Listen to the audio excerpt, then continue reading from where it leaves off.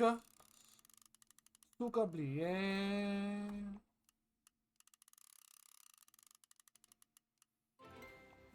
Suka. Suka bien. What is good, people?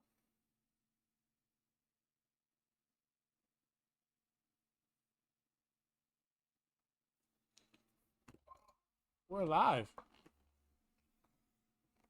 For some reason, my door is closed.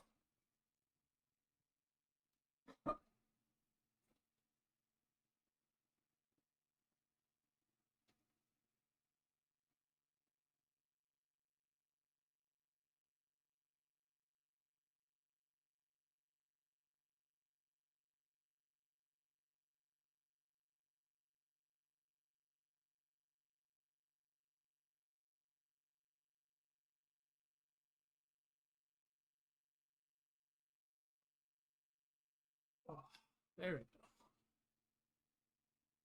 Oh, I need to crack one of my toes.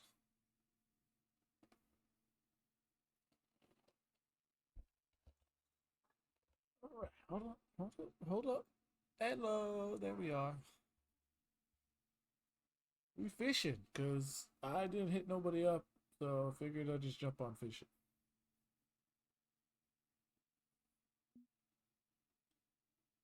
And this license expires today.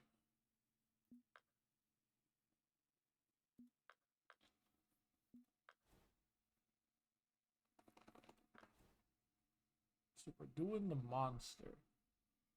We need a 10-pound flat whiskered. So let's go to the bite map.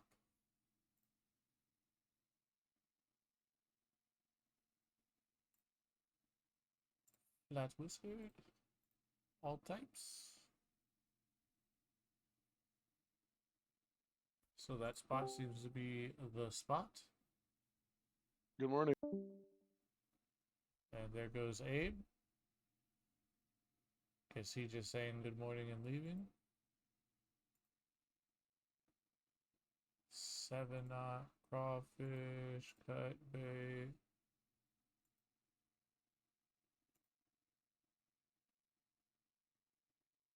Dead Lambari fish. That's what it is. That's what I was supposed to use last time. Dead Lambari fish.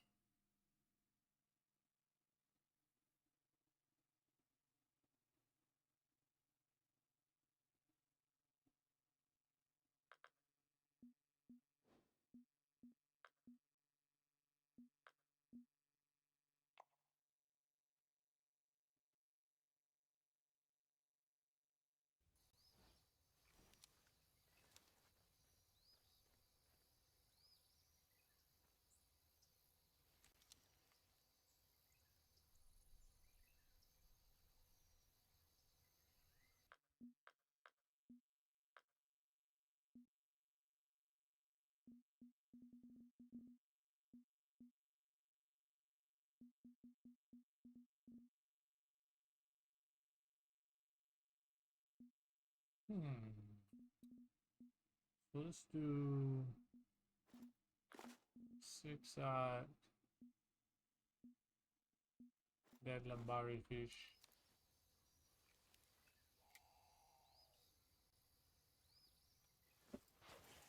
Eat that.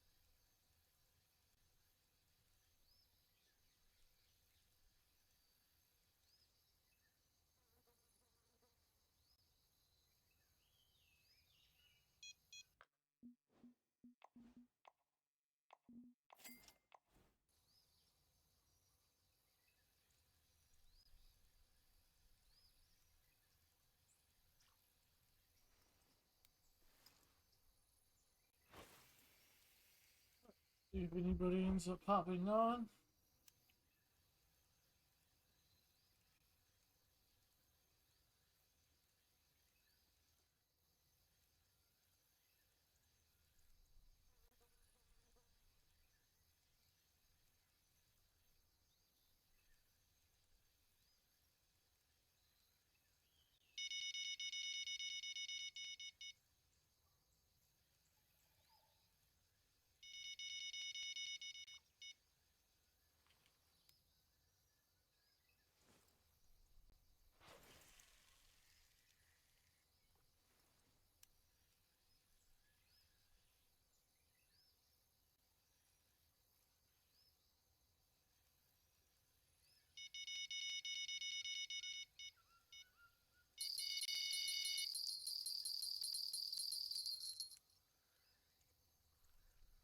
Holy shit.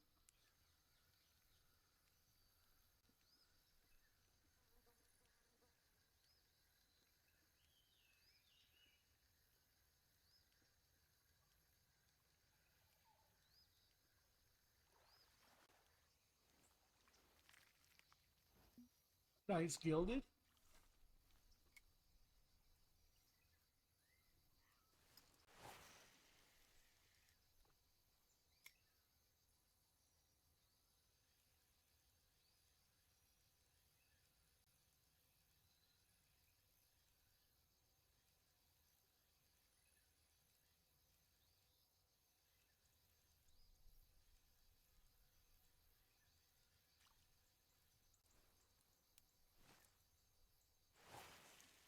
Highway robbery right here.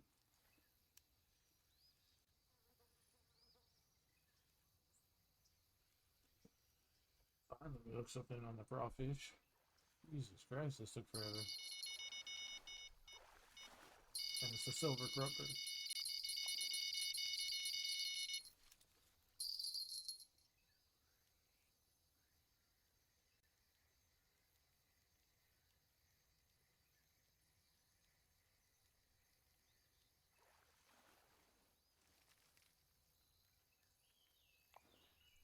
Oh, there's a flat whisker. Just not big enough.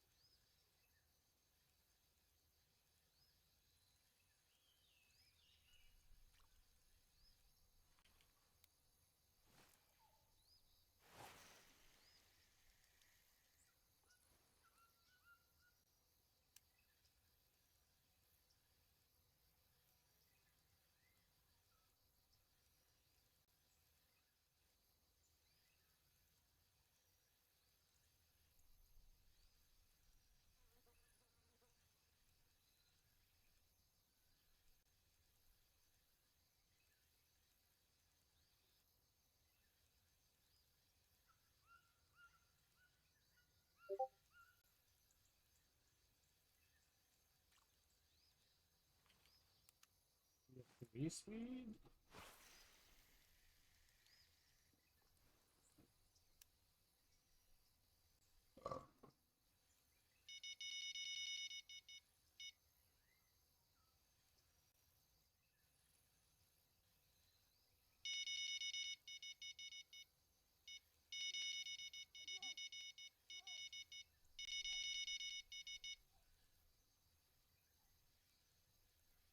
Definitely need a three speed.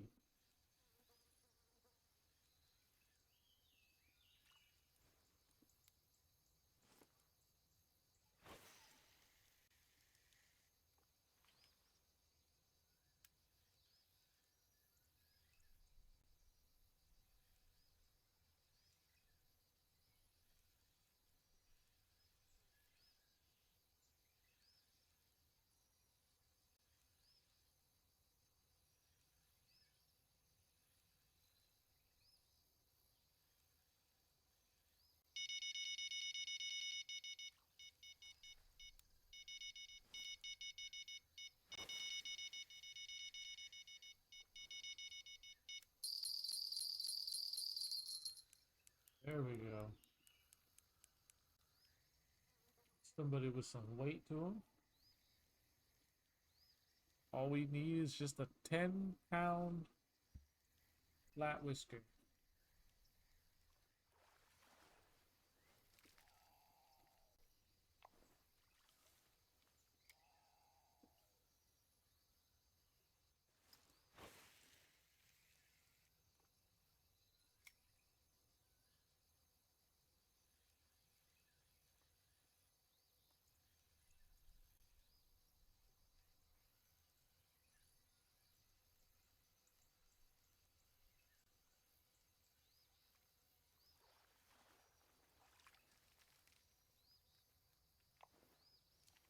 Yeah, we need the red tail. That's what we're looking for specifically. Trying to remember, I was like, what do I need? I just know it's big. I need something big.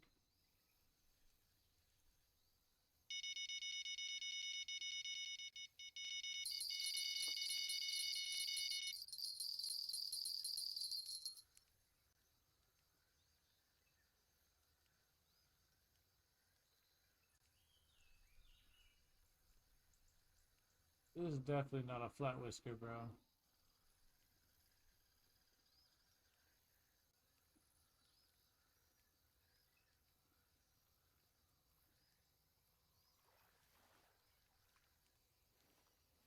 Red tail?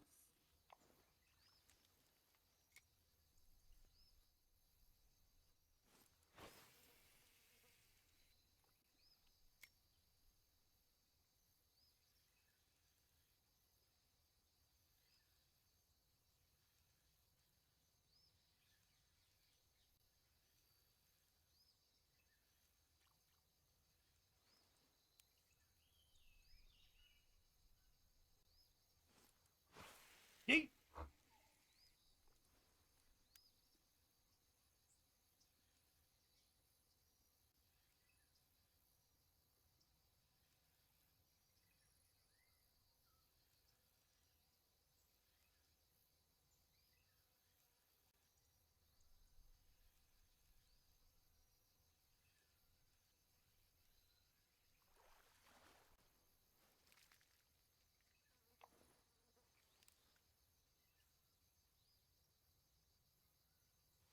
To be honest, I don't even care if it's on the lure. It could be on the lure.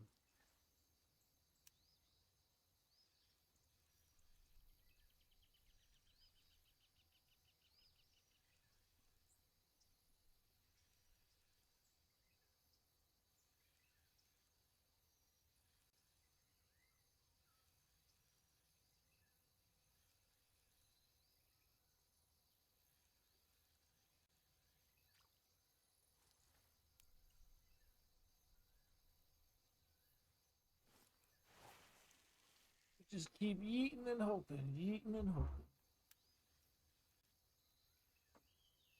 Found out we don't have to go across the bottom anymore. This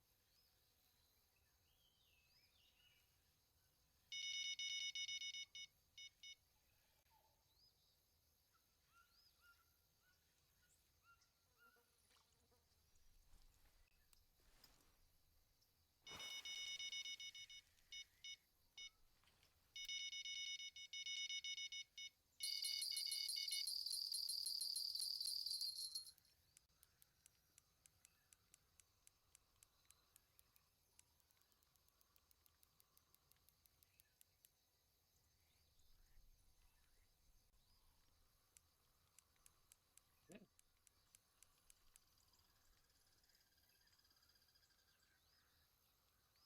Gotta get it this awkward ass angle.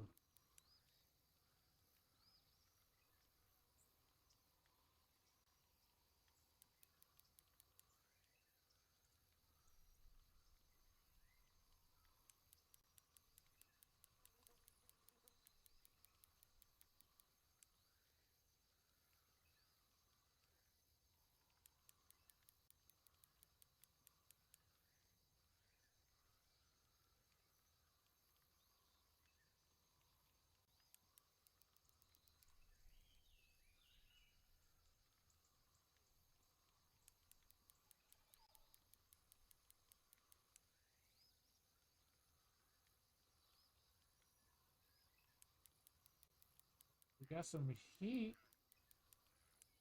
Don't know how we got some heat.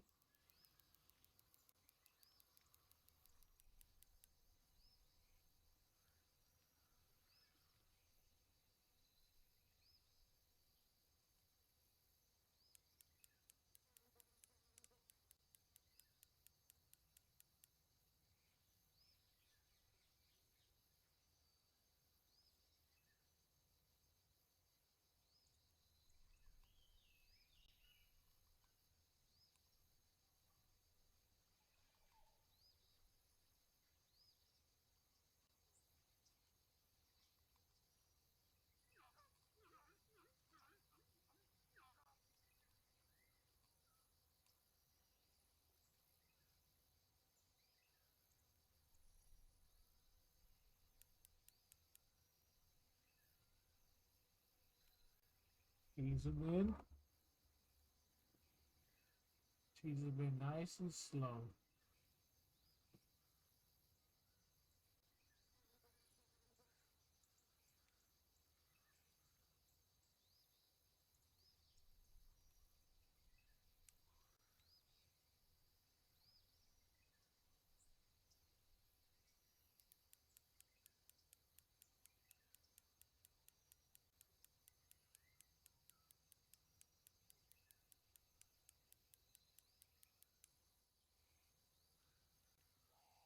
Damn, son. He just took so much line back.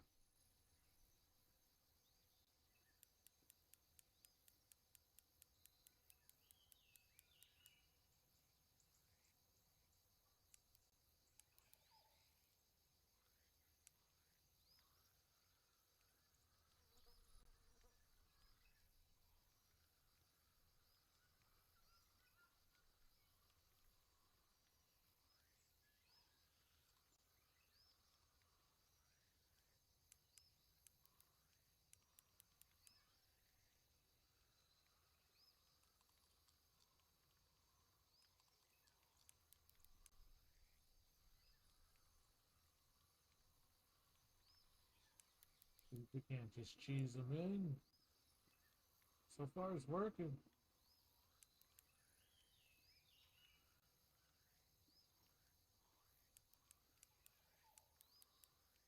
What is this, dude? This thing's huge. What you doing? Who the fuck is that?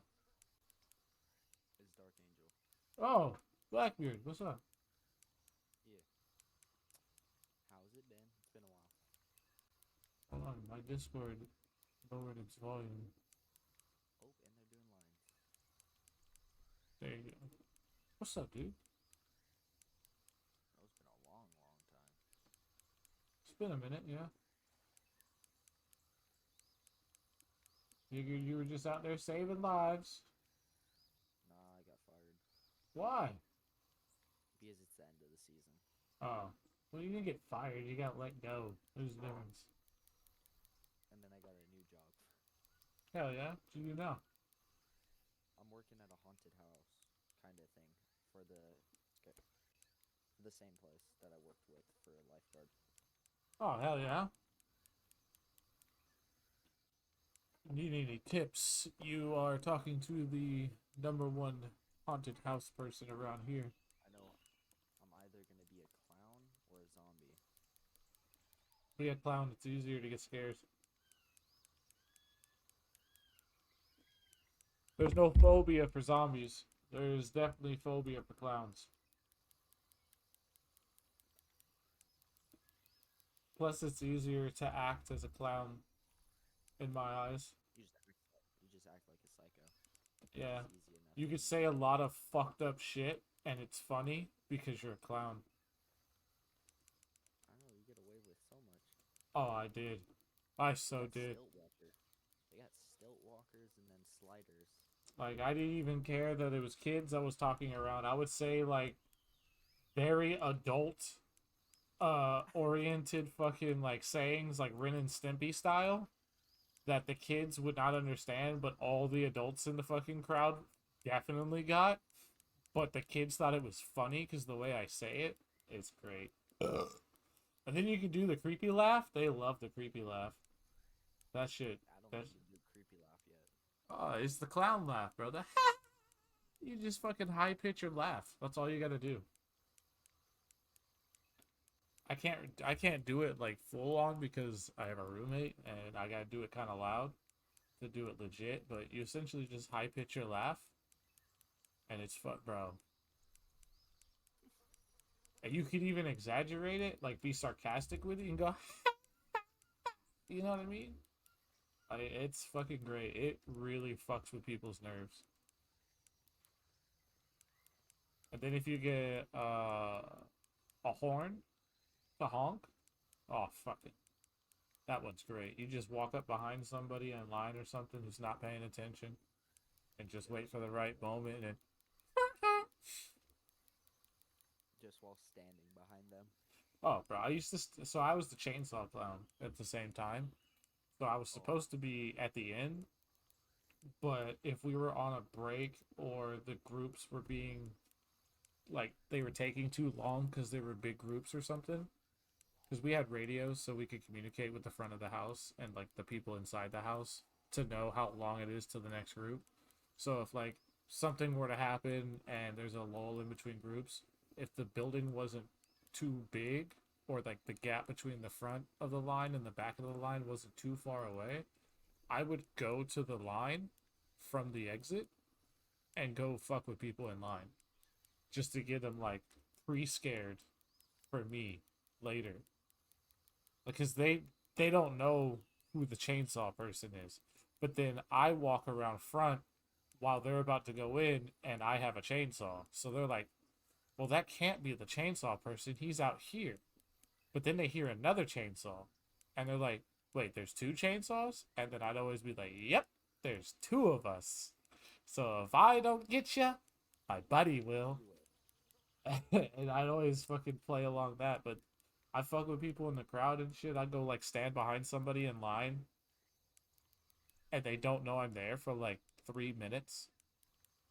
And then I would like tap them on the shoulder with the chainsaw or something. Yeah, that would give people nightmares. And then I would see somebody going in that was like deathly afraid of me. And as they're going in, I go, I'll see you in a little bit. And then I run away. I say it all like friendly and super scary, creepy like. It's fucking great. And then when I see them coming out, I'll start going, remember me?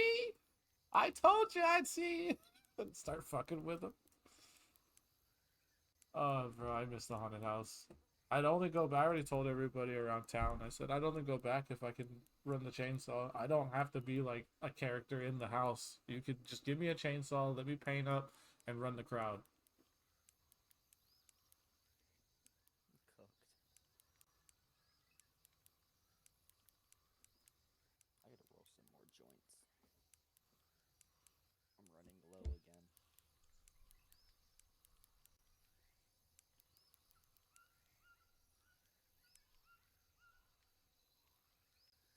I wish I can go back, bro. I want to open my own haunted house year round, just so I could do it forever.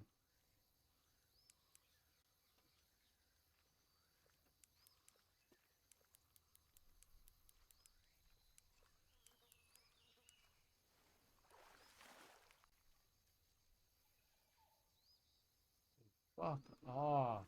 Why am I catching that on this?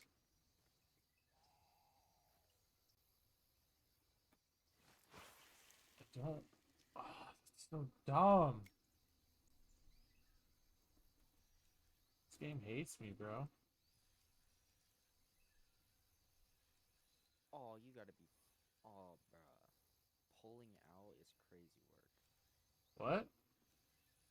Oh, on GTA, car pulled out in front of me. Oh, bro, you gotta context those some phrases. You just randomly say pulling out crazy. Like, what? Not pull out and is that. Mm. You definitely need to pull out. Or put a helmet on before you go into battle.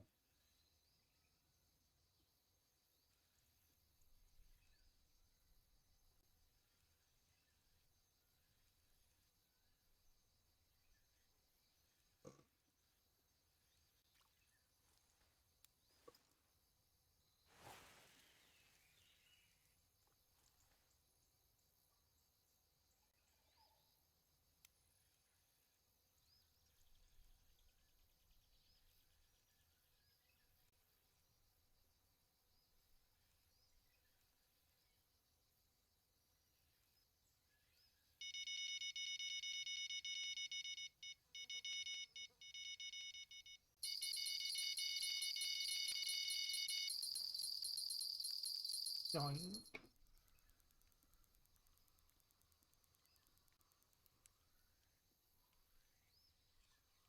Jesus Christ, why is it always fucking my reels and shit up? What am I pulling out this lake? Them big ol' wieners out. Stop grabbing all the big fish on this. I just want a 10-pound fucking catfish, and it won't let me get the 10-pound cat. What would be the best place to put this in case I get caught? Probably be right here.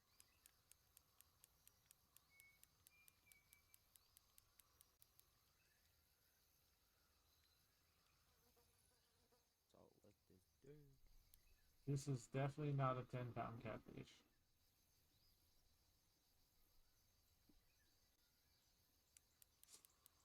Ah, What the just fucking caught a 80-pound catfish. Why do I need another big one? Why did bro just fucking freak out and shoot me? Cause you're What ugly. did I do?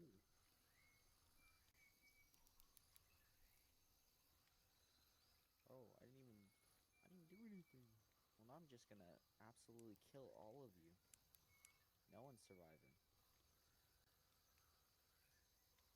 Did you hit any cars? I just walked up the stairs. You encroached in his personal space. I think I did get too close to him. If you're Just walking. so in GTA, you're playing a story. No, I'm playing online. I probably got too close to him because I put on the outfit. Are you doing a mission? Yeah, where you sneak on, steal the schedule to rob a train. Oh yeah, you fucked up. That's all it is. Oh, I walked up the stairs with the outfit on that it told me to put on. Did everything it told me to do, and bro just stared at me, gave me the dirtiest look, and then smacked me around and shot me. Did you bump into him? Hey, maybe you got Just too like close. squeezed on by.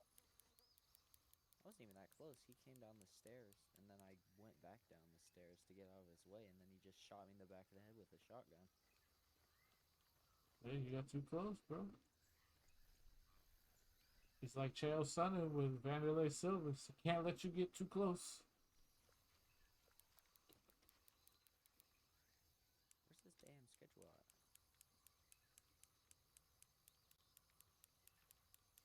I got helicopters shooting at me. Just shoot the pilot out. I don't know if the pilot will face me. Any chance I get, if the pilot's not facing me, I just run for cover or run for an angle that makes the shooter have to, or the pilot have to turn to give the shooter a better angle type shit. And then usually that gets the pilot to show himself, and then I just shoot his ass Shoot out. my helicopter's blades to spin him out.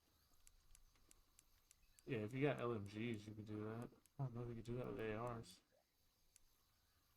Shit, most of the time with the LMGs, you just shoot the helicopter down.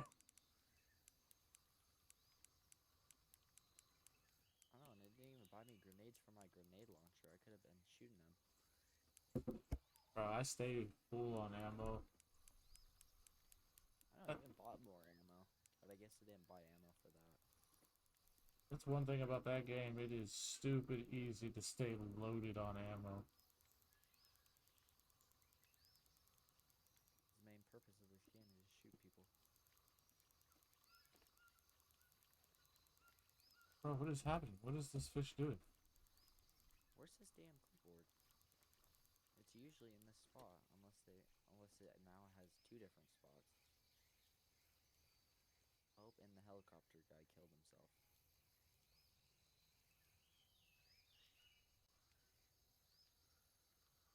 What just happened, bro? Did my shit just get stuck on something?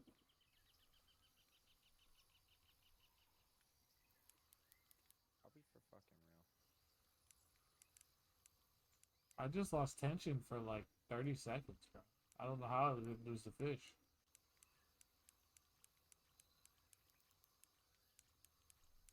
My question is where would they hide the fucking clipboard. In your ass? Probably. Unless it's in this crate. No, it's not. They're telling me to eat their dick. What?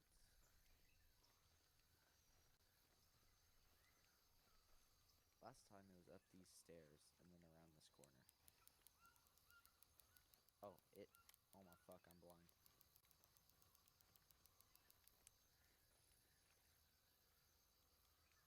I'm just fucking blind. There's nothing new there. Okay, now the fun part. Stealing the helicopter and flying away. If I don't die from that. If you're good, you'll be alright.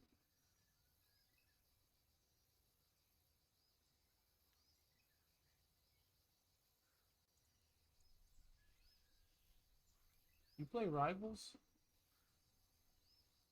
No, I have never played Rifles. You ever played Overwatch? No.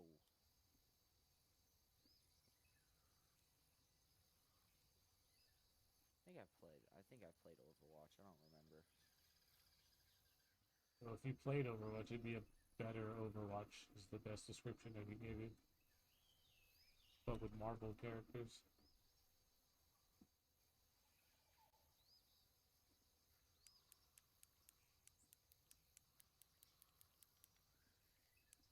Yeah, I don't play really the futuristic Marvel superhero. Get the fuck out of here, dog. All that for it to break my leader? The last 40 feet? Suck my cock. Bet. What? This fucking game pisses me off sometimes. Damn, they ain't even marked on the map at this point. They're just here. Get a job, I am. I'm robbing you. That's my whole job, is to rob y'all.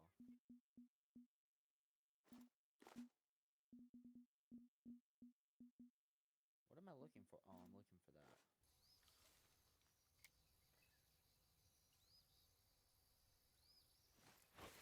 Deliver the cutting saw to the auto shop. Got it. I want the free XP from killing you, please.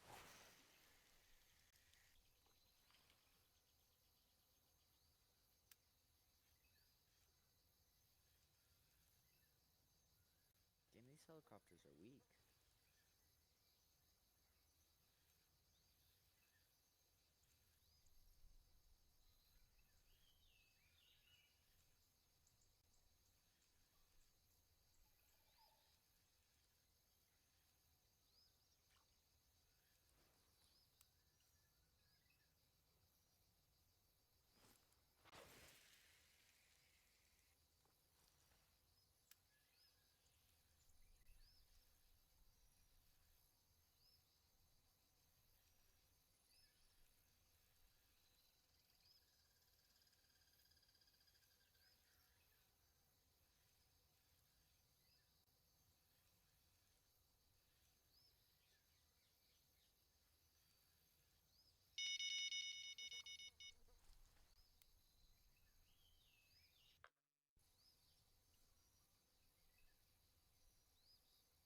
Oh, big ass red tail. Hook on to this fucking crayfish.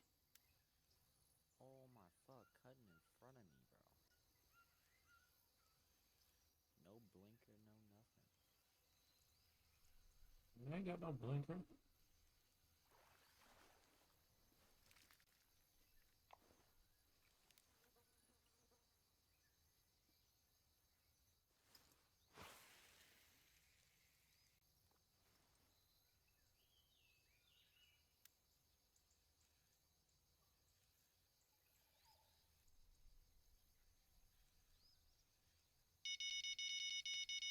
Wait, is it letting me take this truck? Ain't no way. Got a free I'm truck. about to say, if it let me take that truck, I bet. It's usually like $1 million truck right there. So I got most of my cars when the game first came out was you steal a car and then go get it resprayed and shit and it became yours.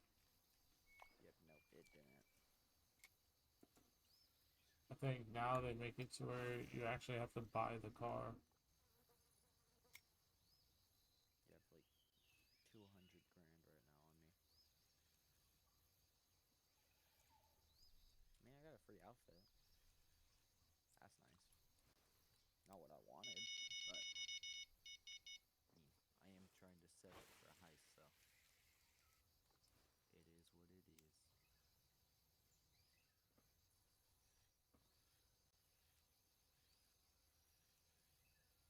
Ain't no way that fuck bucket is only.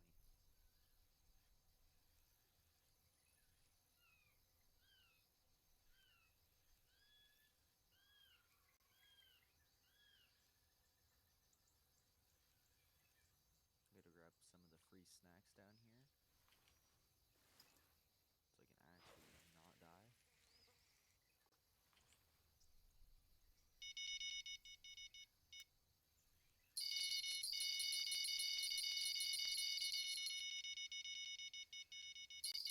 It's a big ass garage.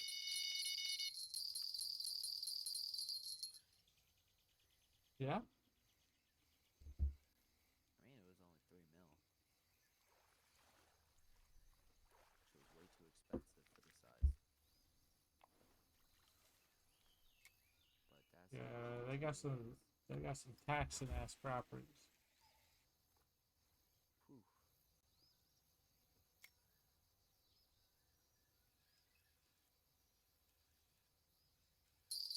I just spent about everything on this car.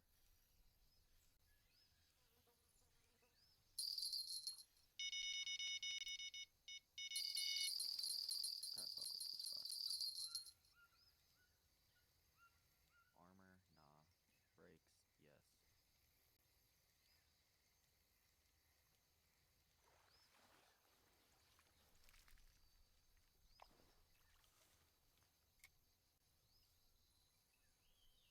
Oh shit, there's livery on here? I didn't know this car has a livery area. Liveries? Liveries.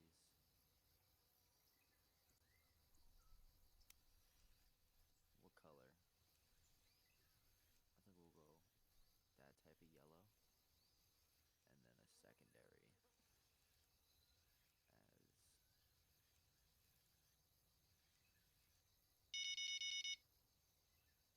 Oh shit, I can finally get the crew emblem.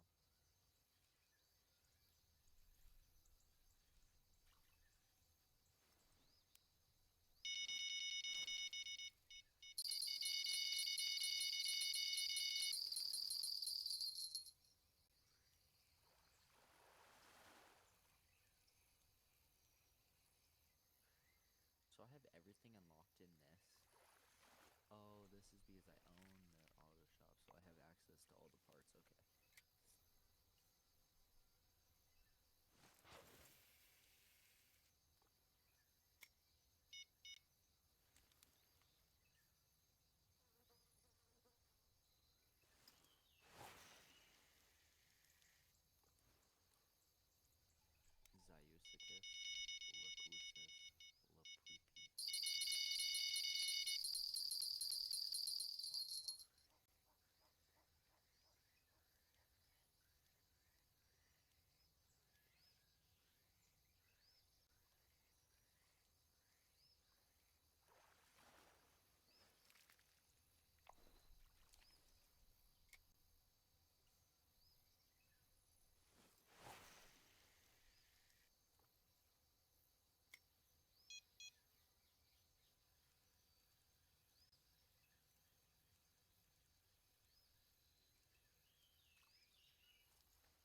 I'm gonna try something I've never tried before. We're gonna go peep that shit. I'm gonna yeet this spinning rod and just leave it on the rod stand. Since it's a jig and a crayfish and I'm trying to catch a bottom fish. So instead of dragging across the bottom, what if I just leave it there? Will they eventually just bite it? Possibly.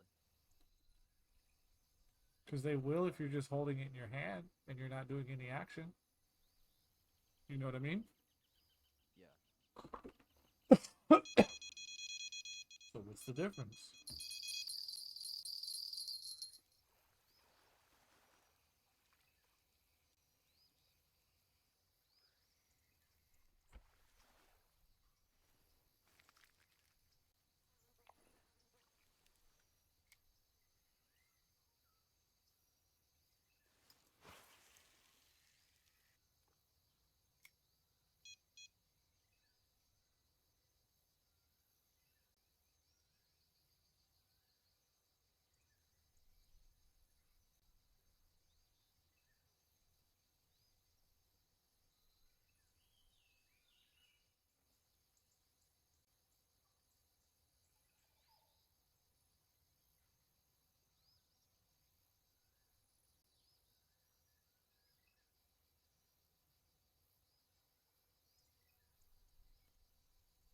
Am I gonna have to shoot more people? I enjoy shooting people in this game. I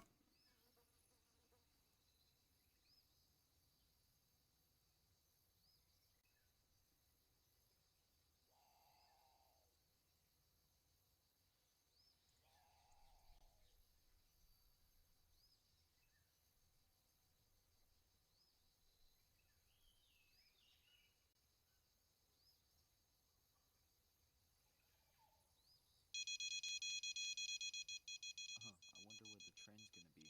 Totally not on the fucking tracks.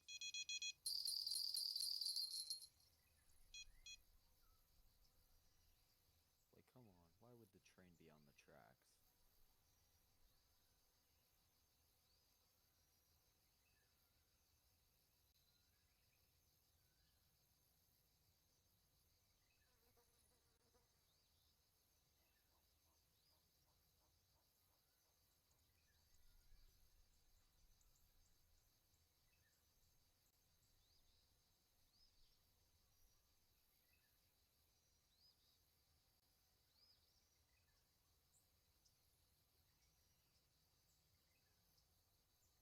The breakiness.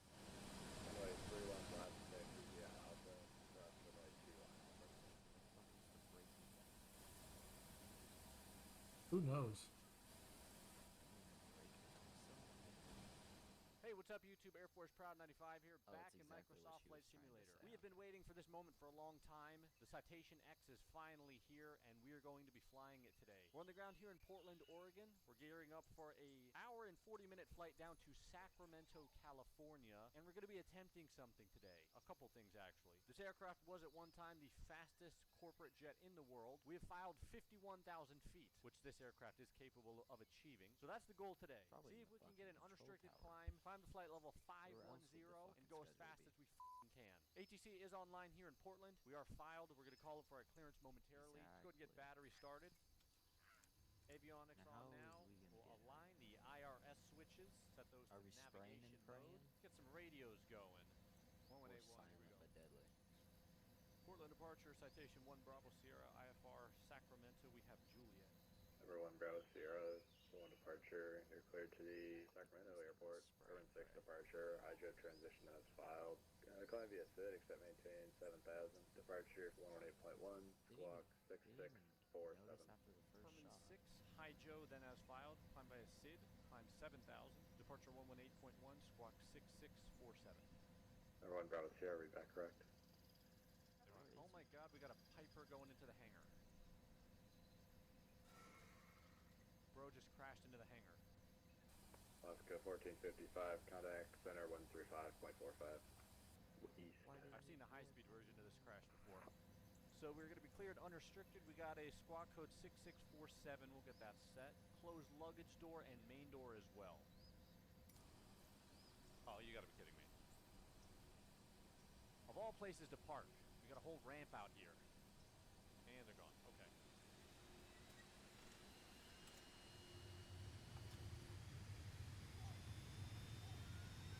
Bro, flight simulators got crazy now. What got crazy? Flight sim? Like, they got people on the runway and shit. In preparation for this high-altitude, Yeah, it's got high-speed flight attempt. Quick flight control check before we taxi out here. I'm using the Turtle Beach Velocity 1 flight deck today. Ailerons, elevator. check is complete. I will talk more about the flight deck in flight. Citation 1 Bravo Sierra ready for taxi out of Atlanta. Number 1 Bravo Sierra, runway 28 right, taxi via Alpha. 28 right via Alpha, 1 Bravo Sierra. And here we go, parking brake is released.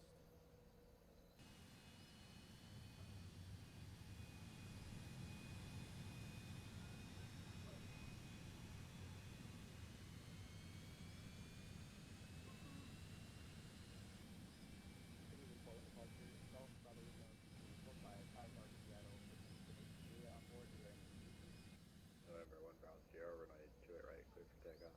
Clear for takeoff, 28 right, 1 Bravo Sierra. And we are cleared up to 7,000 or totally unrestricted? Number 1 Bravo Sierra, climb unrestricted is approved. Unrestricted climb approved. Thanks, 1 Bravo Sierra. We are clear for takeoff, 28 right out of Portland. First takeoff in the Citation 10, and it is absolutely unrestricted. We get landing lights going. I know we're going to want some pitot heat as well. Clear for takeoff, 28 right, completely unrestricted. Now this is what I'm talking about.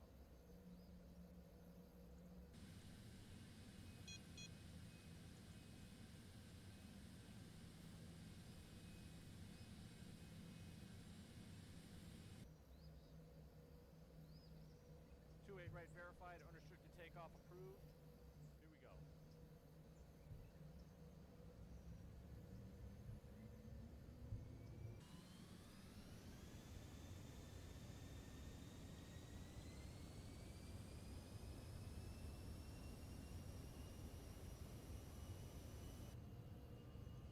And we're rolling. Power set. 120. V1. Rotate.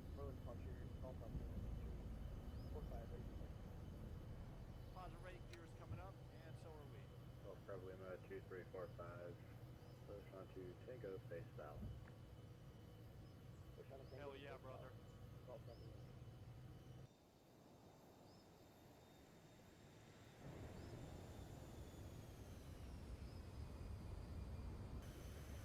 Damn, Flight Sim's such a cool game. Too bad I don't like playing it.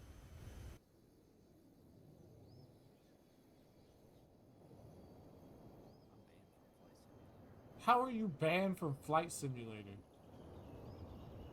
So if you try and recreate a certain You're fucking stupid. Whether I want to simulate realism or disable 5G networks, the flight deck is my go-to choice. You can check it out at the link. The doors were going to open like that, but that's awesome. The beverages we're working with today.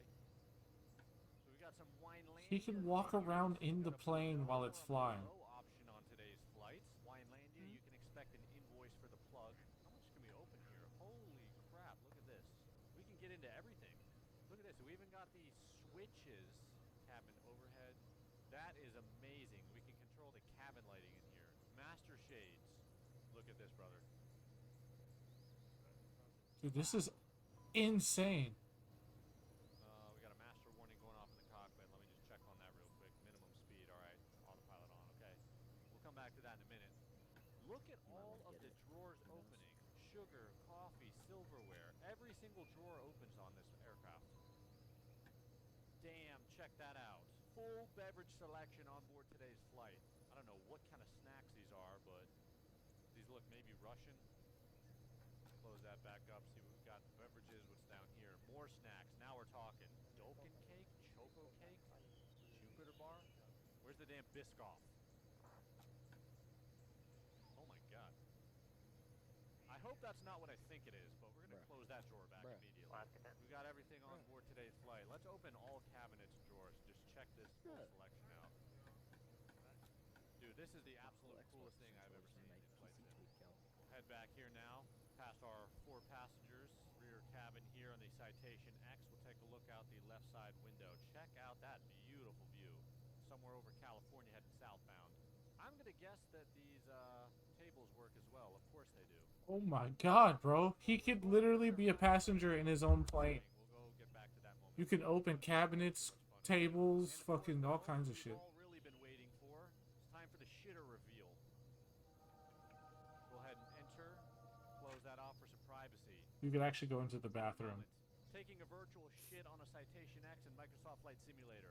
This is a peak moment for us. Unfortunately, no running water on board today's flight. Cannot actually open the lid, so it looks like we're going to be dropping an upper decker on this flight. So we'll go ahead and shit on the floor in there.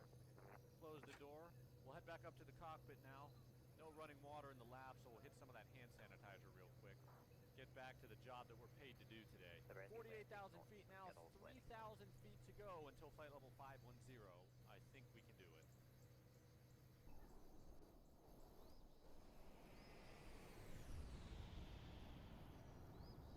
That thing is booking.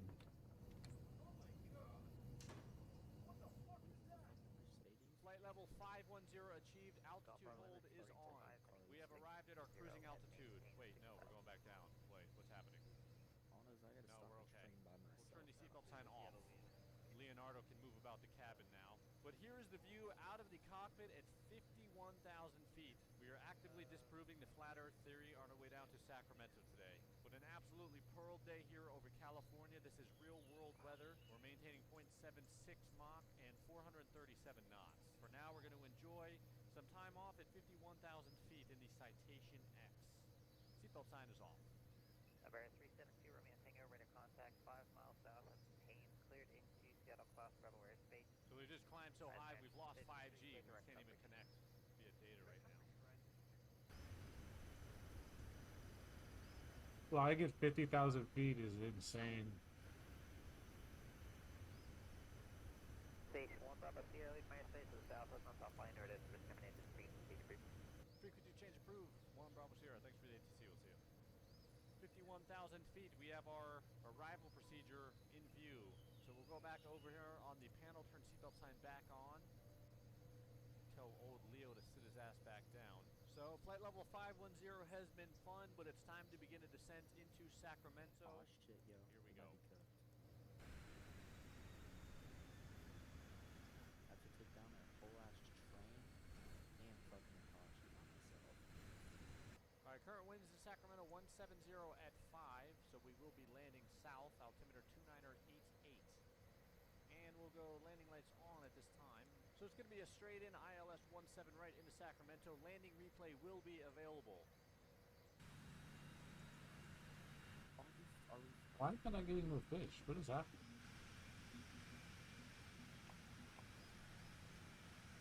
Sacramento approach, citation 1 Bravo Sierra, 14,000, descending 2-door Fuck, the 2. train is going fast. 1 Bravo Sierra, Sacramento approach. Good afternoon, radar contact. Continue 2-door 2, expect visual 17 right, and I am not you.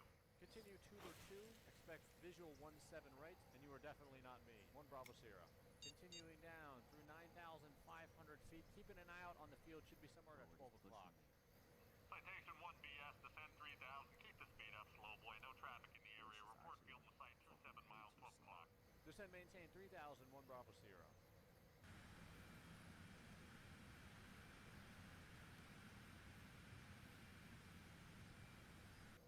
And field is in sight, 12 o'clock, 17 right in sight. We'll go ahead and set flaps 5 below 200. We've got the field in sight. We will be landing visually. Sacramento Tower, citation 1 Bravo Sierra, visual 17 right. Nothing beats a Jet 2 holiday. And right now, Beautiful sunset views here into Sacramento. First landing in the Cessna Citation X inbound. Seatbelts for landing, please. Yay! A fish! We will Finally. landing gear. Oh my god, it's a fucking big boy. Why? What did I do to deserve these big fish? We are now in full configuration for landing. If it's not a 9 or better, I uninstall. We will disengage autopilot at this time, and we are hand flying. Okay, bro. Are we dead ass right now, bro? Even just, bro. They set me up for failure. 400. Y'all didn't even think that there was gonna be a fucking helicopter mowing me down the entire time. Yep, Well, this is yeah. fucking- What the fuck is pipe bombs in a fucking SMG gonna do against a goddamn helicopter? Shoot the pilot?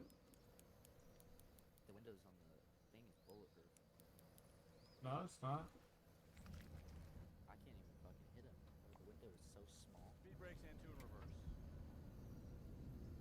Okay, now there's no helicopter this time. And now my controller's fucking disconnected. Get good, scrub. Why does my controller keep disconnected? Oh shit, there's not even... Bro, don't call me a cuck. Dude, what the fuck are truffles? You don't know what a In this truffle video, is? we are Nope, doing a gonna deep learn. dive into the Here's a world video. of truffles, which at upwards of $1,000 per pound for black winter truffles and over $3,000 per pound for white truffles, these are easily one of the most expensive ingredients Oh in fuck the world. no. But if you're like me, I've always Damn wondered, well. are fresh truffles actually worth it? So, over the past couple of weeks, I spent close to $1,000 on various truffles and Are we truffle dead ass? products and ran them through 6 different experiments 5 in an choppers. attempt to answer every question I could possibly think of when it comes to truffles. And by the end of this video, I promise you'll have an answer to Okay, just these shoot the fucking 3 pilot questions. out, or at 1, least attempt are black to. truffles worth it? 2, are the more expensive white truffles worth it? And Swear to 3, make it so are there any damn good substitutes tough like to the oil for fresh blow the truffles? helicopters And down. everything I learned in this video was not only interesting, but some of it was shocking. For There's example, another did you one? know that fresh white truffles do not taste like fresh black truffles? They actually have fundamentally different aroma profiles, and side by side, the fragrance is quite different. But it gets even more confusing when we get to truffle products. For example, there are some truffle oils, pastes, and powders that have black truffles When you on the look, you just label, bleed. but these When you products look, are you just actually crouch mimicking down, the bleed smell blood. of white truffles.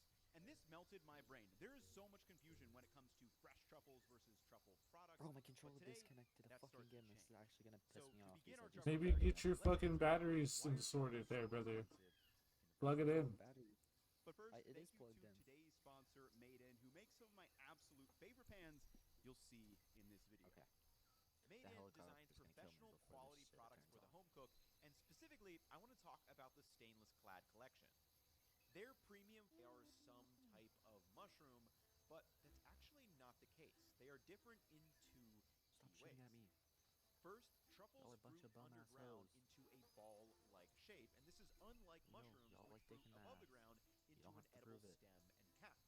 And secondly, truffles live in a symbiotic relationship with living trees, and they do this by extending a tree roots network.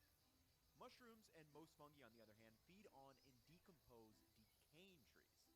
And in this case, the underground truffles pass on water and nutrients to the tree in exchange for carbs and sugars in the soil.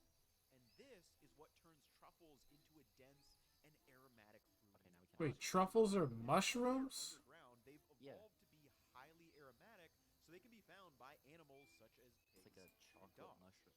And the truffle is the reproductive fruiting body of the fungus, and it's full of spores that are waiting to be distributed throughout the forest, or in We're our talking about the case, candy to or our mouths. And or this the is what we fucking see in that vegetable? gorgeous cross-section. And today, there are actually over 30 species of truffles that are commercially traded. However, all truffles surprised you've are never heard of not truffles created before. equally. Truffles can vary quite a bit in terms of texture, color, and aroma. And in fact, some truffles are completely odorless, which is a far cry from some of the most popular ones. The 2 most popular ones tend to be the Bro, I black swear all winter these guys truffle, talk or about is tuber fucking melanosporum, controller. which this 22-gram truffle cost me $58. That's all And they even $60 for more sought after 22 is the grams? white truffle, or tuber magnatum. This single 20-gram what? truffle cost me 20 $140 grams is or $153 for a white truffle. So why are white truffles over How- 3 you times the said price? 23 Well, there's grams. more than just one It's reason, and asinine, we'll bro. get It's into not that. even an One of ounce. the reasons that truffles This shit in costs general more are than so weed. expensive is probably something you've heard this about, and psychedelic? that is truffles No. are really hard to reproduce on the farm. Why Why is it so exactly? expensive Well, if it's truffles are not usually drugs? native to regions with lots of limestone in the soil, and this makes for a super high pH or It's basic diabolical. growing environment. And this is why you find naturally occurring truffles in European regions like Spain, France, or He's Italy. a bitch, They bro. happen to have the right type of soil for wild edible truffles to occur. Now, even if you start in the right environment, as is beginning to happen in Spain and experimentally in the US with certain black truffle varieties, farming truffles is still very tricky. Nope. People try to farm truffles by inoculating the right soil. How the near fuck did right you shoot trees me, bro? with the Apparently you truffle can't spores, farm them but very there's still a easily. big problem. And that is, you have to wait a really long time. Bro, Depending they on the pinned me species, in between truffles can take there's a Jeep in front. They can or take behind. 6 to 10 years to find fruit. out if you have successfully inoculated the tree roots, meaning it's a really slow feedback cycle to adjust your techniques and I have to become research profitable. the terrain. So until agriculture engineering can figure it out, truffles are going to remain really Are we dead ass? expensive. Yeah. Now, the thing I've been wondering about for years is, are people obsessed with This time will be truffles easier because because I they're already know scarce, which ones have them. expensive, and have this almost mystical aura around how they are grown and harvested, or do they actually just taste really freaking good? So let's unpack this by answering hop this crate? question. From a food science perspective, what is the flavor of truffles? And this is the section that forced me to forget doing what this I one? thought I knew about how truffles work. At a high level, these 6 properties make up the flavor of food: taste, aroma, texture, physical reaction, sight, and the human element. And when it comes to using fresh truffles in our cooking, it's best to primarily think of them as an herb, spice, or aromatic vegetable. Things like adding fresh basil to Fucking your pizza, run. using vanilla Bitch, in ice run. cream, sauteing some fresh garlic, or adding freshly saved truffle to Fucking your running at pasta walking all pace. have one thing in common. We are adding them to provide aroma, or Like simply brother. put, to make our food smell better. So Truffles what do truffles smell are like? for Well, based on smell. a lot of the truffle-flavored foods and products, What? you may think that Get black the and white fuck truffles outta smell here. pretty similar and could be considered as a substitute for each other, but as I found out, that's I think actually they're not edible. the case. Yeah. So I grabbed out the truffles Put it against on the your food to beautiful make it white smell and black better. ones side by side for the first time, and I gave them a sip and was like, wait, the white truffle smells like the truffle Oh, we're oil talking and about the black truffles truffle as paste, in the but the fucking fresh black truffle smells really good, the don't get me wrong, food, but it doesn't smell like the white not the truffle, candy. and it I also thought we were doesn't talking about smell candy. like this truffle oil or black truffle paste. And this is the first time I've sliced and cooked with my own truffles, so I had this moment where I was like, why doesn't this smell like I think it should? Is it For a once, fake this or game did something? not set me up for I failure. didn't. I got a real winter black truffle, or tuber melanosporum, from Europe, but this is where I realized we've What? kind of been cut misdirected me for off? years with fuck a no. lot of the truffle products that are out there. Dodge and weave, bitch. Now, we need to Dodge nerd out a and little bit weave. and talk about some sciencey terms, but I promise I'll this be a will good all at being make sense. Wonder. So, if you've ever had Where anything y'all truffle gone? Where flavor, y'all truffle gone? You oil, all or right? truffle paste, Nope, the I'm going most right. common synthetic flavor ingredient added to it is 2,4-dithiapentane. So, why is 2,4-dithiapentane so important? Well, if you take a look at this table from an overview on truffle aromas published in December 2020, across the top are 10 different varieties of truffles. Car's 7 physically black, at its 3 white. max right And now. down the side, there are 137 I'm redlining individual it, if volatile anything. organic compounds that have been identified in these various truffles. Now, as we learned in the vanilla video from last year, there can be hundreds Grass. of aroma Another one? compounds in a single vanilla bean. But there's one compound that is stronger than all the rest in a higher concentration, and that is vanillin. Vanillin is the compound that we primarily identify as the smell of vanilla, and it's also the Fuck compound y'all. that is synthetically made and added to imitation vanilla. So hopefully you can see where we're going. You're probably thinking, oh, that 2,4-dithiapentane is probably the key aroma molecule in all truffles then, right? Well, if we go to the table, we can see that 2,4-dithiapentane's odor description is sulfuric garlic. And if we go to the white truffle, or tuber magnatum, the most prized one, we can see that 67 to 83 of the relative area percentage is made up of 2,4-dithiapentane. Chemically, it's the same structure as the one added to many truffle oils and truffle products. But if we scroll across to the black truffles and look at tuber melanosporum, here's the kicker. Winter black truffles, or any variety of these black truffles in the table, do not have 2,4-dithiapentane in them. And what I found out is that most truffle products are actually made from summer black truffles, or tuber aestivum. And the funny part about this is these black truffles are essentially odorless. As noted from the Truffle Hunter, these truffles are harvested in massive quantities in the summer across Europe and the Near East, and this is the truffle that keeps the industry afloat. Any packaged product using truffle is likely using this one, and it also looks exactly like people think a truffle should look like. Oh, But yeah. what it lacks is aroma. I got Now, $100,000 because it lacks from that. aroma, it's mixed with flavoring, as you'll see on the label for It various was not truffle worth products. it. And this is likely made up of a couple aroma compounds, but the primary one is going to be 2,4-dithia pentane. Now, some truffle products may specifically call out black truffle oil concentrate as an ingredient, and in this case, it definitely doesn't smell like white truffles. But as far as I can tell, based on the products I got, if you see a generic listing on the ingredient label of flavoring, truffle flavoring, or truffle flavor, this is likely made with a high concentration of the sulfuric and garlicky smelling 2,4-dithia pentane. Even if it's made with summer black truffles, it's actually mimicking the main aroma compound of the prized tuber magnetum. Or to sum this all up, most black truffle products are likely flavored with the aroma of white. What the fuck? So most black truffle products are flavored with the white truffle aroma. Now you're probably wondering, if winter black truffles don't Why are have you so 70% fucking of fixated on pentane, meaning they don't smell like white truffles, then what do they smell like?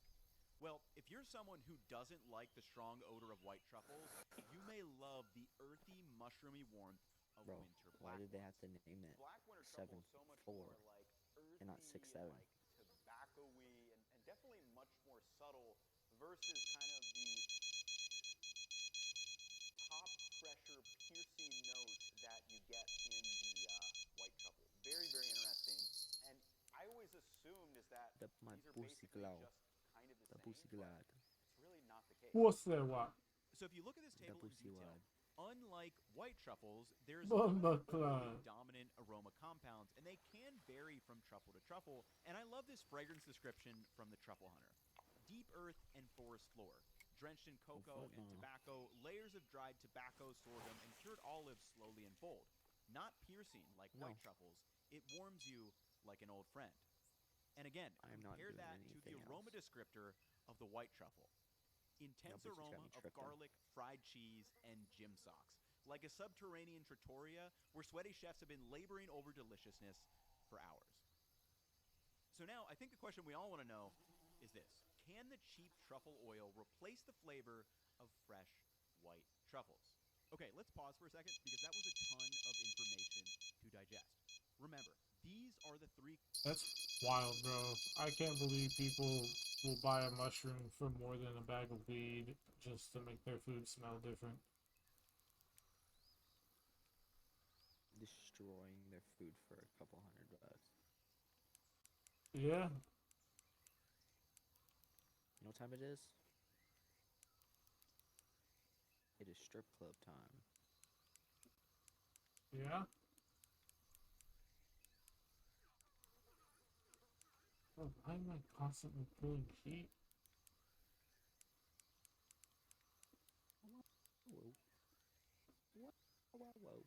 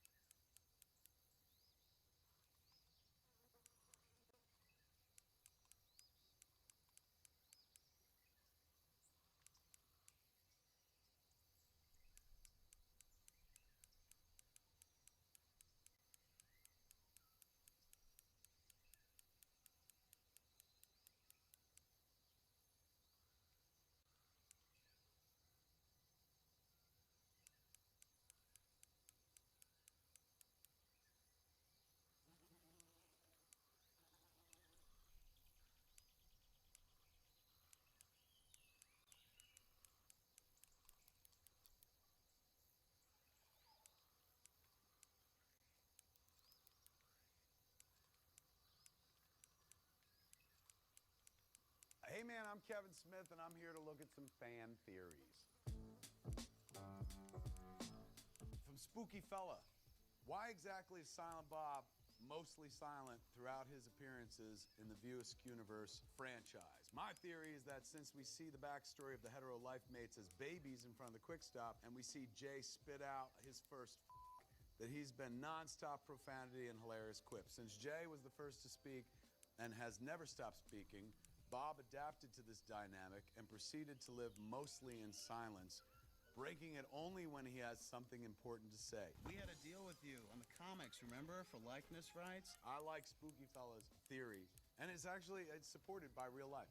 I wrote Jason Mewes into Clerks because I thought he was one of the most interesting people I ever met. Snoochie boochie noochies. And for most of my life, before I knew I wanted to be a filmmaker, he'd say funny shit, and I'd always be like, somebody should put you in a movie one day, man. I want to see if, like, anybody outside of, like, New Jersey thinks you're funny. I think you're funny, but, like, would anyone else think you're funny if they don't know what we're talking about and stuff like that? And then years later, I discovered that I wanted to make a movie, and I was like, I'm putting this kid in the movies, man. Like, I'm putting him in my movie because I want to see if anyone else thinks he's funny. So I wanted to have him, and he's a force of nature and nonstop monologuist and whatnot. But I didn't want somebody to have a conversation with him. So I was like, he needs somebody just to stand next to him, man, like his muscle. If he's dealing weed, he's got a guy stand next to him looking out for his back and stuff. And since this cat's always talking, this cat don't have to say anything. We'll call him Silent Bob and stuff. And I was not going to play the role. I was going to play the role of Randall, which is why Randall has all the best jokes in Clerks. But the closer we got to production, I was like, I'm not an actor. I can't fucking memorize this. Who wrote all this shit? So I backed out, picked Jeff Anderson, say you play Randall instead. Then I was like, if this is the only movie I'm going to make, I at least want to be in it. So that when I look back at this years from now, I could be like, yep, that's what I look like when I made the worst mistake of my life. So I put myself in the movie. I said, who could I be? I don't have to memorize dialogue. Oh! Silent Bob. I was going to give it to a friend of mine, Mike Bellicose, and I called him up. I was like, Mike, you ain't Silent Bob anymore. I gave him another role. My girlfriend sucked 37 dicks. In a row? So I took his role at the last minute, and then I stood there and said nothing. And it was helpful because Jay had never acted before, so I was like working him like a human puppet while I was standing next to me and stuff. The really weird thing is, as you can see, based on the amount that I talk, nobody ever really thought that Silent Bob was much of a performance. They're like, you're not acting, you're not even talking. But knowing how much I fucking talk, seeing how vocal and verbal I am, the fact that I played a character who didn't speak for 6 or 7 movies, give me a fucking Oscar in retrospect. That, you know, Meryl Streep, whatever. It's hard for me not to talk. Just throwing it out there. From Nick Twix 95, in Jay and Silent Bob reboot, Justin Long reprises his role of Brandon St. Randy from Zack and Miri Make a Porno. This is true. This means that the latter movie is now canon in Kevin Smith's Askewniverse. That's all the movies I made that were interconnected in the beginning, such as Clerks and Dogma. He is absolutely right. That is me trying to backdoor, which sounds sexier than I meant it, retcon Zack and Miri into the View Askewniverse. So I could be like, all those kids, they knew these kids as well. Like, so that would mean that Dante and Randall might have watched a porno that Zack and Miri made, like, in the end credits. Remember they had a business at that point where they were just shooting people having sex? So they could be familiar with their work. Justin Long playing the same character, but we never took the time to say that when we made the movie. So when we were shooting the scene, we were never like, hey, he used to be a gay porn star, but now he's a lawyer. My name is Brandon St. Randy, and I love Bobby Long. So instead, we just had a scene where, like, every gay reference that he made stuck out like a sore thumb in a court of law because we were like, what does this have to do with the story? Because technically I don't own Zack and Miri. So I was trying to do this on the down low. I can't just take a character from a movie I don't own and stick it in a movie that I also don't own. So we tried to do it without naming him Brandon St. Randy, but you could hear it in his voice. To answer your question, it does bring those two universes together. The Askewniverse and the one-movie universe of Zack and Miri, the pornoverse, if you will. This one is from Chronic Neo. He says, Silent Bob is gay. That's his thesis, right up top. You have my attention, Chronic Neo. He's never with a woman. He acts like he likes women, but we never actually see this. In fact, in Jay and Silent Bob Strike Back, Jay says to him, Hey, dude, you were really gonna suck my dick. To which Bob replies, listen here, Chronic Neo. I'll say this. Bob is fluid. Very curious, very fluid, man. He doesn't necessarily identify as gay, but he ain't against it. And, you know, his mouth is used for more than not talking. That's all I'll say. But in you know what? In Jay and Silent Bob Reboot, we have a line that flat out tells you exactly. Spoilers, he is. Gay, straight, it's all the same now. There are no more lines. Here's one from Hobo Messiah. What a great name. Amy is in Yoga Hosers. In Yoga Hosers, I noticed Colleen M's mother is only ever referred to as Ms. Mackenzie, and there's no mention whatsoever of Colleen M's father. Colleen M was played by Harley, my daughter, and her mother in the movie was played by Jennifer, who I am her husband, and we had that kid together, and so were her parents. In Chasing Amy, when Silent Bob is telling his Amy story, I went through something like what you're talking about. A couple of years ago, this chick named Amy. Jay interjects with, Does she live in Canada or something? Why don't I remember this? wow, this is good. The theory Hobo Messiah is putting out there, Ms. Mackenzie is actually Ms. Amy Mackenzie, and Colleen M is Amy and Silent Bob's bastard child. I like that very much because me and Colleen M's mother did in real life, and that's how she even exists. So I kind of like that because it puts me, my wife, and kid together in a family, even in the movies. But it's not the case. What a great theory, though, Hobo Messiah. But in Jay and Silent Bob Reboot, we actually we show you who Amy is. We reveal that after all this time and stuff like that. So is actually in the movie, man. And so weird that you mentioned Miss Mackenzie, because she's also in Jay and Silent Bob Reboot. She was in Jay and Silent Bob Strike Back as one of the girl gang, Missy, but in Jay and Silent Bob Reboot, she returns as Ms. Mackenzie, her character from Yoga Hosers. Go figure. I'm trying to cross over all my worlds, man. Now I bring my Canada-verse into the View Askew-universe and the porno-verse. Worlds collide. From Crod G. Munna. Azrael won in the end after all. This is presumably about my film Dogma, and not the cat that belonged to Gargamel in the Smurfs. My theory is that Azrael set all of the events of Dogma in motion, knowing full well that he could not stand up against God and all of her might with something as big as ending all of existence. That was just a red herring. His true plan was to get the Metatron to call upon Bethany and gather the prophets into a force strong enough to take him down. Silent Bob slaying him with the Blessed Driver was Azrael's plan coming to fulfillment. His existence is ended, and he will never return to hell. That is an awesome theory, Krajimuna.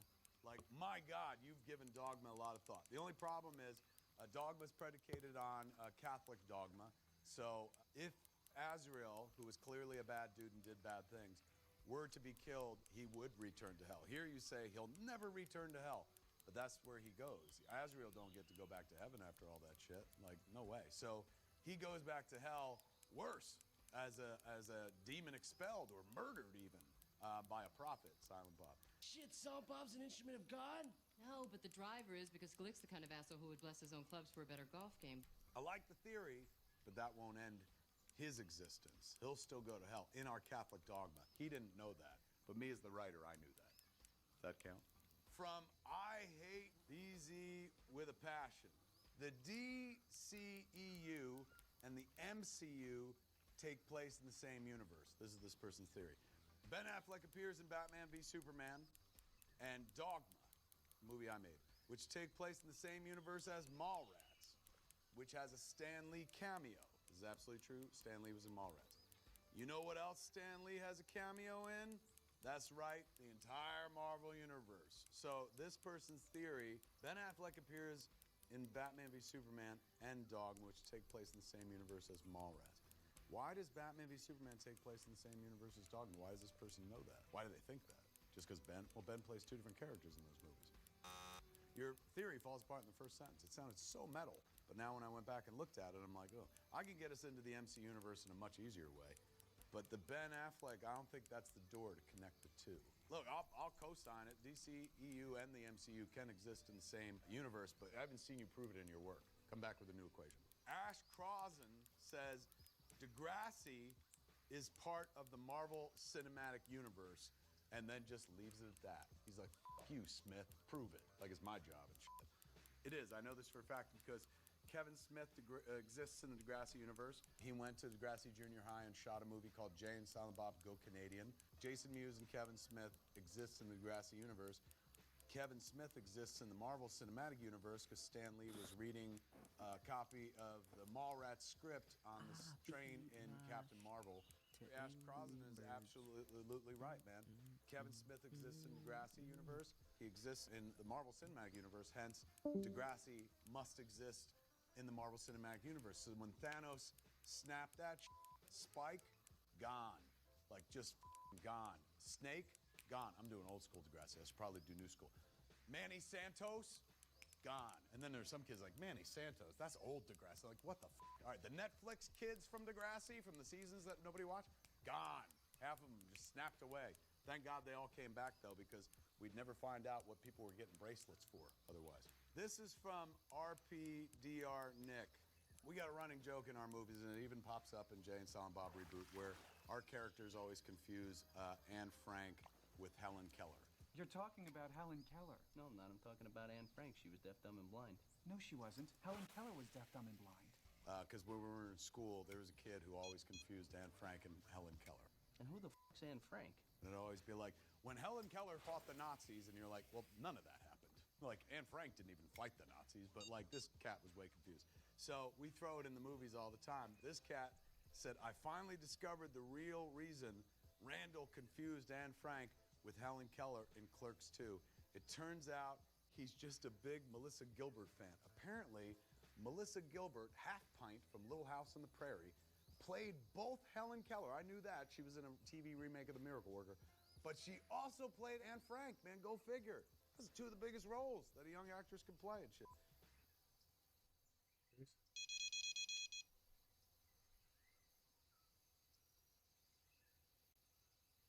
Got wrestling soon.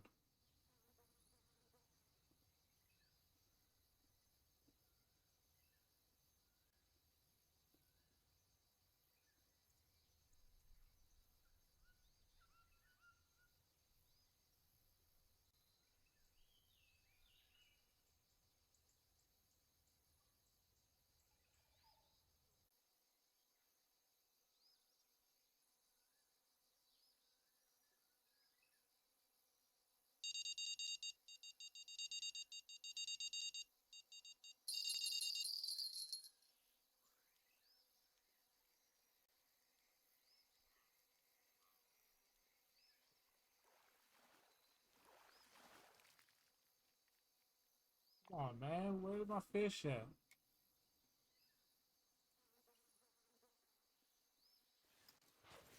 I just need a 10-pound fish, bro.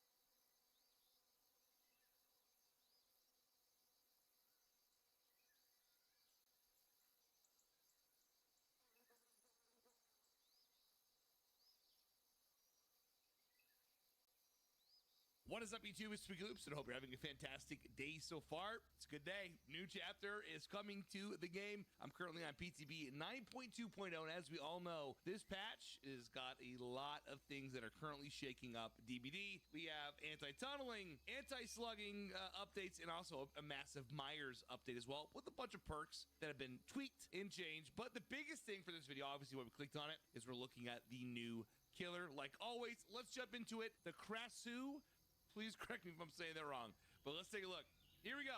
Also, not sure if this is something that's going on with the PTV, but it looks like it sets your, don't freak out. It looks like it sets your game back to default where you have to buy all this stuff.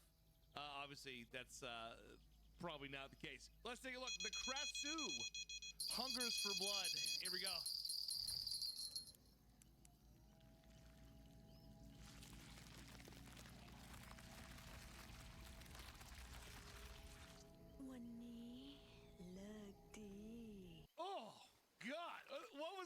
Okay, let's take a look at the perks. Ravenous. Whenever you hook Droxy! gain 1 token up to What a are you max of doing, 4. brother? When you have 4 tokens, all I survivors missed you. scream and are inflicted with the exposed stat effect for 60 seconds. So once you get your last hook, everyone is going to scream and they're going to be exposed. That's going to be really, really cool. I like that perk a lot. It sounds awesome. So you look at the next one. Wandering Eye. I'm never going to get over how loud that is. Whenever you start chasing a survivor, reveal the auras of all other injured survivors within 60 meters for 5 seconds. So I'm wondering if this is kind of a way, as the perk is titled, Wandering Eye, where you'd ever want to pivot off the survivor you're currently chasing and maybe go grab someone that's maybe not in a safe location or not next to a strong tile. All right, let's take a look at the last perk, Hex Overture of Doom. Spawns a Hex totem that curses I have no idea anything about Dead by Daylight, in yellow. but I love watching clips from this dude. You gain the undetectable. He's like the best fucking player or some shit. I don't even know. He's just smart as shit. It's kind of like having Unforeseen, the teachable unknown perk, but it's kind of manually applied by the survivor working on that curse gen. I'm just waiting for wrestling to start. Not bad, but when that curse generator is repaired, the next farthest generator is then cursed. As you know, it is a hex perk, so Godspeed. All right. The power is Unbodied Flesh. Special ability Corporeal Weave. The Krasu can shift between body and head forms at will. Body form has a 32-meter tear radius, and the head form has 40-meter tear radius, but is slightly faster and cannot break pallets, and is not granted bloodlust. Special effect Leech. Hitting a survivor with intestinal whip or a leeching gland adds to their leech meter. When the meter is filled, the survivor is afflicted with Leech 1.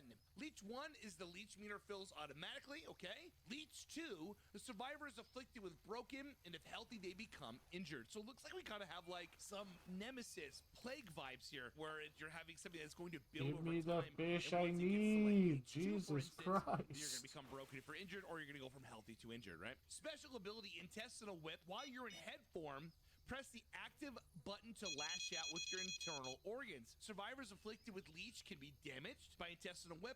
Intestinal Whip partially fills the survivor's leech meter up to Leech 1.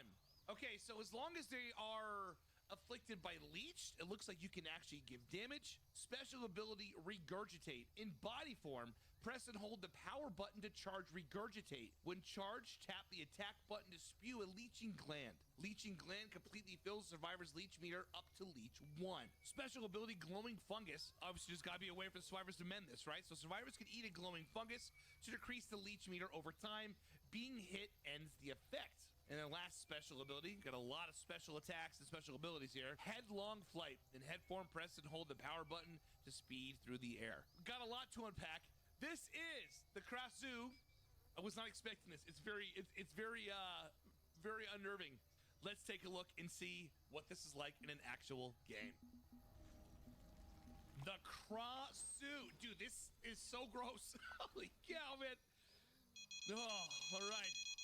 Sweet fog. Love to see it. All right, so I'm in my body form, as you can see. Then I can go into head form.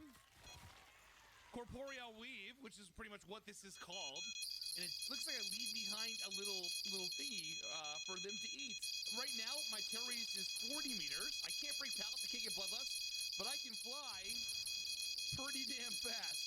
There's my Hex Totem. Nice. All right.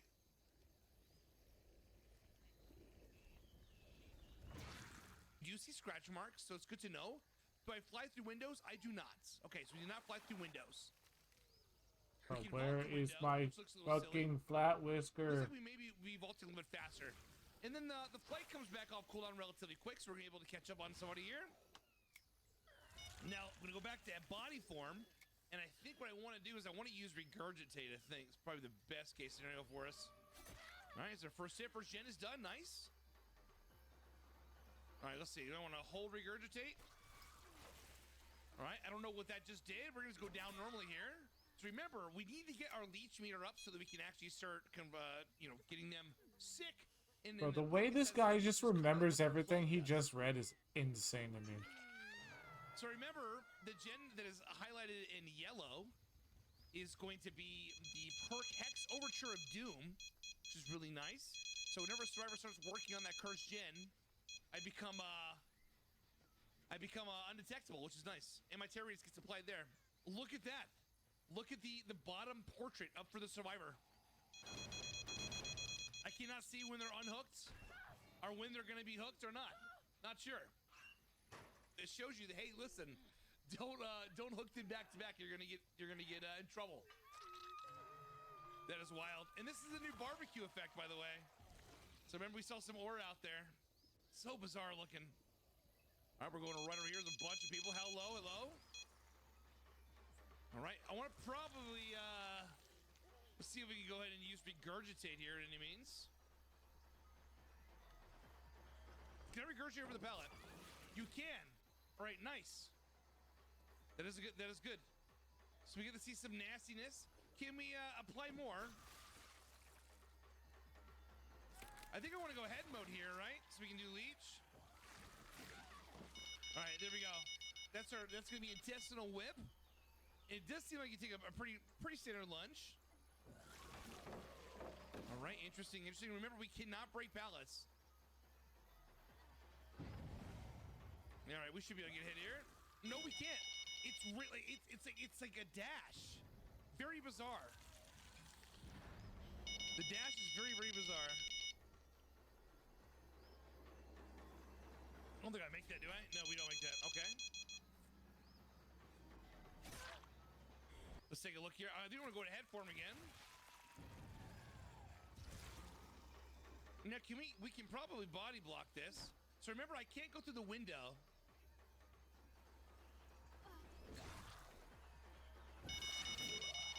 So that is, yeah, dude, it's weird. Okay, so they just ate the spores. So it looks like they're no longer going to be in leech. Nice. Okay. Jesus, where is the flat whiskered All right. 10-pound catfish, bro? Done. Let's go back over here. Oh, we should be able to go right here and get a leech hit.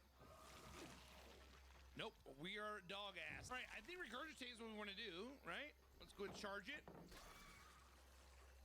Regurgitate is definitely a weird function.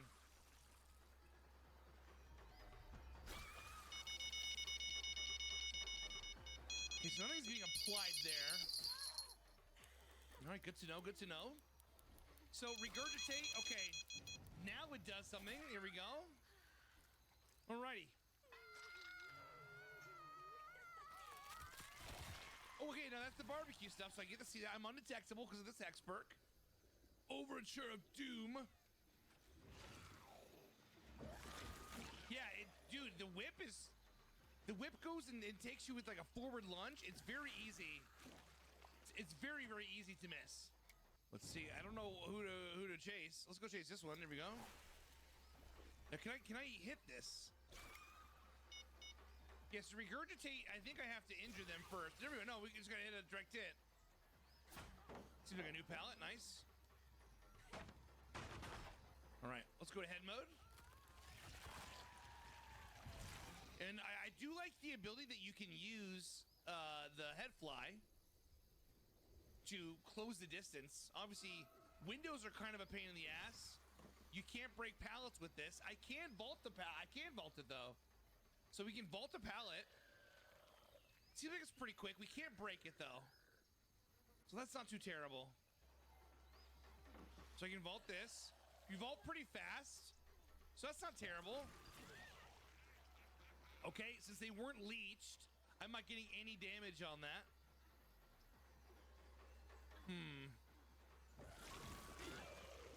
Okay, that's 2 intestinal whips, not leeched yet. I do like the vaulting is nice that it's a little bit faster.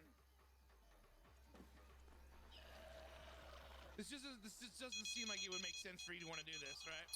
I think we would want to go back to head mode. And regurgitate seems like it's probably the easiest way to add to this.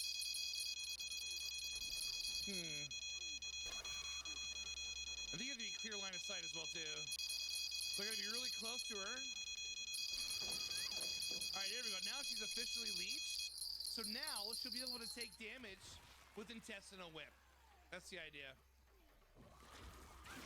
And we go right around the survivor. And also, we can pick them up. we can pick them up while we're in head and shoulders mode, which is cool. All right, let's take a look at the sweet, sweet Mori of the cross suit. Here we go.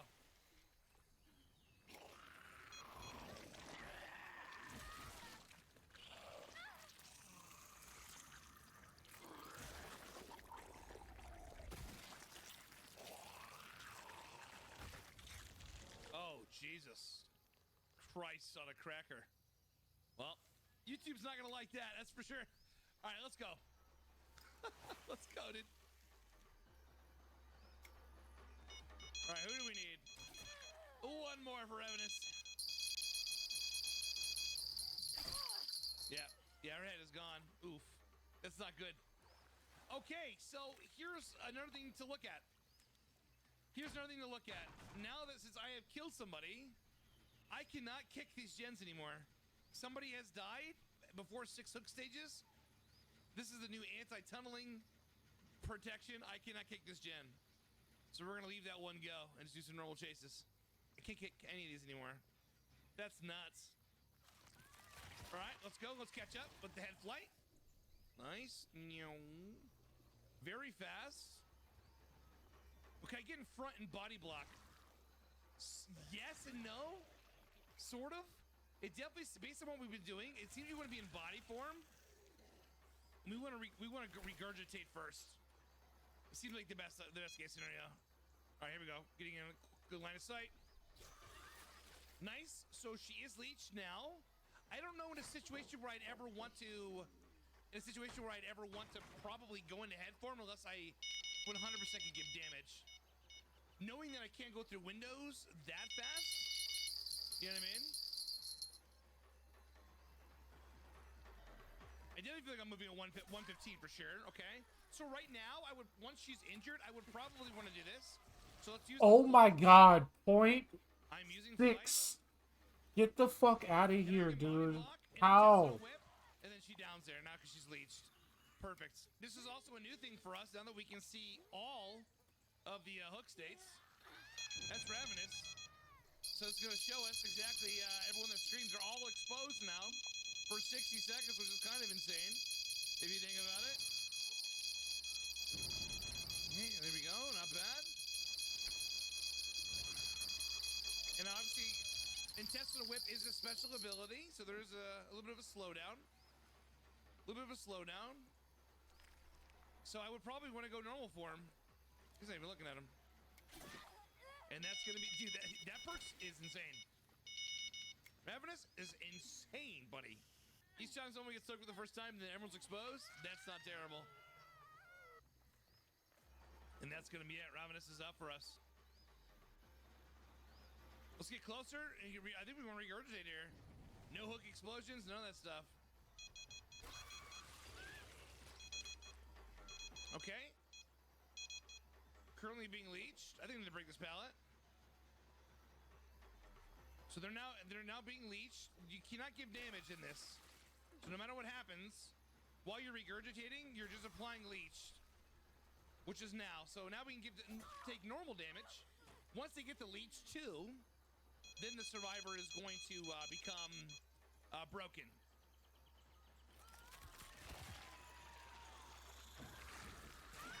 That lunge is big. Intestinal Whip, that lunge is pretty big. I ain't gonna lie to you. Excuse me, Head and Shoulders coming through.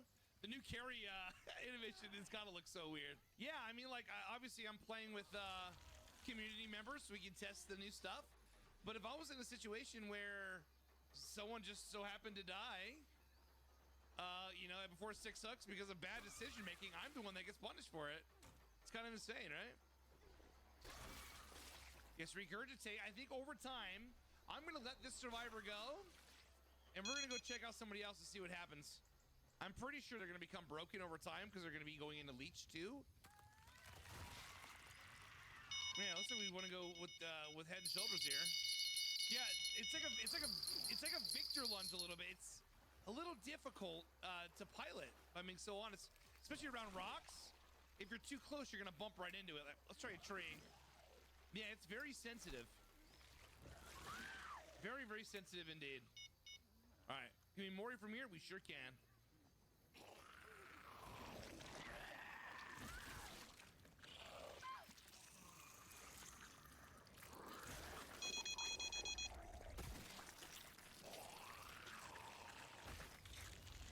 That Mori is absolutely bananas. Shit, dude. Nobody's currently unleashed because looks like they ate one of the spores. Now, I don't know if it's every time I transfer. If I go from head and body, I'm not positive if it's every single time. Do I just drop one of those? Looks like I do. All right, so we're gonna be able to get one more. I don't have any. I can't fly at the moment. Now remember, they have to be leeched to take damage. At least in leech 1, which is God not. damn it, bro! Come on, give me my As long as fish. nobody's leeched, you want to open pretty much every single fight. Pretty much regurgitate, ideally. Because regurgitate seems like it's the quickest way to get people leeched. But it's very buggy. It's not buggy. It's very tricky. There we go. That's leech 1. So now intestinal whip will do damage. Good to know. Okay, and then we can use our power to fly. Catch up here. Now we can cancel.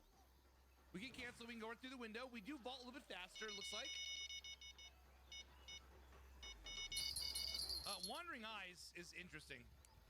It's interesting to get value from that. Damn. I thought we were definitely going to be able to close the gap on that. Unfortunately, we're not. Alright, so that's right. She's not leeched. She must have ate a spore. She's not leeched. Not entirely leeched. Okay. So regurgitate 100% should get us there, right? But I don't know a situation where you wouldn't want to just hit somebody. Not leeched yet. Not leeched yet. There it goes. Alright, now we're leeched. The good news about that is you are able. Well, hold on a second. Somebody nearby? Oh yeah. Can you pull one of the locker? We sure can. What it does seem like is obviously making sure they're leeched is important because intestinal whip is really not going to do anything. It's kind of like a nemesis tentacle where it doesn't give damage until they're infected, right? It's kind of the same thing. Alrighty, let's take a look. One more for the road, boys. The Krasu. Not bad. Not bad. I do like the perks, though. Obviously, we're going to be covering a lot of new things going on with this PTV. We got a Myers update coming out. Oh, yeah.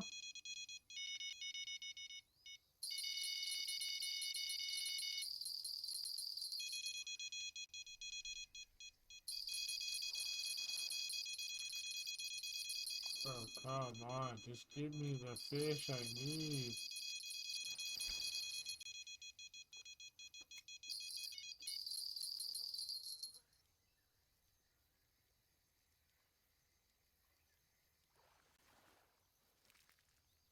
Come on.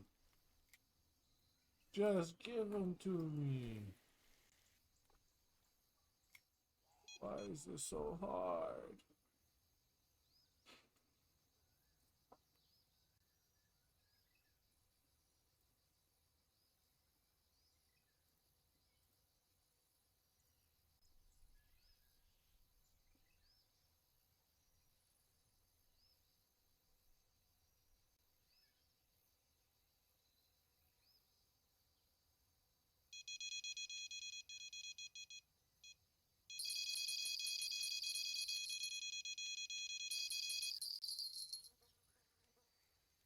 £10. All I need, just £10. Not that though.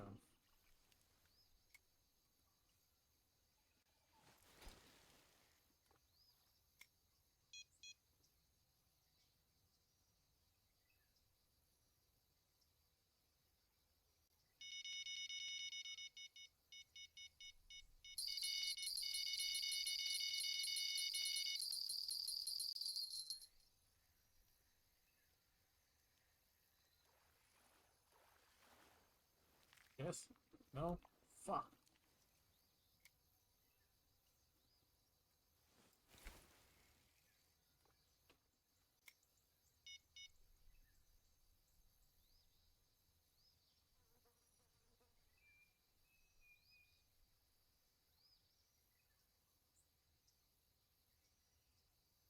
Yo, what the fuck?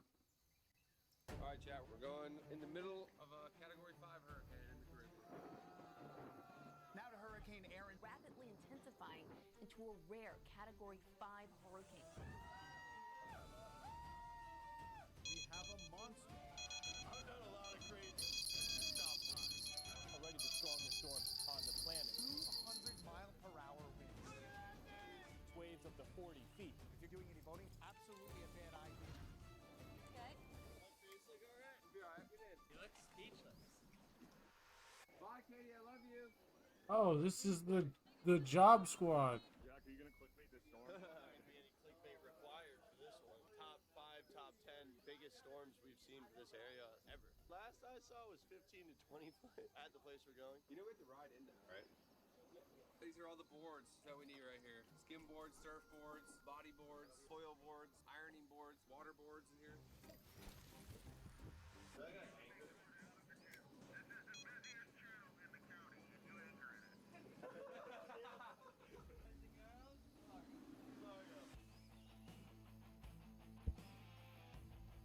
Alright, Chad, 6 a.m. We're leaving Key Largo, headed to Chub Cay to check in.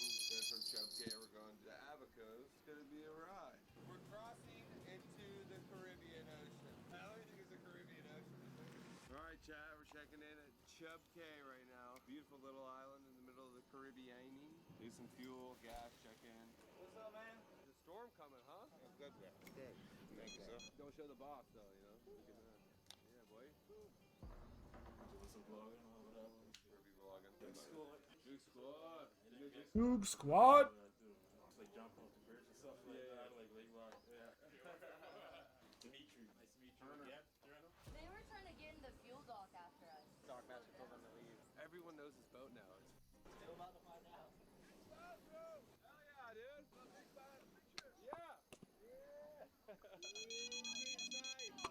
Yeah, whose idea was it to drive into a hurricane? Terrible idea. It was Andrew's idea. Jack is Humber. Great idea. Let's drive into a hurricane. Yeah. We finally made it to the Bahamas. We're at a little surf spot, checking it out. I will paddle in on my skimboard right now on that thing. Come on. Yeah, that's what I'm talking about.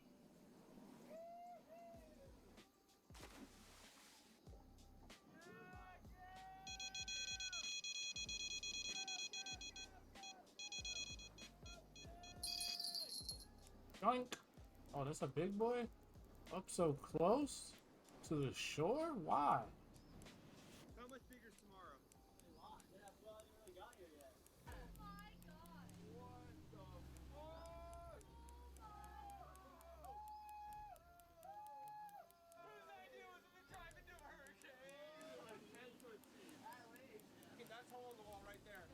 Dude, that is so sick. Look into the left. Could you imagine smoking a fat blunt in that lighthouse right now? A lot safer. We're in the middle of a Category 5 hurricane right now.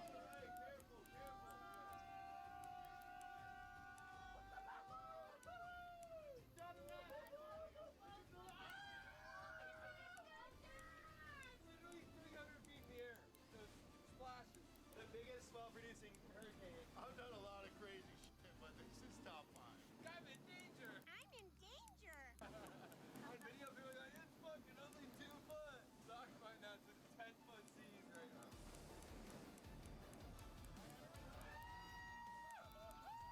They're out there drinking and boating in a hurricane?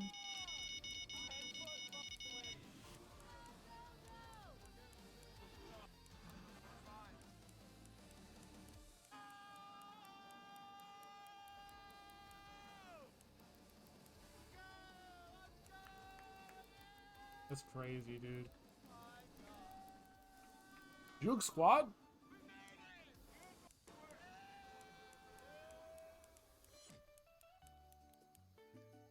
Feels good in here. This is good. You can watch the boat in here. Let's go grab all our shit, I guess. Lighten our load for tomorrow morning's rip.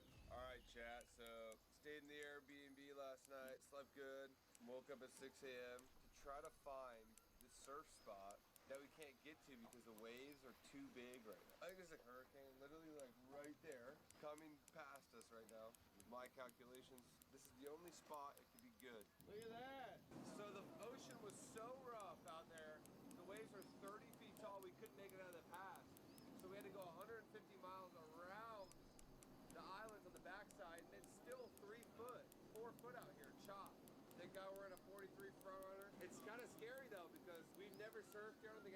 surf this spot because it's so fucking hard to get here in these conditions. Really, the only people that can get over here is people in a boat of this caliber. And we're gonna find out in about 45 whether we burned $2,000 worth of fuel for no reason or it's gonna be the wave of a lifetime. Ain't nobody doing this shit out here. We're the only people that do this shit. There was one other boat that could maybe make it here, and they were in a 34 CV, and they were like, nope, we're not doing that. Too far, too rough. Really smart or really dumb?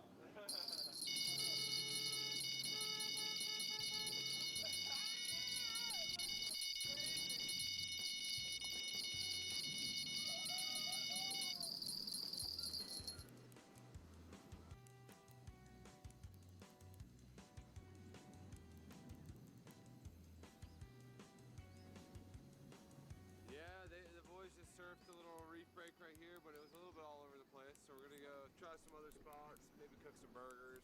We're just trying not to burn a lot of gas because we gotta make it home.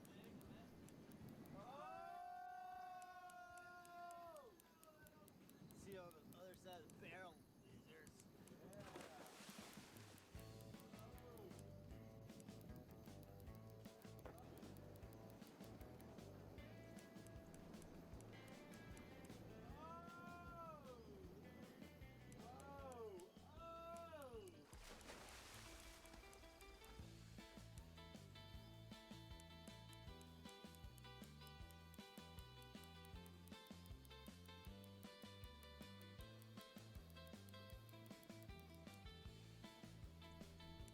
What a fucking fish, bro.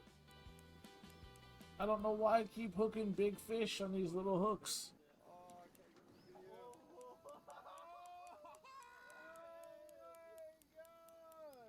One more paddling.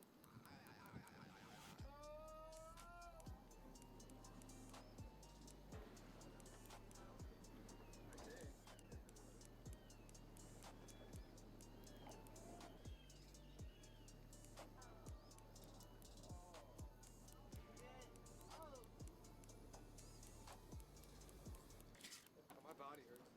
My ribs hurt. Shot was way worse yesterday. Bouncing off that. We were kind of just going into it. Now we're kind of going side sea a little bit. Chop will get worse. We're driving in a hurricane.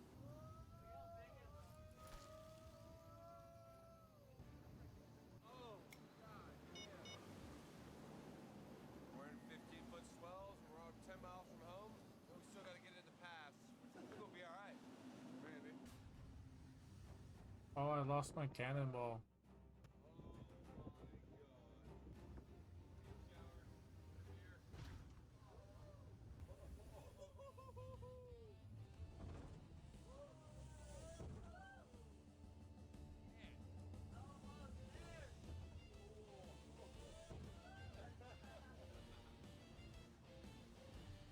We're almost there, chat, but we have one more final thing. We have to try to get it into inlet while it's 15 foot. So, see how that goes.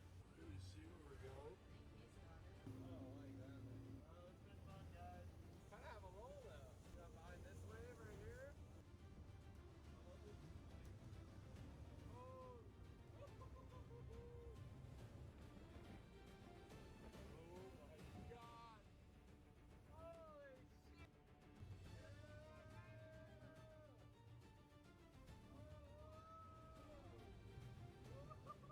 shit. You get your 3 side cleats on quick. You look speechless. That was a run. It was fucking gnarly. You're hugging your boat a little tighter than you were last time I saw you. Yeah. And everybody I was sitting up there at the bar with, he was like gone over here a million times. He was like, dude, I wouldn't even think about going out there right now. Yeah? Everybody was sitting out by the pool waiting for you guys to pass them. Oh, you guys would not see us for half the time. You wouldn't see us at all. Yeah, you wouldn't see. So who's the two brothers?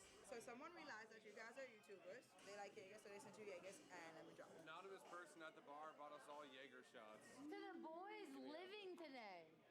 I can't open it. How am I gonna drink it? You're drunk already. You shouldn't drink that. We're tornadoing with the fucking Bahamian local for the hurricane. This is called a hurricane, not a tornado. There you go.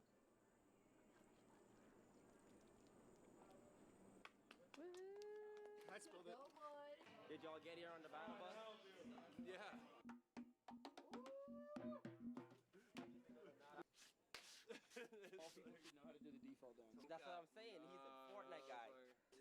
take the L. I can do that better than he does it. Oh! They call me Mr. Hopetown. Young, black, and red.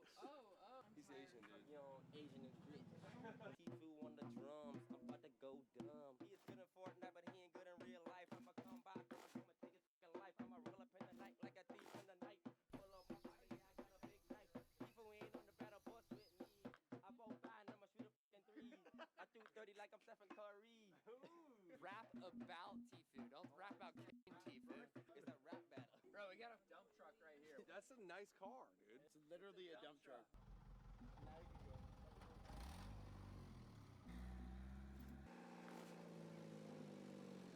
That dump truck runs nice. I don't know, that's more like a Maybach.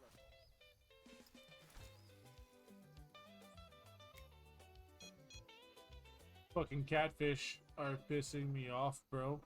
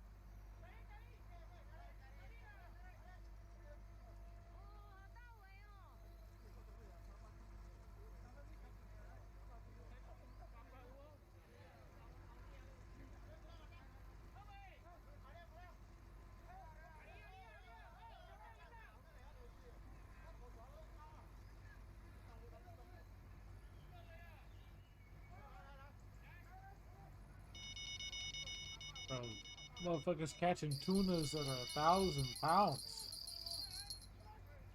That's crazy.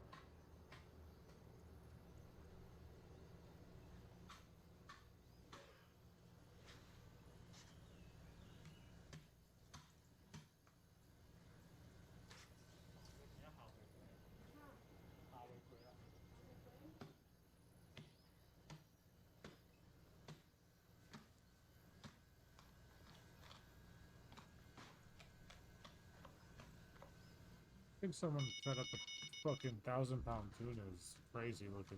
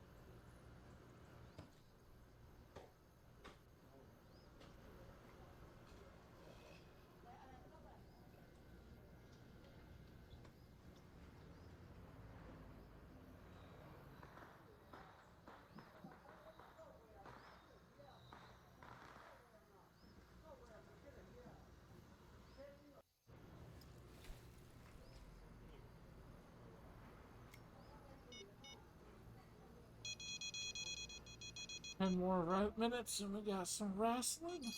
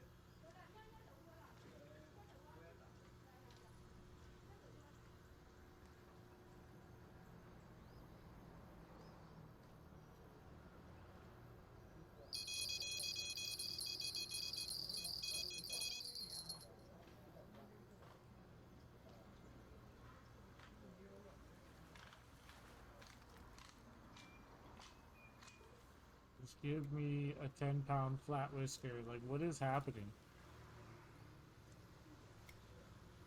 Like, I'm just not allowed to have this fish?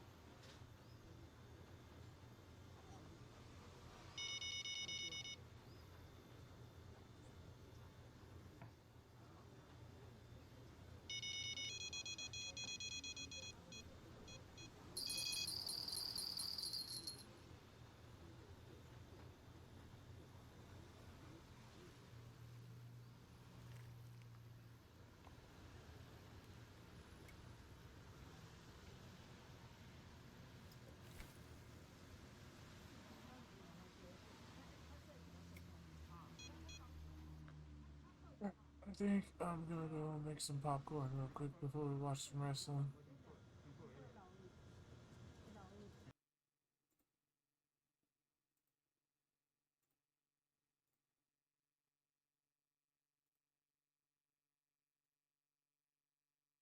Alright, be right back.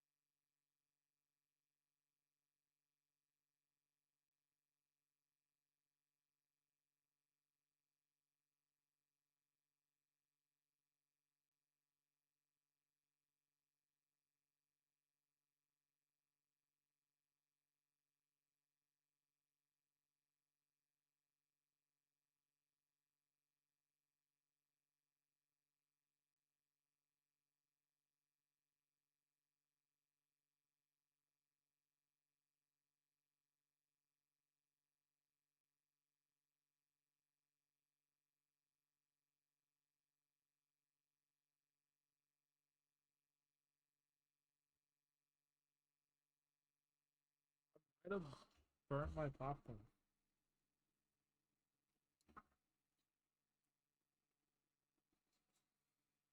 Fucking microwave sucks.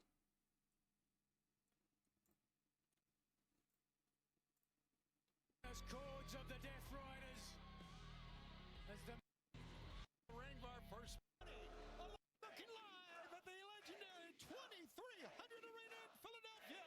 Collision is on the air. Tony Schiavone along with Nigel McGuinness for our opening bout. 2 weeks away from All Out. We're joined by Daddy Magic. I'll just eat around the parts that I think are burnt.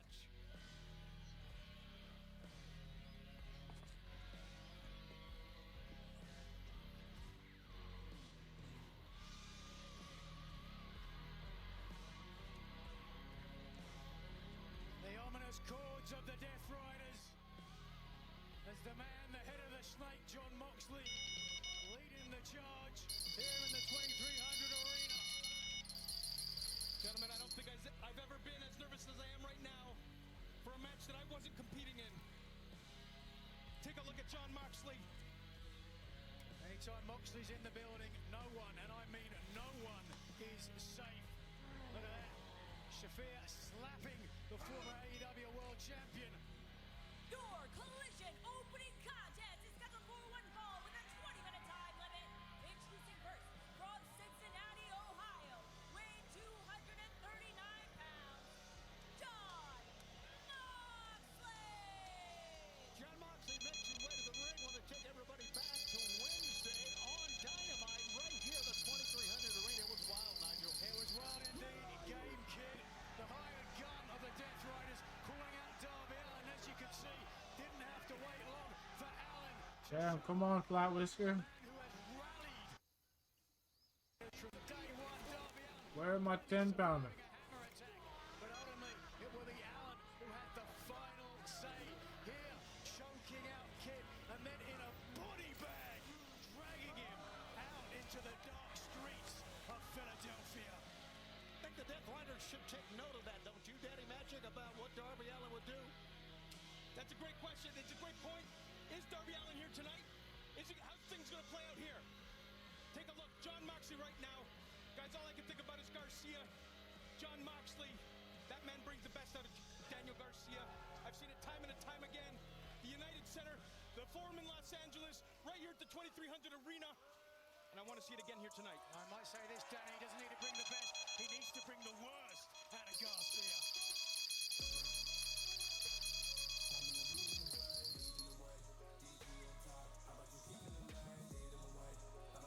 And his opponent from Buffalo, New York, weighing 187 pounds, Daniel Garcia. There you see Daddy Magic as Danny Garcia, former TNT champion, comes on determined.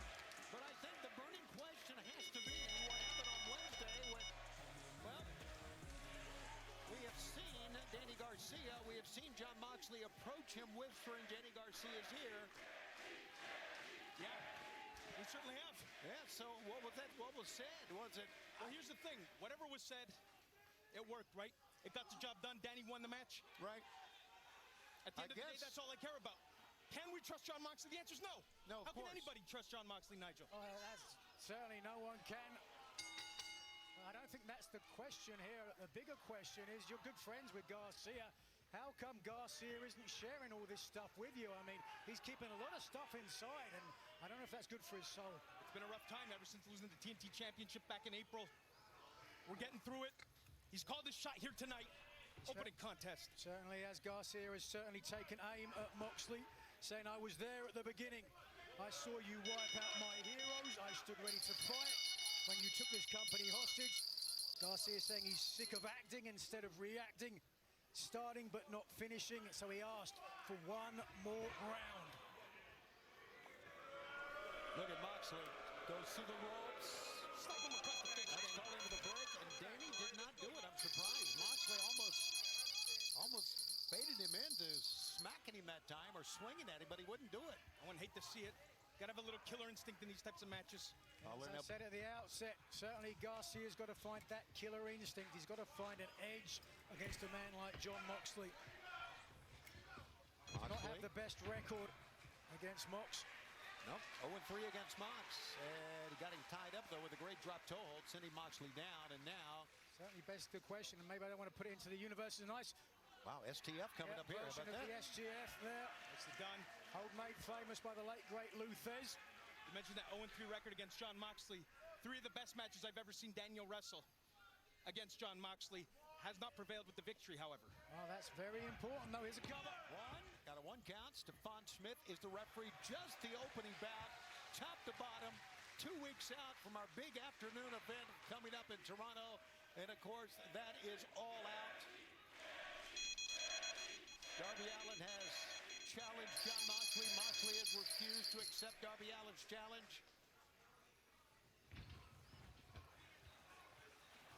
You understand why Darby Allin, as you saw at the outset of this program, is an absolute psychopath. Whoa, look at this. Garcia bringing the fight up. Here we are in Philly, a city that's known for its violence. Fans, when AEW goes all out, HBO Max answers the call. AEW pay-per-views are now live here on HBO Max. Starting with All Out Toronto, subscribers will get an exclusive price. We will have more on that later. That was big news that announced this week. 3 o'clock, 12 Eastern, 2 Central, for All Out from the Scotiabank Arena in Toronto. I don't know if fans at home can appreciate just how the size of a guy like John Moxley, there's a size difference in that ring right now. My ass. You just saw it play out with those clotheslines in the corner. Instantly turned the match around. Look at this. Vicious joint manipulations, looking to, if not break, then certainly dislocate the finger joints. It is vintage John Moxley, former world champion. Has certainly been one of the most influential men in the ring in AEW, even without the world title. John Moxley makes things happen as this goes on. Maria Shafir, left of your screen, staring at Danny Magic here. I don't know what her problem is. Get your hands up, Danny. There you go. To your point, Tony, Moxley has lost none of his viciousness or his willingness to manipulate people mentally, sometimes physically, if necessary. It was last week. Danny Garcia beat Blake Christian right here that John Moxley approached him. So a week later, here we go, and John Moxley almost trying to encourage Danny to get physical here. Perhaps that's what he was trying to do when he whispered in his ear last week. Encourage this man who once was known as the Red Death. Well, tonight we're going to hear from Don Callis and, of course, his champion, TNT champ Kyle Fletcher. That is live tonight here on Collision on this Saturday night from Philadelphia. One of the great events. Getting mad bites, but none of them are a 10-pound fucking flat whisker. Told Adam Priest gets himself a partner. Well, he's got one. Tommy Billington. How about that? And that match brought to you by iDrink tonight as Tommy Billington returns to action here on AEW in a big also tag team match coming up tonight. Megan Bain teams with members of the Triangle of Madness going up against the world champion Tony Storm. Of course, Harley Cameron. Stay on him, Danny. And Briscoe and Takeshita will go one-on-one. Briscoe trying to earn a title opportunity against Kyle Fletcher and his TNT championship. Can he get past the Alphas right now? I don't know if they're going to give Danny the win. Standing between Daniel Garcia and a very elusive victory. How about Danny? Just keep your eye on the prize here. Keep working that knee. Now that's what he was doing, working the knee and the ankle that time. Right now, Garcia getting pretty vicious here. And, of course, as we've talked about against Moxley, there's nothing wrong with that. Now he goes on the outside. So either Danny's going to get a clean win, and it's going to boost him, and he's going to join the Blackpool, or the Death Riders, or Darby Allin going to come out, cost him John Moxley the match, and Danny still joins the Death Riders. Either way, I think Danny's joining Death Riders. And wins by the Death Riders, and now a figure four.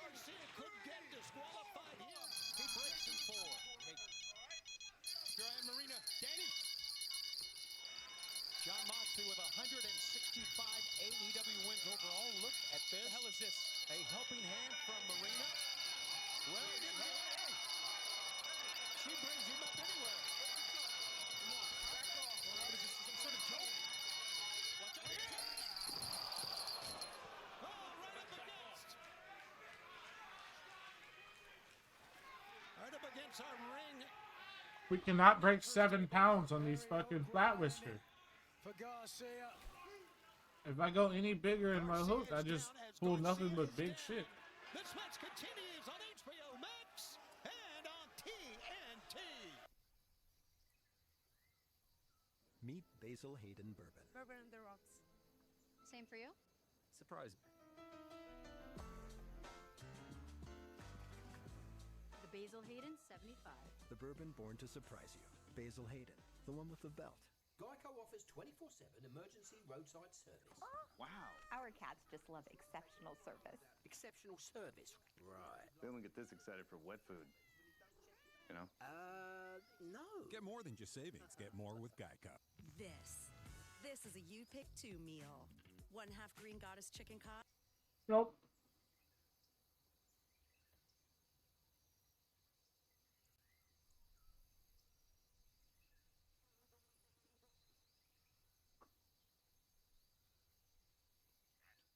I think we're on day 3 of trying to get this catfish.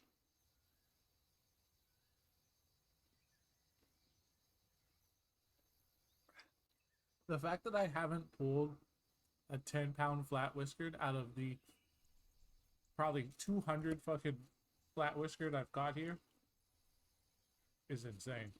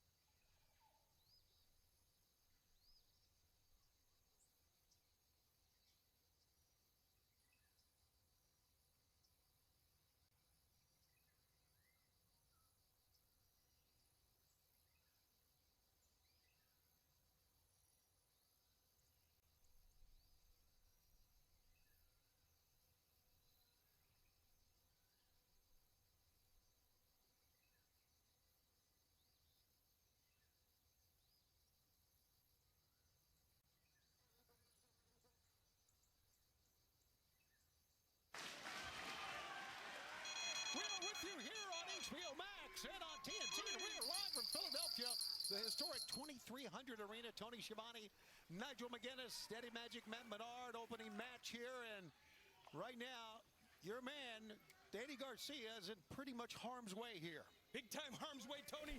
Look, you said it earlier. Being on the floor with John Moxley's not where you want to be. I've been inside the cage. I've been on the floor with this guy. He's put me open more than anybody. Garcia fighting, trying to fight off, and he does. He gets down to the apron and run. Repeating. Finally! Let's go!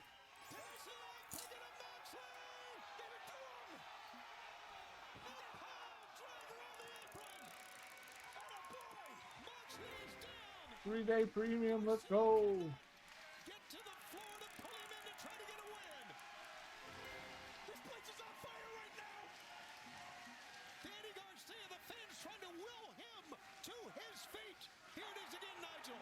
It was tit for tat. The second power driver of the match. This one to the former AEW World Champion, who's now finally getting back to his knees. It's a shame that wasn't in the ring. This match would be over right now. Danny would have his victory. Moxley back in the ring, ducks the lariat, picks him up. Oh, just like that. Right into the choke. Bulldog choke, no, pick up. Boom. Moxley doing his best to protect the back of his head and neck. Behind you, Danny. Smart move by Moxley, but Moxley down. Danny Garcia cannot make a cover. The former TNT champ, the former Ring of Honor Pure champion. Danny Garcia getting to his feet. Here we go. Right in, exchanging, he blocked Moxley that time again. Back into the corner. He's getting the better of him.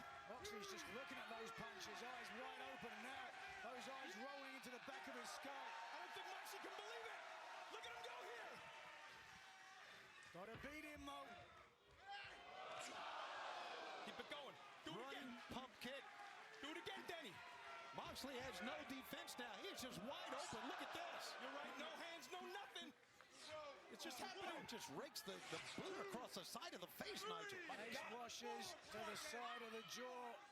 Moxley, to your point, offering little defense. Gotta watch Marina here, too. Oh. Good duck that time by Garcia. Moxley leg trip. Moxley's got it. Oh, look at this. Me right now. Garcia's Rising up. 1, 2. That was 3. That was how Moxley beat Garcia in their last match. Great call that time. Swinging neck breaker. Twist and shout. We're gonna hang on here. Do it again. He's gonna do it again.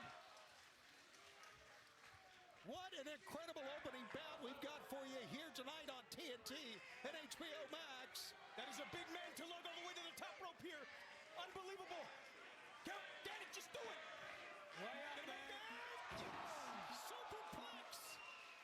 Reach over. From the turnbuckle. Cover. 1, 2. Moxley's out of it. And now Bulldog choke on John Moxley. He's got it locked in. It's the move that Moxley has used before. And he rolls up Garcia. Breaks the hold. No. To the midsection. Damn it. Right now. 1, 2. No! Yes. Oh. And then the knee to the face after the great kick out. 1, 2. No! That's what makes John Moxley so good. Watch him string these all together, these moves. Now he's got the Bulldog choke on him, Nigel. And using his body weight to maintain and keep Garcia trapped beneath him. Still a look of concern on the face of Shafir. With her MMA background, she understands. Oh, where's the speaker at? He's going for the dragon table. He's got it off. Yes, sir. Is this the moment? Can Garcia break the curse of John Moxley? Forget about the eye, Danny. Lock it in. Sitting down low, wrenching back. They go too far. Moxley trying to escape, looking to the ropes, looking to grab something. No. Oh, he's got the chin of, damn it. Oh, but Garcia's not giving up that. not at all. Look at Moxley, how close he is to tapping. Look at these long limbs of Moxley. From the middle of the ring, it's like he can reach anywhere. And he's close. He's there. Fingertips. Or is he? Yes. Wow. Oh, there it is. What an advantage. John Moxley, unbelievable. 273-day reign as our AEW World Champion. Did Danny give us everything he had here, guys? Was that the gas tank? Was that it? You are looking at two incredible performers, incredible athletes, just giving it their all.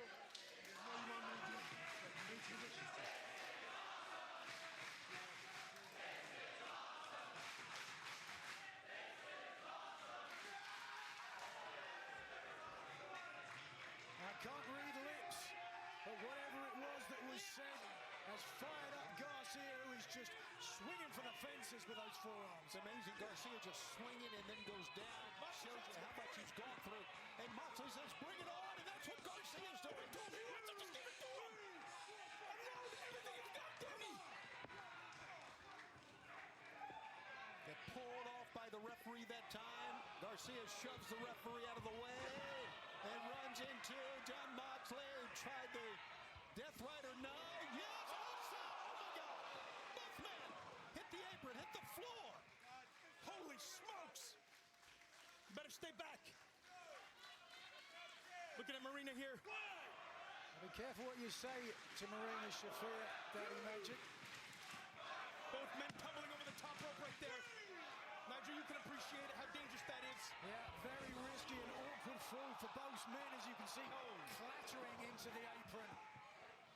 John Moxley now, I don't know if that's frustration or anger or whatever it is. Oh, it's got to be anger. More trash talk. Well, they're back in. Oh, Garcia got in the ring, said, you want me in the ring? Here we go. We're not having a count out tonight, boys. Let's finish this thing. Moxley is getting the fight out of Daniel Garcia that he wanted.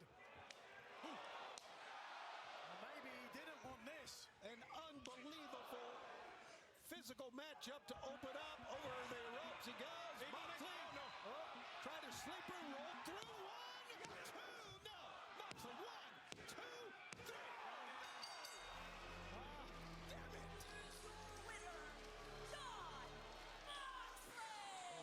Listen, John Moxley gets his 166th win in AEW, but Danny Garcia has nothing to be ashamed about. Hell no, it was a good match. Nigel, you tell me. It's a point. We talked about it, and if we can take a look at Daniel Garcia's face, he's almost got tears in his eyes. Absolutely dejected, and you can understand why. He gave his absolute everything. We should be proud of him. Damn it. A little more trash talk from Moxley, but the damage has been done to Daniel Garcia. What is next for this young man? The Death Riders head to safer ground. Garcia, the former TNT champion, has to think heavily about his future. Daddy Magic making his way over to Garcia. Little applause, mocking applause from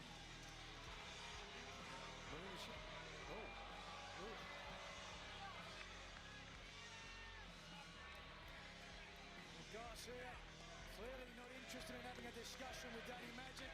Perhaps Tony Schiavone, who's making haste with a microphone, could get a few words. Danny, please.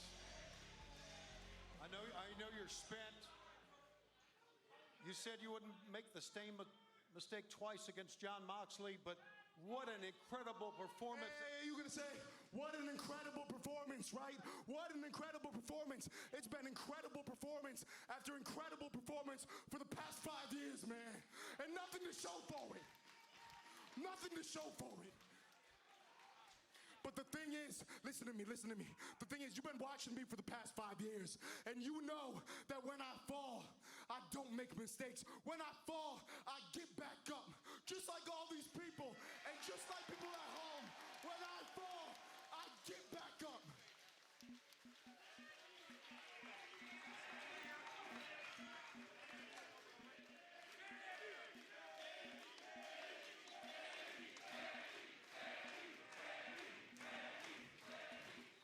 And it's been a really good 5 years.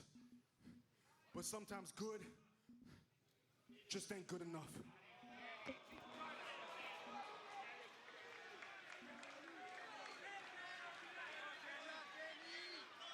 man, back up, come on. A dejected Daniel Garcia. Well, later tonight we will hear from the current TNT champion, Kyle Fletcher. Before that, we want to take this past week on Dynamite and one of the most dominant performances in AEW history. The Don Callis family continue their winning ways in our Dynamite main event. Wait a second, Josh Alexander attacking Kenny Omega, Kyle Fletcher attacking Hangman Adam Page. Don Callis said he wanted that world title. This is what's great about All Elite Wrestling. This kind of violence that you're about to see. Oh no. You're trying to break the neck of the world champion right here, Don. Of course I am. Kenny Omega trying to fight against the odds. Fletcher the chair into the midsection. Time to finally end this. Oh my God, no! This personal vendetta against Kenny Omega, this just goes beyond the pale. Oh, he's dead! Oh, he's dead! Back up! It's supposed to be you!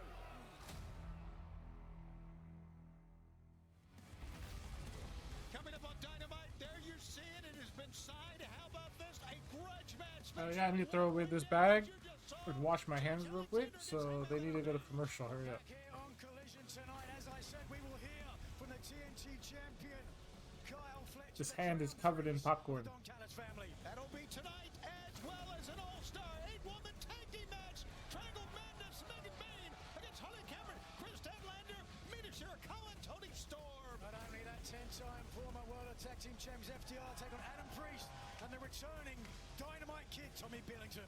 And then Mark Briscoe gets his shot at going on to vie for the TNT Championship Commercial. It's all tonight live on I can feel it in the air. DraftKings Sportsbook is the Oh yeah, DraftKings. Anytime they say DraftKings, there's a commercial. and get $300 in bonus bets instantly. Simply download the DraftKings Sportsbook app and sign up with promo code AEW. DraftKings Sportsbook. The crown is yours. More great action coming up live. FTR and tag team action. Domino's Best Deal Ever is back. Any hand-tossed, pan, thin crust, or New York-style pizza with any toppings for just $9.99 online. Last time you got Sausage, bacon, chicken, spinach, beef, buffalo sauce. What are you gonna get this time? Get Domino's $9.99 Best Deal Ever before it's gone. Olive Garden's never-ending pasta bowl is back. So first round, get your go-to. Second, have what she's having. What he's having. Go on, try that new spicy 3-meat sauce. Starting at $13.99 and back for a limited time. This is where it begins. A blank canvas. Where we're free to create from what if, not what was. Welcome to Genesis. Alright, we're back. Flu keeping you I up? got this. I don't got this. You need NyQuil Intense Flu. Undo your flu symptoms with NyQuil Intense Flu. You do got this. NyQuil Intense Flu. The nighttime sniffling, aching fever. Best sleep with the flu. Medicine. When you start a new business, payroll, benefits, and HR are all part of the deal. But with Gusto, they're no big deal. Whether you're paying your first employee, trying to keep your business compliant, or you want to start offering benefits like health insurance, workers' comp, or 401k, Gusto helps you take care of your team so you can take care of he's straight out. Join Right here? 400,000 businesses at gusto.com. Mean green, it's like magic. Do dirt dirty, baby, no slacking. We clean it to 100, who's counting? To the greasing ground, get it broken. Fresher than we ever been, make it look easy. Feeling squeaky, squeaky, filling it up. To the top, from the top, wipe it out like. Hey, get down, get ultra power. Do dirt dirty for hours. Mean green, we take action. Put the current green, we made it happen. At Nurex, we're making healthcare all about you. You taking control of your anxiety and depression.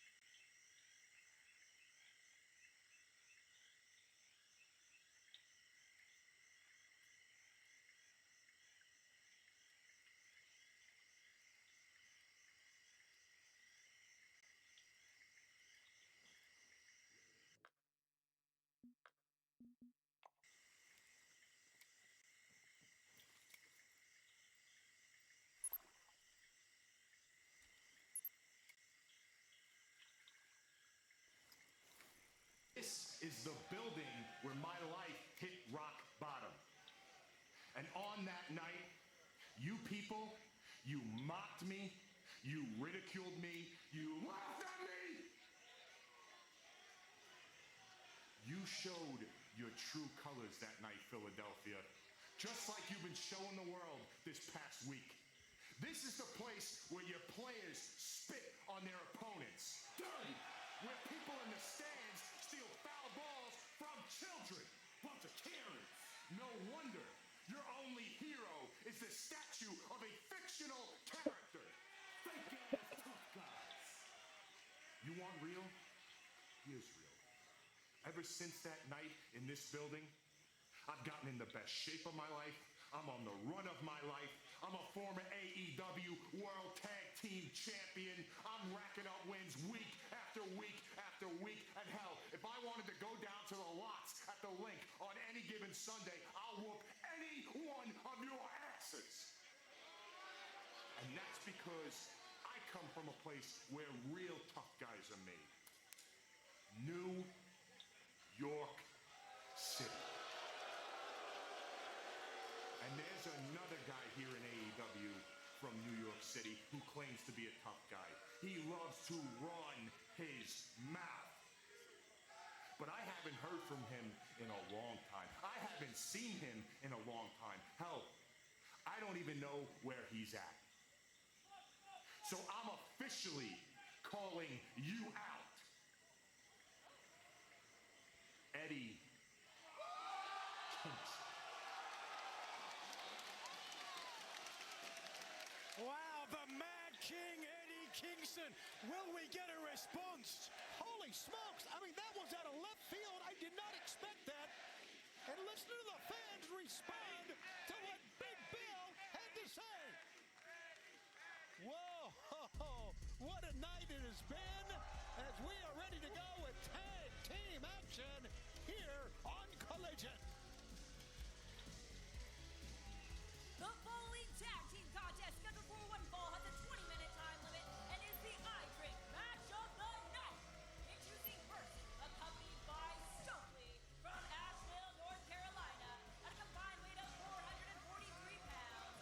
Dax the Axe, the Cash Wheeler, FTR. Well, you see what we got in a mere 2 weeks, but let's take a look. Nigel, at this footage.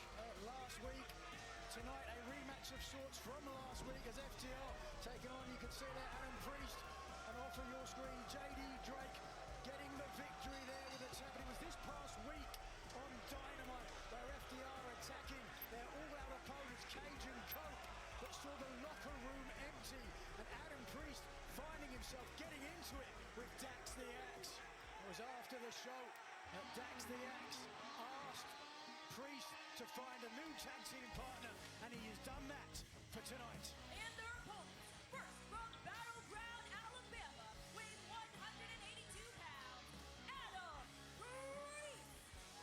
This is our iDrink mix. Oh my God, what is that noise? Young man who has really turned a lot of heads. One of the great stars on the independent circuit. And now his partner making his return to AEW for the first time in quite a while. And his partner from Goulburn, England, weighing 185 pounds, Dynamite Kid, Tommy Billington. Clean head on and wrestler Tommy Billington. That's a crazy ass sound, dude. Sounds like somebody's tummy rumbling. Up to the moniker, Dynamite. Of course, the nephew of the famous Tom Billington, the original Dynamite Kid. We are set to go. There's the bell, and fans crashing like you've hit a wall after your energy drink. Breakthrough with iDrink, the clean, crash-free productivity drink that enhances focus. I drink, you drink, we all drink. Order now at iDrink.com or Amazon. Enter AEW He's hungry. for 15% off. Cash Wheeler starts out against Adam Priest. Priest avoided that. And the collar and elbow tie-up. And a good go-behind by Cash Wheeler. And a great takedown. Look at Priest, man. Float right over the top. Priest is known for his versatility. He's as adept in there against a Lucha Libre star. He's a Japanese strong style aficionado. He can do it all. Turn it in his favor, but he's up against some deep odds. Against the former, as I said, 10-time World Tag Team Champions, FTR. Whoa! Not so long ago, I got to face in tag team competition, and boy, was that a fight. Side headlock takeover by Adam Priest. And of course, as you saw the graphic right before the match began, that we've got, of course, 2 weeks now, right before we go to All Out in Toronto, and it's going to be Cope and Christian. Adam Copeland, Christian Cage against FTR. And FTR says they are out to end the career of Adam Copeland. Cope and Cage will have the hometown advantage. But what an ignominious end to their career if FTR can back up those words. Well, what you're taking a look at in 2 weeks is two of the legendary tag teams ever in wrestling. I don't think there's any question about that. Fans know that, and fans are looking forward to it. Don't forget, it's going to be on an afternoon at 3 o'clock bell time, 2 o'clock Central Time from Toronto in 2 weeks. And, of course, HBO Max is the home of AEW pay-per-views. Wheeler a slap to the Dynamite Kid there, trying to rile up this young man. take a look at what the week that we have leading up to All Out. We got September to Remember coming up from Aero. We also got the countdown to All Out following that. Side headlock takeover. Plenty of action. As is always the case here in AEW, where the best wrestle, and Dax the Axe here, a rematch of sorts from Billington's debut match in AEW, where this young man certainly opened some eyes to his ability. Shoulder tackle over the top. There it is. Textbook Dynamite Kid. Absolutely. Snap-on direct takedown. Bro, have I not touched? I don't think I've touched this dab yet. When we were in London. What the fuck? It was the legendary Bret the Hitman Hart who told Billington to use the moniker Cover One. Dynamite Kid, after he was a little bit reticent about doing so, given those huge shoes to fill, but certainly if Bret the Hitman Hart tells you to do something, you might listen to it. Double team to the corner. I would agree with that. Down is obviously Adam Priest. Billington looking through on the ropes here. FTR, they really know how to position. Now into a neutral corner with a chop from Cash Wheel. Legendary tag team patterning themselves after the great legendary tag teams of the past, the great Midnight Express, among others. See, fans are pretty excited about Tommy Billington being back. What Big Bill had to say is a drop kick from Priest. Great physicality, great athleticism from Priest. And now Billington and this team now working together quite well for the first time ever. Vicious headbutt. Wait a second. There we go. Stereo snap suplexes and down goes FTR. Not a good start for Cash Wheeler and Dax the Axe. Paint etched on the face of Axe. That's snake in the grass. Stokely on the outside, or should I say Big Cheers. on the outside. He's wearing a nose protector after that kill switch from Christian Cage. I'm surprised he's not in the wheelchair. Oh, for crying out loud. What are you talking about? That is a devastating finishing maneuver. Christian Cage has won world titles with it. He hopped around here on one crutch, did Big Stoke. No one bought that. A Christmas miracle. Up against the ropes. I should know better. Oh, slap the proverbial taste out of Priest's mouth, who's coming for a fight now. He's going to get it. Watch out. Dax rolls in. He makes a tag. Made, yep. And right now, Adam Priest does not realize a tag's been made. Wow, what a double team move that time by FTR. This tag team match, Lava Collision. Stay with us, continues. This is the Tempur-Pedic Breeze mattress, and it's designed to help you feel cool. So no more sweating all night, no kicking off the covers, or blasting the air conditioning, because only the Tempur-Pedic Breeze is made with our one-of-a-kind cooling technology that pulls heat away from your body, so the mattress feels up to 10 degrees cooler all night long. Don't miss our biggest sale of the year, with savings up to $700 on select Tempur-Pedic adjustable mattress sets. Shop now at TempurPedic.com. You want to hear a secret? This sauna is actually from Walmart. One of over 500 million items. Huh. Who knew? Soon everyone will, Sebastian. Please get out of my sauna. I'm not the only one with a fine set of ivories. Who knew? Who knew? Walmart has dancing shoes? They have over 500 million items! Walmart you thought you knew is now new. The Tempur-Pedic Breeze makes sleep feel cool. So no more sweating all night or blasting the air conditioning, because the Tempur Breeze feels up to 10 degrees cooler all night long. Don't miss our biggest sale of the year with savings up to $700 on select adjustable mattress sets. The Tempur Breeze. What drives us to live for this game? Yep. There's the cash. Do we enjoy the pain? Is it chasing greatness? Or is it passion? Teetering on madness. We're here for one simple reason. We love football. All in, all season. Toyota, let's go places.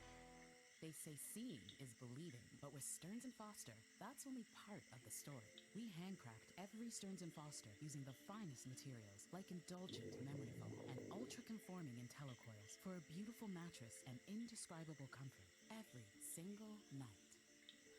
During our Labor Day sale, bring home incredible comfort with savings up to $800 on Up to select $800.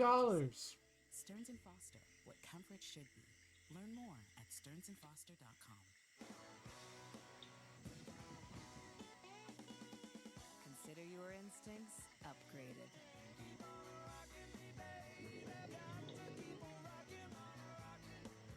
Kia, movement that inspires.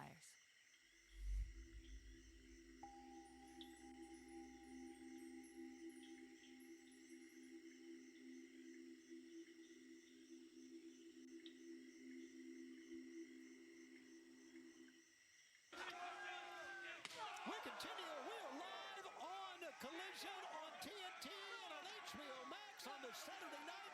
We got a fight going on the floor. Adam Priest on your right. Dax We just don't want to bite. And Omni Priest will not back down at all. This is a fight, and that's just the way Priest likes it. Cash Wheeler comes flying in. Priest taking care of it. Oh, and he hits one of these standards here. In this arena. Tommy Billington. Up on top. As Stokely looks on in disgust. We're getting a great look at a great young team developing right before our eyes. Oh, look at this. Shotgun drop kick from Billington. FTR got to be careful with All Out. Just 2 weeks ago, they do not want to go into one of the big matches. Oh! Adam Priest goes flying through. Hit his head as well. Look at this, straight in the center. Looking for the crossface. He's got it all. This could be it. Dax has nowhere to go. You see Stoke. Nowhere to go and no one to save him. Cash Wheeler is flat on the floor. Oh, look at him get to his feet. Oh, great move that time by Dax. That was a phenomenal move to get out of that. Look at this, yeah. Trying the sharpshooter, made famous by Bret the Hitman Hart. Oh, and Dax hit the back of his head on that middle turnbuckle. Billington up, and Billington staggers back to the middle of the ring over that back elbow. What a match we are watching. This is what makes AEW what it is. The first 2 matches that we have seen tonight have been absolutely incredible. Up on top. Gut wrench if he can complete. Oh, he got it. And the cover. 1, 2. Oh. And a kick out you saw. Wheeler was late, wasn't he? He was trying to make the save, but he was a good half second too late. We'll remind you, next Saturday we're coming to you live coast to coast next Saturday. That's 8 o'clock Eastern and 5 p.m. Pacific time. That is coast to coast next Saturday. Collision will be right back here from the 2300 arena, and a cover is coming up. 1, 2, and a 2 count. Tommy Billington missing the diving headbutt off the top there, a move arguably made famous by his uncle. The Dynamite Kid was actually doing that move that originally injured his shoulder, so certainly knocking some cobwebs off there. That'll give him some confidence. Oh, wait a second, look, the back of your screen, Adam Priest is going up, blocking the superplex and powerplex, combination, and look at this though. And Dax does not realize what's going down here. He thinks that Cash Wheeler's on the other turnbuckle, but waiting on the other turnbuckle, as you can see, is Adam Priest. Let's see how this develops. Tommy Billington, though, fighting for all he's worth, and Dax goes down. Well, 2 men on the top rope. A conversation. This will be a double, perhaps. 2 men with the same idea. 1, double flying headbutt. Cover. 1, 2.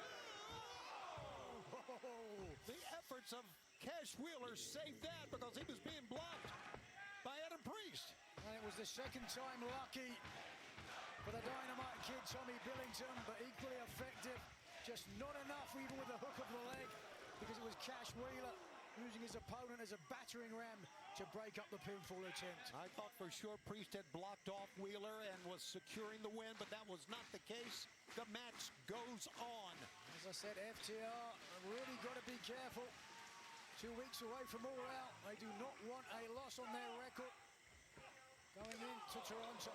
Back elbow. Priest gets a shot in the jaw, ducks the one. Standing switch by Dax. And a back elbow by Priest. Priest caught that. But the left-handed lariat caught him. Dax, so prolific. And now both men. German suplexes. 1, 2. No, both men. The legal men were Dax and Priest.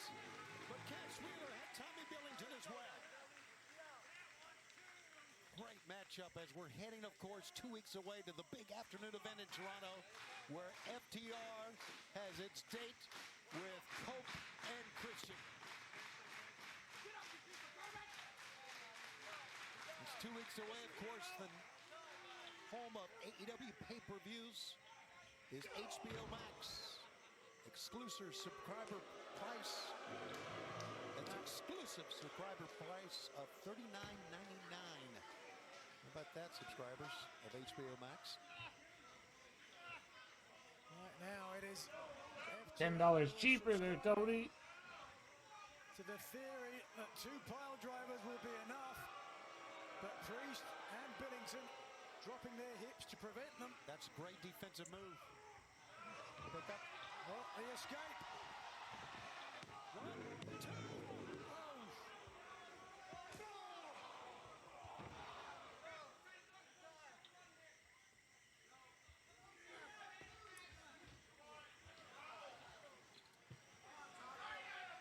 Is now the second time they've gone for the powerplex, and by the looks of things, they're going to hit it.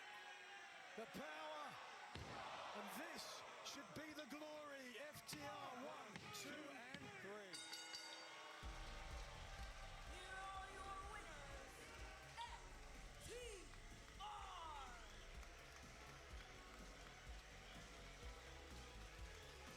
It's time for a replay brought to you by I Drank the Power of Mind. There it was, the second time they attempt, flying through the air with the greatest of ease. A very simple pinfall attempt, scoring the victory, and FTR head to Toronto with all the momentum in the world. Oh, but wait a second, they're not done. They're making a statement. This is typical FTR, and this is horrible. Tommy Billington comes in. Dax, I think. Turn it off.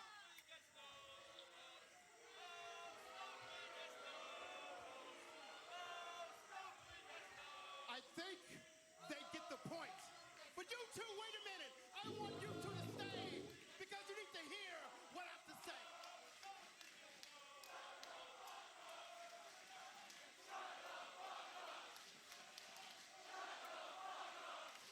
Adam Coburn! Christian Cage! This is all your fault. Because every piece of anger, frustration, sadness that FTR has felt, I found him. they took it out on them. Adam, Christian, 2 more weeks, All Out Toronto. And we're gonna see the end of C&C. Top guys out.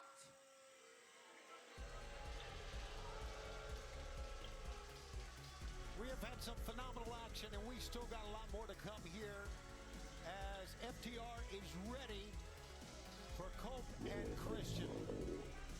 But as we've seen some great action here, let's go back and take a look at what it means to be a budding partnership here at AEW. Really?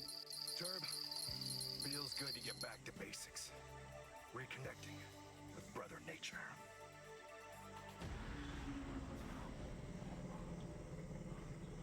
Did you see that? Turb, I don't think we're alone out here.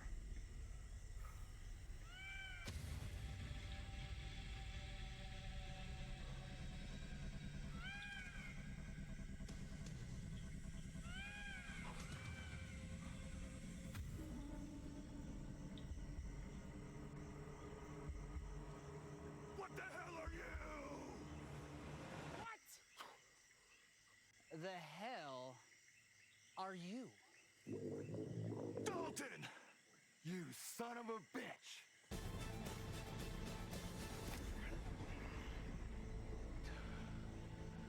Let's go break some hearts. Bro, Dalton Castle and the Outrunners? That's fire. Former Ring of Honor World Champion of all time could be just what the doctor ordered. Coming up next, our all-star 8-woman tag team event live on Collision.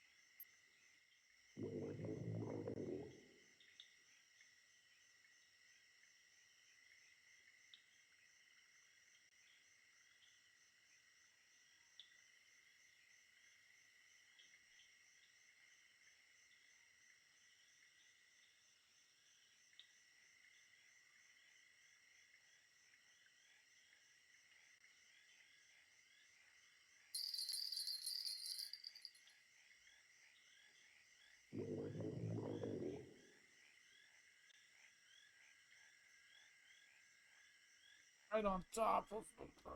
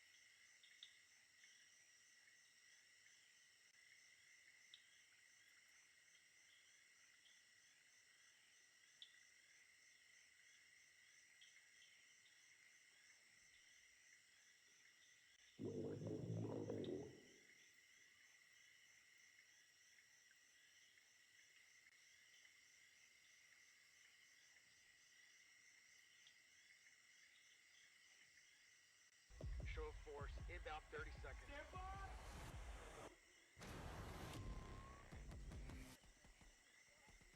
I don't wish to continue this friendship. You made me feel too free. People need rules. Give me a second chance. Get to know me.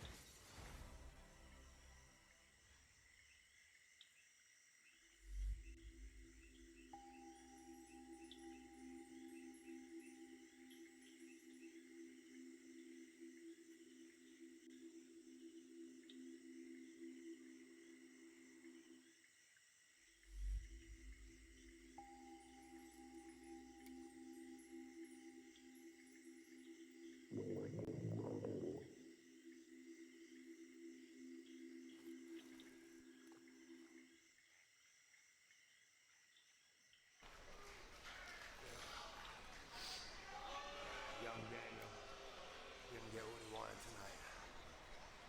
He said he wanted everything that I have. Everything that I have. Darby Allin said he wanted to take away everything that I have and burn it. What do these guys think that I have? What do they think that I have that they don't have? That they need or want to get wherever they want to go. These two guys, or anybody for that matter, what do they think I have? Must be my immense God-given talent. No, it can't be that. I ain't got any of that. My immense size and strength and agility. No, can't be that. Oh, must be my daddy's name. Can't be that. My social skills. I'm a real people person, a real smooth operator behind the scenes. No, it can't be that. I'm just an... What do these guys, what do all these guys think that I have that nobody else doesn't also have? What else are you going to take away from me, Darby?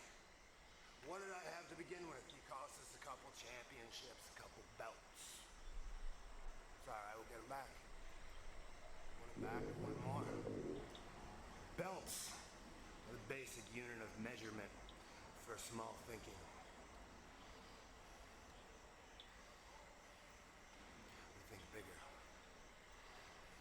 We are the outcasts that nobody ever wanted to begin with. We were never the front runners.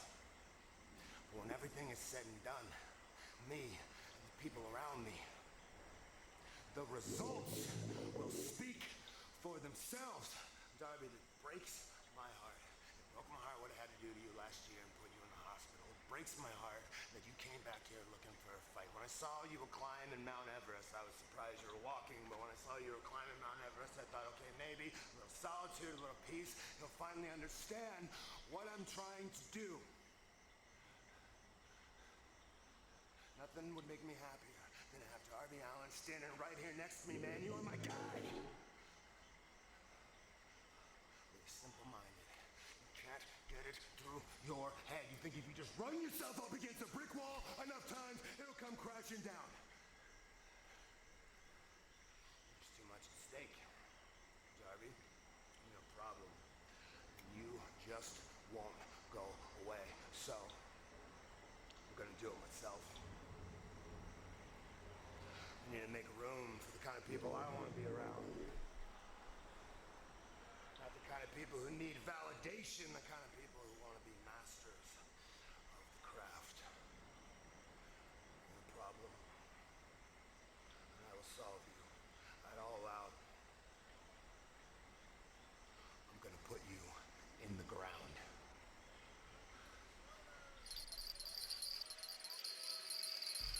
Gonna put Darby Allin in the ground at all out. Remember those words from John Moxley. Here we go with an all-star 8-woman tag match. This is an all-star 8-woman tag team match scheduled for one fall with a 20-minute time limit with everyone banned from ringside. Introducing first, Julia Hart, Sky Blue, and the Toxic Spider Tekla, the Triangle of Madness.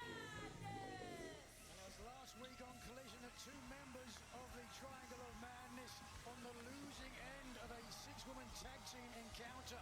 Tekla coming in on behalf of her tag team partners and absolutely demolishing both Toni Storm and Mina Shirakawa. Tonight, as you said, Tony, everybody else barred from ringside. Will Storm and Shirakawa be able to enact their payback? Will they get their pound of flesh?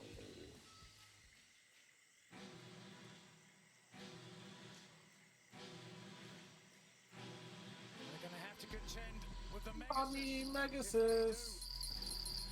One of the dominant figures in all of women's wrestling right here.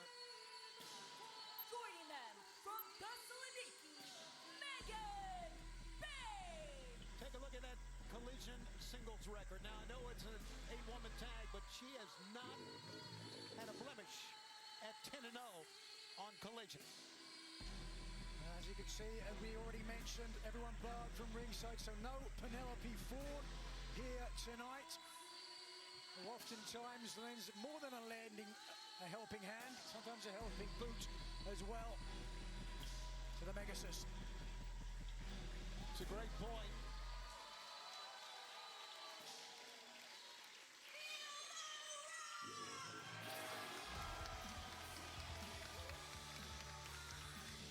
And their opponents, first, the team of Chris Statlander and Harley Cameron. New tag team of sorts. If you listen to Harley Cameron, Harley Chris, what about that for a tag team name? They've certainly had their issues with Bane and Ford in the past. But tonight, perhaps they will get their... Everybody wants Mina. Next from Tokyo, Japan, she is the Ring of Honor interim Women's World Television Champion, Mina Shirakawa. The ROH Women's Interim Television Champion. We talked about winning on Collision. Mina has not lost on Collision. She is at 6-0, and what a dynamo she is in the ring. And how Side boy, can she dance? Those hips don't lie. Here comes the champ.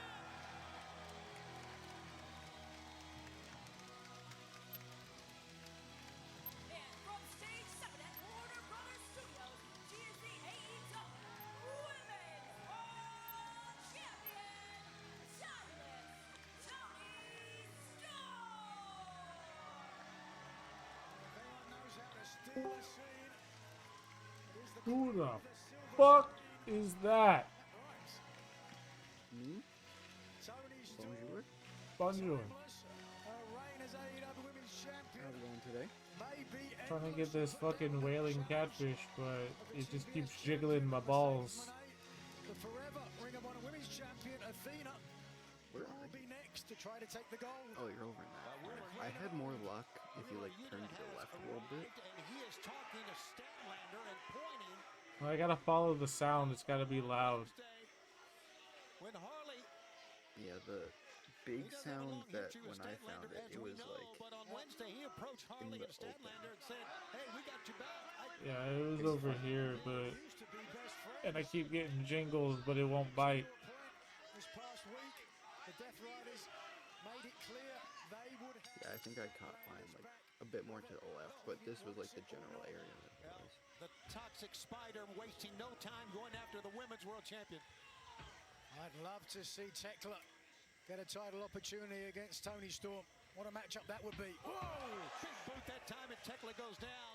We welcome you to the second hour here of Collision. We're coming to you live. Change the time. It might have despawned. And on HBO Max. And Wait, where the fuck are you? Woman tag team match. Where it spawns the most. But you know what I mean. Oh, You're excited. I'm excited. Absolutely great. Married for 35 years. Oh, okay. It's been a lot more than You were that. just much more And fans, to we the want to remind you that the Catch Us win so will come your what way is September to remember coming along in London, Ontario. further than I Wednesday, thought. September Oh, 17th. still here. Don't forget, following that, we've got All Out 1, 2, got a 2 count. Hella It's necessary to run Fishing Planet at 300 frames per second.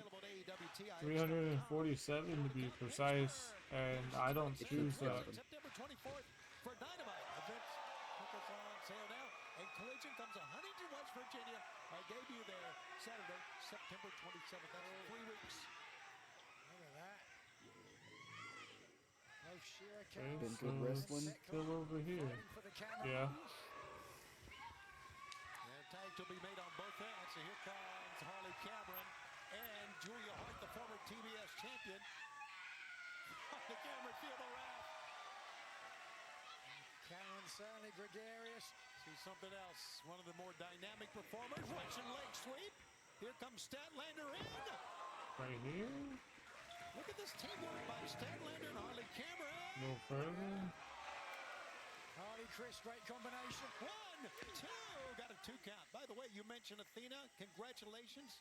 Her reign now 1,001 days. 1,001 days. The longest reigning Ring of Honor champion of all time, including you, Nigel McGuinness. Now, Tony, it's not all about length. You should know that. Oh, stop it.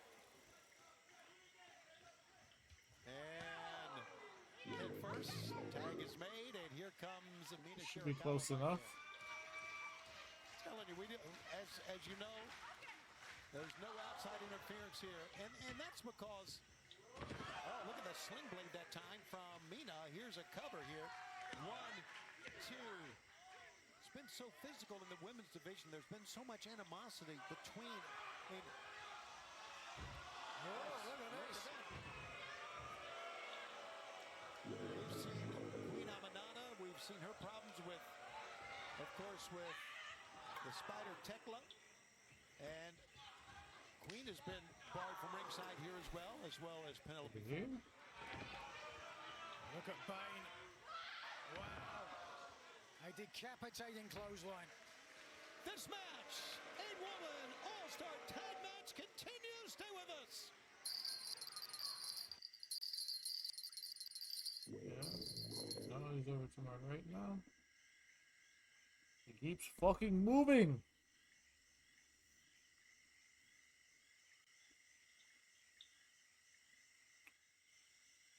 He jiggled my balls right here though, so let's see if he gets frisky.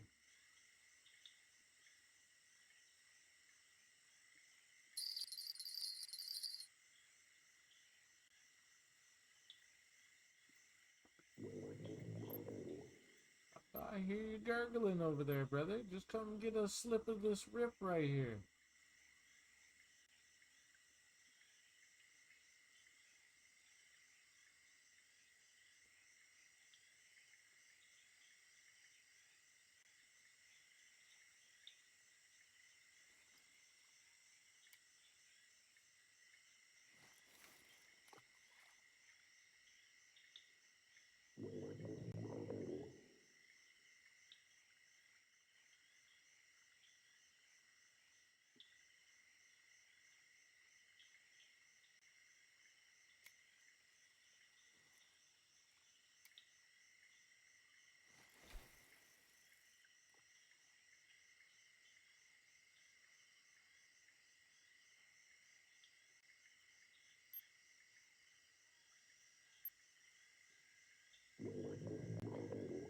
Oh yeah, that's right in his little honey hole. Go ahead. Go ahead and bite that.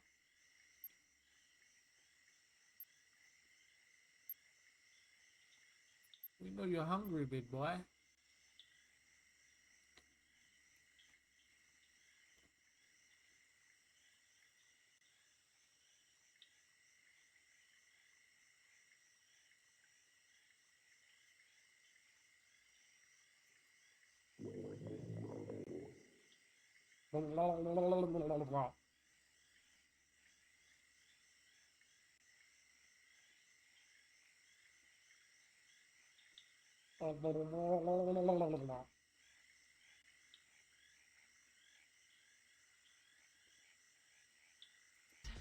Let's just get across the street. Spicy and mild, sauced and dry rub, better. Love that chicken from Popeyes. I am a different animal entirely. When all elite wrestling goes all out. Are you kidding me? HBO Max answers the call for the first time ever. This is the big one. AEW pay-per-views are live on HBO Max. Hope and Christian. Join the chaos. This place is going nuts. As AEW heads to Toronto and goes. You're all mine. All Out. The pay-per-view event. Live September 20th. With an exclusive price for HBO Max subscribers.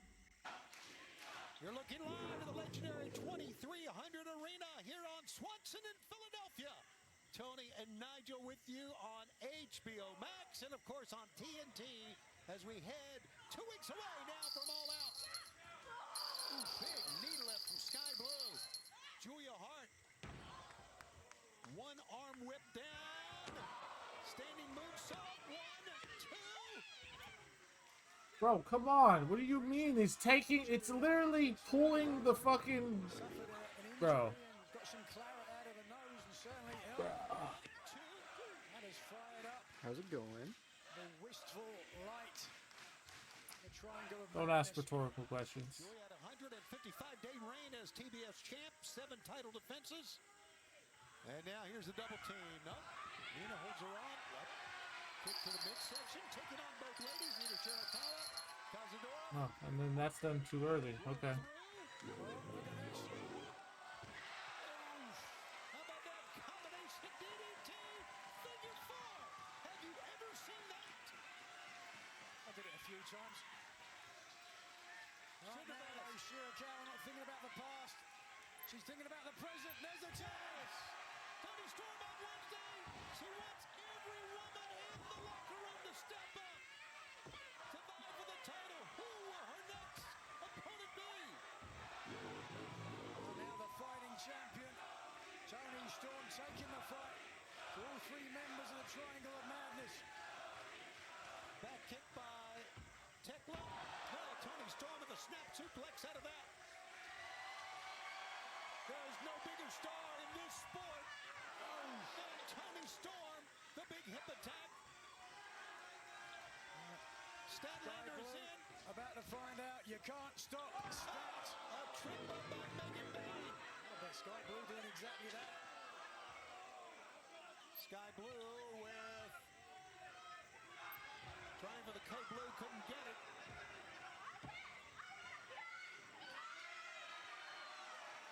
Just wasn't going to fly. Okay. And she is! Whoa, and Shirakawa. Mina Shirakawa with help from Chris Statlander. Statlander hammers Sky Blue, and here comes Harley Cameron. Whoa! Nice double team maneuver. Here's the cover. Harley with one, two, no Julia with the save. Cameron not wearing the face protector for the first time this week after the damage to her knee, her nose, excuse me, suffered from Megan Bain. Side suplex. Oh, the spear from Temple. And now Mina Shirakawa in. Back fist. And looking at Megan Bain and runs right into the Megason. Oh my God. Up on top. Finally! Jesus Christ! Sky Blue. Oh no. That is Chris Statlander. I can't pull it on a fucking 70-pound bottom rod? Chris Statlander down. What? We've seen before. That's right, two of those powerful competitors in the women's division. Look at the floor, would you? At the base of the ring area. Harley Cameron, good switch, forearm shot to Alright. Sky Blue. Alright. You wanna play like that? You wanna play like that, huh? Okay. Okay. Neither girl backing down at all. Cameron there, unleashing her right. You can't use your saltwater rod because it has to be a bottom rod, I believe. I might be mistaken though. Yeah, I But think you I don't think- know what a bottom rod is. It's saltwater bottom, I believe, is your problem. You see Julia Hart trying to pull herself up in the right of your screen. Because does the achievement say it's done? On the far side. Oh. About to solve that problem. Watch this. And we echo the praise of the fans here in Philadelphia. Tag on either end. Julia Hart. You're also using a 4-aught. I don't know if you want to use a 4-aught. Julia Hart giving up some size and power. They have to use her speed. Oh yeah, look at this. Iron Octopus in the center of the ring. The Octopus is on, and is Julia Hart got the win as we watch the action near the floor. Harley Cameron at the steel steps. Referee checking There we in. go. It looked for a moment that Statlander was going out. I said you can't stop Stat. Can you tap Stat? Problem solved. Well, there, the payback from Harley Cameron. The woman that broke her nose and nearly ended her career, Megan Bain. Ooh. Harley hit very, very hard. Meanwhile, in the Oh, look, the sound still works even if the rod's not in your hand. she's got Julia Hart on. I would assume it would. Just that achievement needs to be done. Two. Almost got the win to Julia Hart. Oh, wait, watch out. Hart above. A face plant, and I mean a face plant, and now Statlander in the seat. Is that a vape that breaks apart? I mean, that's very apparent. I wonder what that was. Maybe that was what the conversation was about earlier, but right now it doesn't matter. The Statlander on the hand, receiving end of a beatdown. And in comes Storm. Tony Storm. We've seen the What flavor of vape do you usually go for? before, but Tony Storm will have none of Some form of strawberry or watermelon or cherry or something like that. Storm. He hit When I first got into vaping, I was a straw nana guy. Had to be a strawberry banana vape. Tony Storm and But by the end of it, I like peach. looking for our next challenger. I don't really pay attention to much of this shit. It's just something to do because I can't smoke that much weed because I can't afford it. That's fair. My fucking sister would always be like, yo, can you go grab me a vape and just get whatever? So I'd grab whatever the fuck I wanted, leave, I'd hit it, and I'm like, I don't like that flavor. I will not buy this flavor. I've tried fucking every flavor of vape imaginable. Not many of them are good. Yeah, my brain tells me what's not good just by hearing a flavor. I don't care if it tastes different as a smoke than as a food. If I don't like it as a food, I'm not gonna like it as a smoke. Look at this. I remember somebody was like, "Yo, we got like guava, and it was just a bunch of fruits I had literally never heard of." I'm like, "Why would I want that? Do you think I know what half of those flavors are? Give me fucking peach. I know what a peach is. Give me a watermelon." I got a real question. Are you for or against mint? What? Like, if somebody gives you a mint vape, will you be happy or upset? Not really care. Mint is the worst flavor to put in a vape, other than tobacco. But if I could not vape, I would. That is nice, also.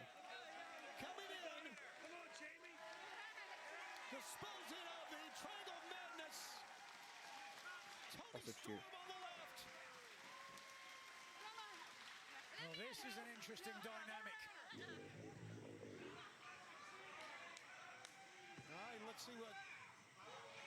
offers a hand to help up the women's world champ. How about that? A lot of history between these two. Oh, yes.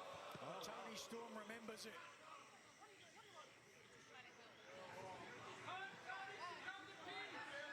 She said, "I'm just trying to help you up." Tony said, "What did you want?"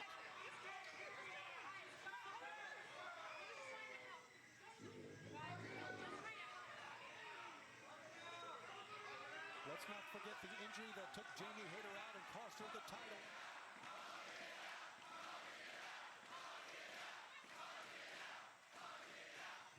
I don't think Tony wants to hug it out at all. The fans want it. Tony wants the microphone. She's got her title belt. Do you want to get nuts? Do you want to get nuts? Do you want to get nuts? Bitches, let's get bloody ballistic. You, and you. All out. What? So take a buildings and let's tango! She pointed at Statlander, Jamie Hayter, and Tekla, and said, "For all out, let's get ballistic."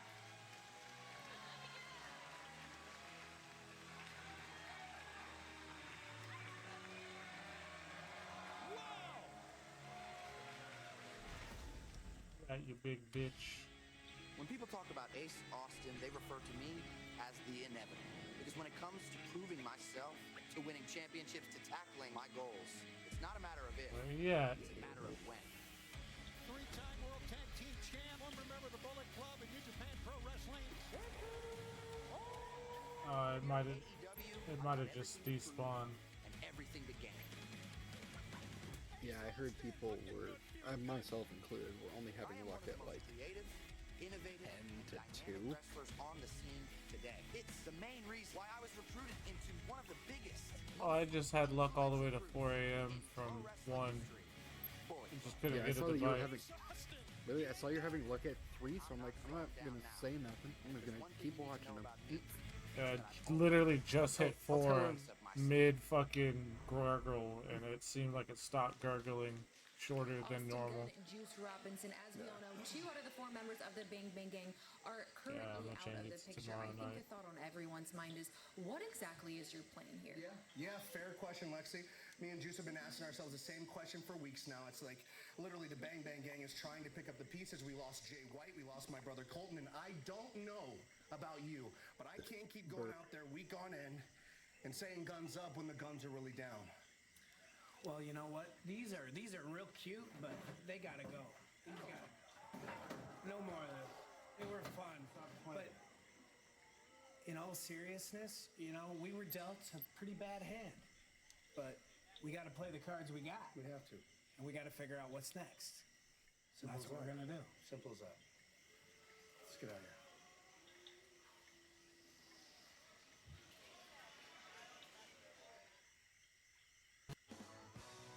Stay in the state. Question is, do I actually move from this spot, go over to the open spot where there's more marks? Because it seems to move pretty far. Yeah, if you're looking at the bite map, I actually had luck like a bit to the left of where all those bites are. Oh no, it was right in the middle from the start. I just had to get it to the right time to hear the sound. Apparently 1 a.m. might be too early. Yeah, I was closer to like that big jumble of catfish. But I was like, Took for fucking ever to get the 10-pound flat whisker. I don't understand how that makes sense, because I've caught more flat whisker than any other fish in this fucking river. yeah, I locked into that shit so early.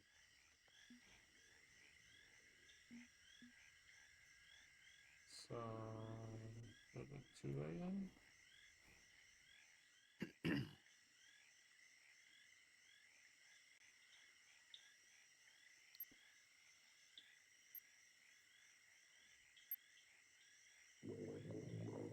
Oh, here we go. He's right here. Money.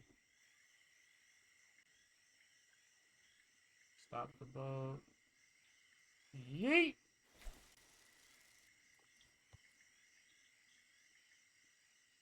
This is how we cheese the game.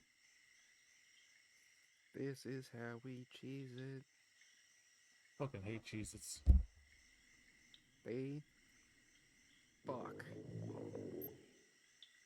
Yeah, Love if you me a don't like, Cheez-It. if you hate real cheese. I myself am quite a fan of artificial cheese.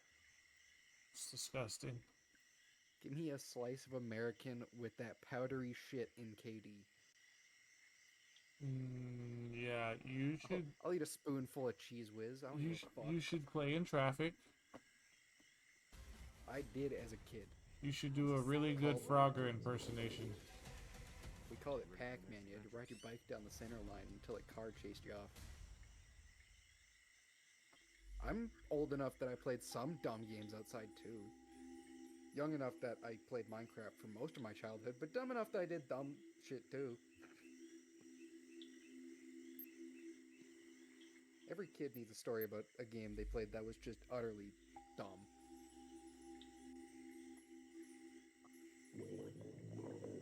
I don't know about all that, but No, every kid needs one. If you didn't have one, you lived a sheltered childhood. And only almost dying one time as a kid is still a pretty sheltered lifestyle. I haven't seen you since I made my AEW debut at Big Business. And now, Rio, you all of a sudden decided to come back at Dynamite and reintroduce yourself in the most disrespectful way to me. Rio is back with a vengeance, casting a glance at the TBS Championship. You may have been the first ever AEW Women's World Champion, but you will never get this title. And since I am the master of this game, I decided to call your teacher, your master, your sensei, the legendary Emi Sakura. Emi Sakura is the woman responsible for bringing Riho into the world of professional wrestling. So since you want to be next to jump on the money Cheers! and your stupid new little friend out. Here, kitty. And your sensei in a tag team match. Emi may have been your teacher, but I'm going to teach the biggest lesson of them all. That there's a price to pay when you mess Mercedes Monday. Well, looking to build some momentum this week on Dynamite. Mercedes Moné teams with the woman who trained Riho, Emi Sakura, against Rio and Alex Windsor.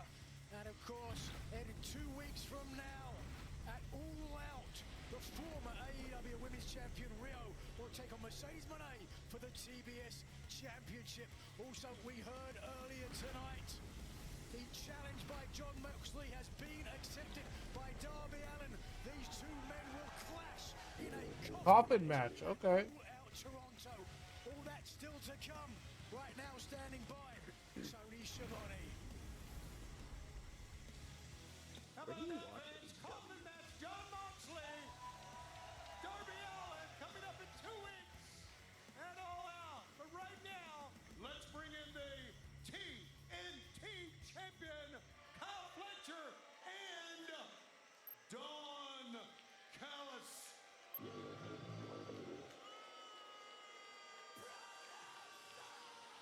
Oh, yes. Typical response for anyone in the Don Callis family, but unjustly so, as we saw earlier tonight, this past week on Dynamite. Kyle Fletcher, what an incredible, dominating performance, taking out both the current and the former AEW World Champion. A brainbuster through the chair for the former, through the table for the latter, and it may be a long time before we see Kenny Omega in an AEW ring again. Be that as it may, the TNT champion Would you ask now? has never looked more I was asking what you watch it for. I figured about TBS.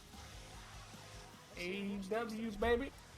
And of course, one of the most dangerous men It's in like all of wrestling, WWE Josh gets Alexander, like of that. the That Don one Callis is family. like Well, later on tonight, Sportsnet up here Mark gets it Briscoe sometimes, gets and his it's like the chance Canadian to broadcast, but eventually vie for that TNT that's like title. a TSN, If he ESPN can type defeat shit. Konosuke Takeshita, but on Wednesday. No, WWE's on ESPN. Let me just interrupt you, Shivani. TSN usually. It's bigger in Canada. I have Oh, is something TSN on there? important I would to say. think so. I wouldn't be surprised if it's not though. I am so proud of Kyle Fletcher. Kyle is everything I wanted Kenny Omega to be and more. And Kyle, in 30 seconds, did what no one's been able to do. He put Kenny Omega out for good. And he pulled the Punk card on the Hangman. And I got to sit and watch that match, Josh. And I saw that every time you put your hands on the other team, you had them right where you wanted them. How did it feel, bro? Oh, it feels good, Don. Hangman Adam Page. Let's hear it for our AEW World Champion. Why not? Hangman, to anybody watching, it seems like you have it all. But I got something you don't. I got the great and incomparable Don Callis. Now we got history, you and I, Hangman. In my debut early this year in this company, we went toe-to-toe. And on that night, you got the victory. But Hangman, I learned from my mistakes. I'm a different man now than I was then. And this Wednesday on Dynamite in this grudge match, you're not the only one with a grudge. I'm running through your bitch ass for me and for my family.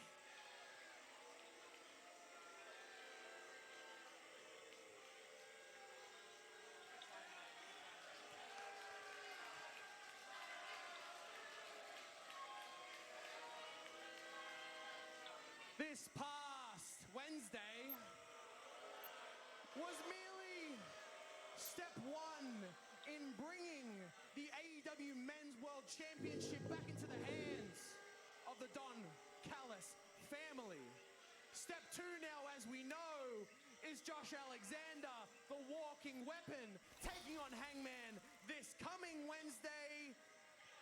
But that begs the question, what happens next?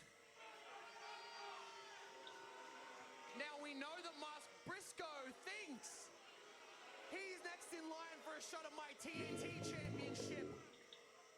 But I am going to be TNT champion for a very, very, very long time. And Briscoe, you still have to get past Takeshita tonight, which we all know is not going to happen. So whilst I wait for a viable contender, I have to think about what is best for the Protostar.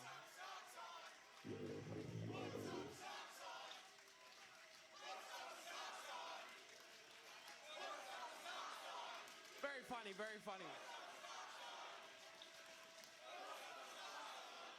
Now, everyone is asking in AEW right now, who is going to step up? Who is going to fill the shoes of a Kenny Omega, a Will Ospreay, or a Swerve?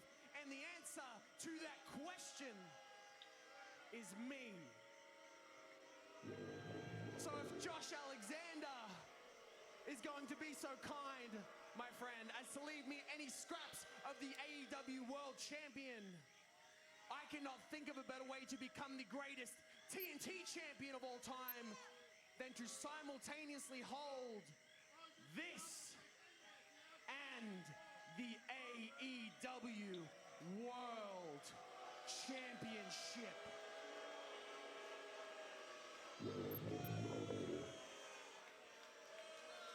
I love full circle moments, and I love poetry. So Hangman, this is my message to you. I want a shot at your world championship, and I want it at All Out. Reason being is All Out is the pay-per-view where you had your first chance at the AEW World Championship. It's over But there. the difference is going to be, it will not take me 3 years to get that championship. It will not take me 6 years to become the guy around here. I only have to wait 2 more weeks. And I know, Hangman, that you are going to accept my offer to you, because if you don't, I have no problem putting you on the injured list like I did to Kenny Omega.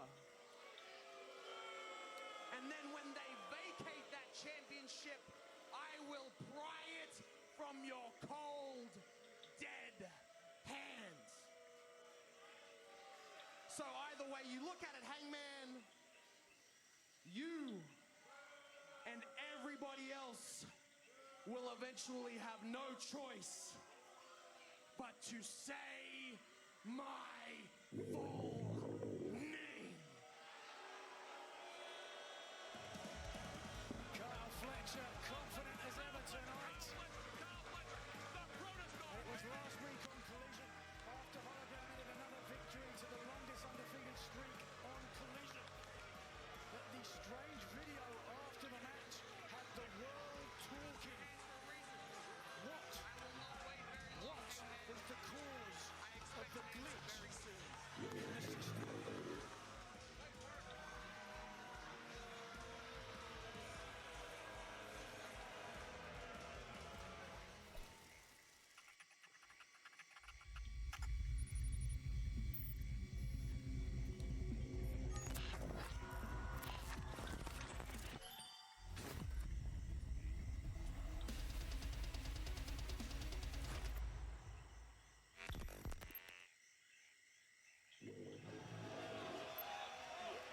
Guys, Wow, I mean, guys, we did it. We really did it. We're cloning luchadors. Kyle! Enough. What are you looking at? You gotta stand there and keep your mouth shut, Mr. Potato Head. Matter of fact, this is all your fault. You shouldn't have been in that tag match. I should have, with my tag partner. I should have been facing Josh Alexander and Kyle Fletcher and avenging my best friend. Okay, pump the brakes, okay, man? There's no we or I in the conglomeration, all right? There's certainly no name calling. We're supposed to be a cohesive unit, all right? And in case you didn't tell, the vibe is already off here. Besides the amazing advances in cloning technology. Wow. Big Tom's got to go back to Japan for a few weeks, okay? To whoop some ass, no doubt. But in the meantime, the conglomerate, we're without our enforcer, man. I'd be fine if he never came back. Roddy, you don't mean that! He must have got up on the wrong side of the bed. Listen, I can tell you're a big ball of emotion. You need a chill pill. I need a chill pill. Roddy definitely needs a chill pill. Let's take some time to cool off, and we'll conglomerate when we're all on the same page, okay? To answer your question, Lexi, all is great in Conglomalama land. What the fuck is a Kalama Lama Lamb? Where the fuck is this fish? quit moving, stay in one goddamn spot, and fucking let me catch you. You fat fuck. Yeet!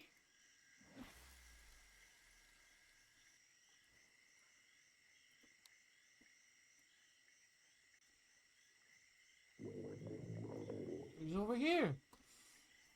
Oh.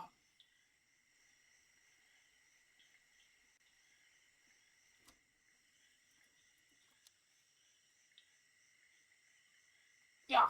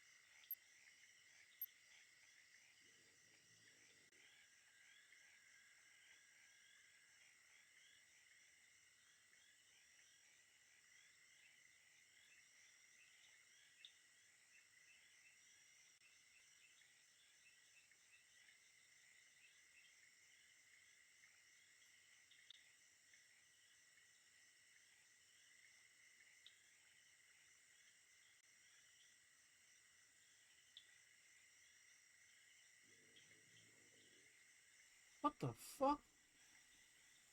Now he's all the way down here?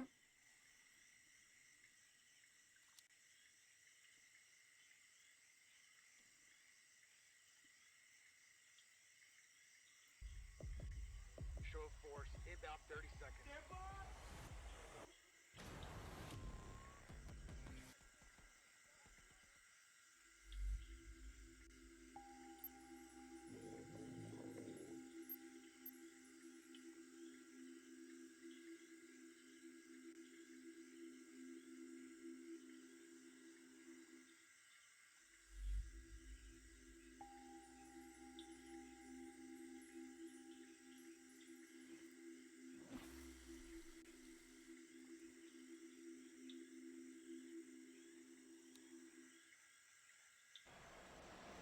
I've got the pride of professional wrestling, Anthony Bowens here, and I Of course you do, Lexi. You've got the pride of professional wrestling standing in front of you in all of his glory. And Philadelphia, as you can see, I am not dressed to compete tonight.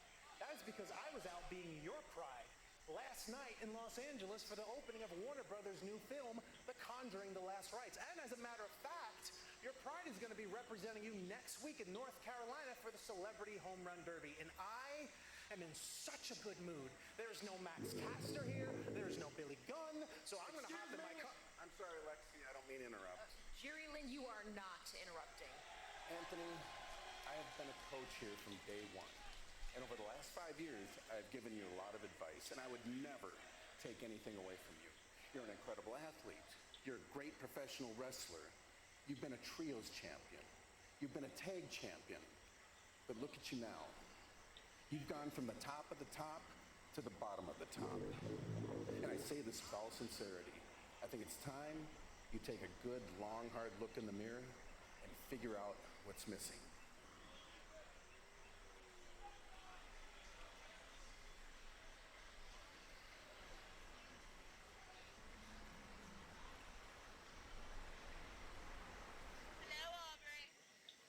Jerry's one of the most respected veterans in the locker room. If I was Anthony Bowens, I'd certainly listen to what he had to say.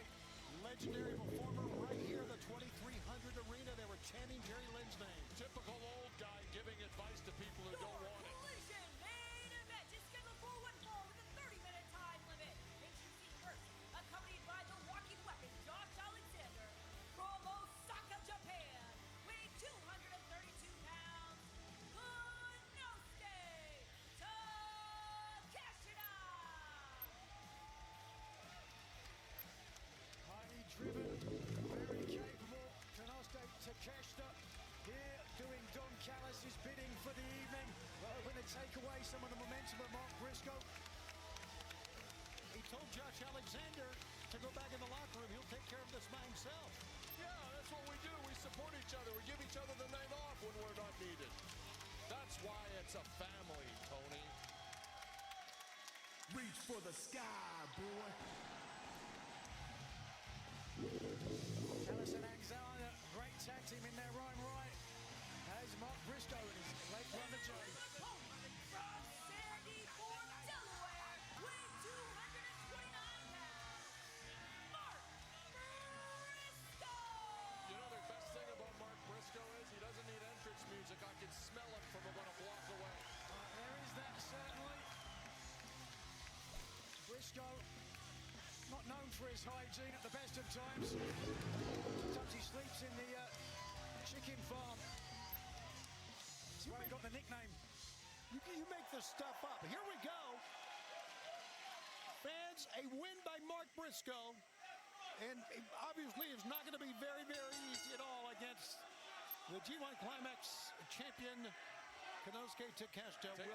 Takeshita is maybe the best bell-to-bell wrestler in the world. Really? He put the best ever G1 performance in history out there this year. He's what everybody's talking about. Mark Briscoe's a great wrestler, but Takeshita is a millennial-level athlete. We appreciate all the fans following us at AEW social media. How about that coffin match? With just been signed, and the challenge made by, of course, Kyle Fletcher. What about that?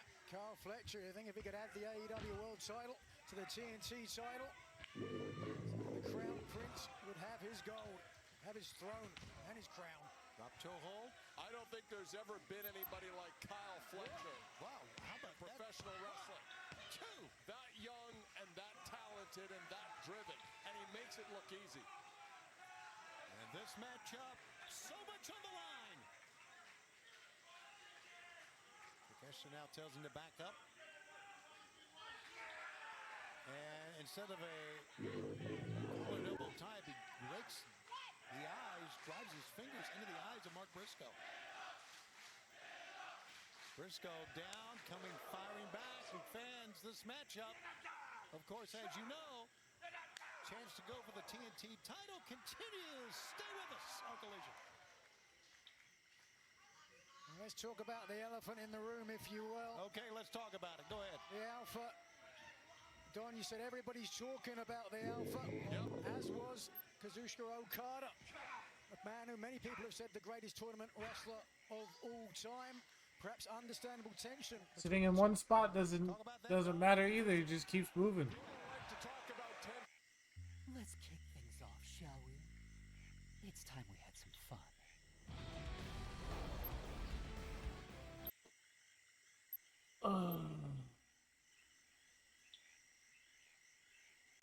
I need to run downstairs and get a drink real quick anyways. Be right back.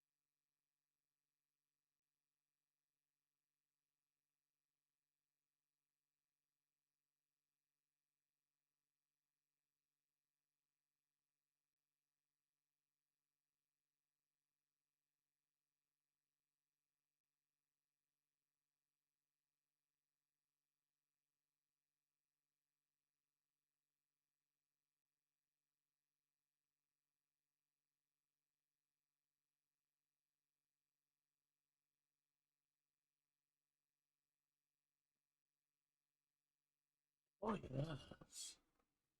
Oh yes. Hey, puppy. 8906. There's an easier way to bank and get up to $500 in 5 minutes or less when you download Dave. #1 skill. I don't know about that, Don.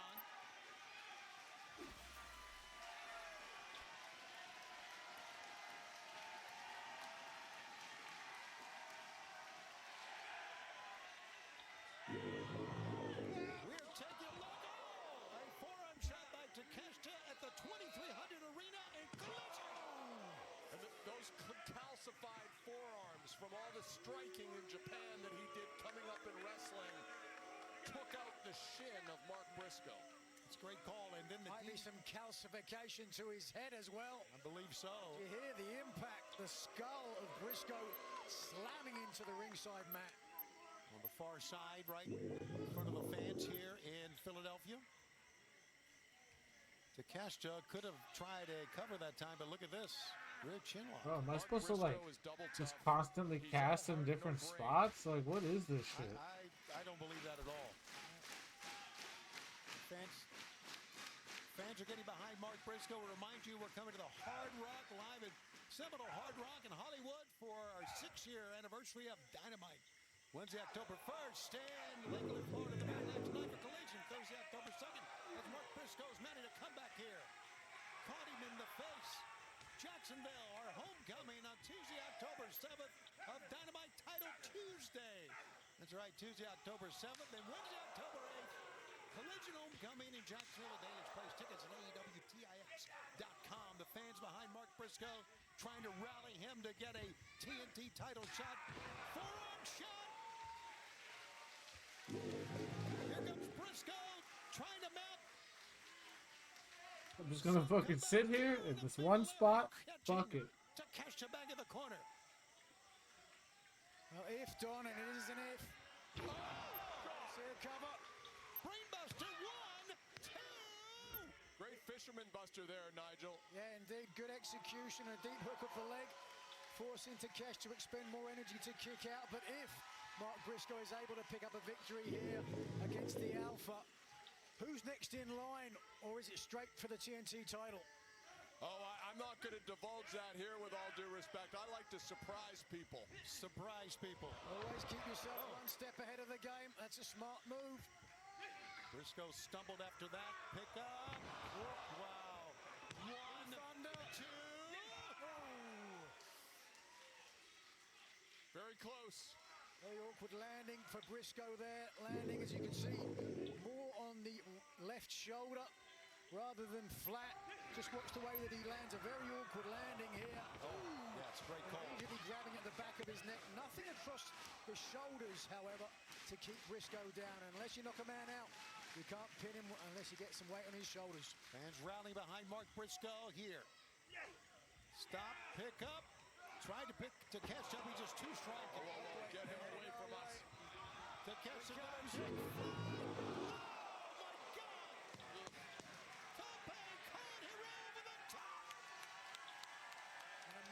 The size of Takeshita to move like that, like lightning fast. I have to admit, Don, the athletes in your stable are unbelievable. They really are. We could go win the Olympics if we wanted to. Okay, let's not go that far, you knucklehead. Whoa! Foot to the face. Knucklehead. Yeah, didn't get it out. Great sidestep there by Briscoe. You've heard that before. And watch out! Briscoe! He is unorthodox, but very effective.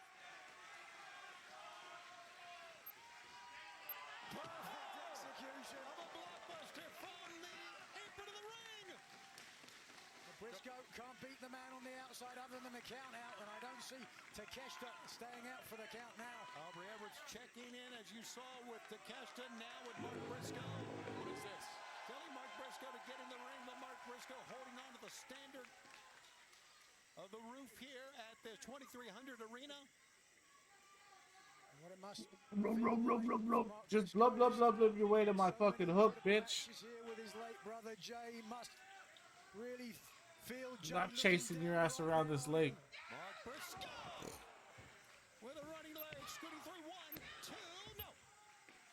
A 2 count. Boy, what a night it's been from Jon Moxley, beginning with Danny Garcia to that women's all-star tag match. 8-woman tag team match, FTR and tag team action. It has been a sensational night. It's going to be a sensational night on TBS on Wednesday. And down goes both men, and this match continues on TNT.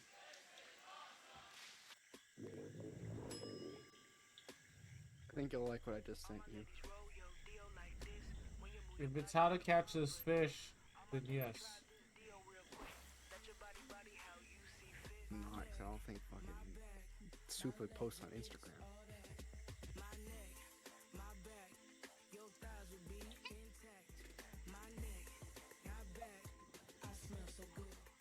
But I have conservative cheat days. Sometimes I gotta treat myself to a word I know isn't perfectly okay. It's like a delicacy, you know what I mean? There are times I'm like, that shit's gay. Linda's a retard. When you can have all the comforts of Progressive, but I... the Infinity QX. Yeah, that was pretty funny. I give you that. Most luxurious way to travel.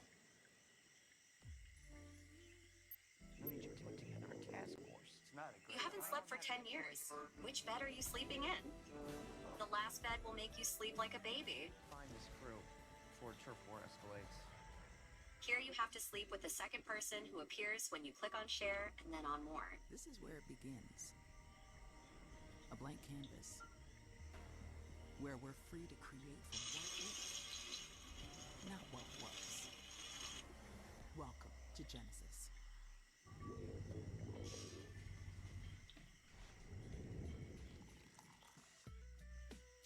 Roll up and refuel at 7-Eleven. Get a free hot coffee with any breakfast sandwich.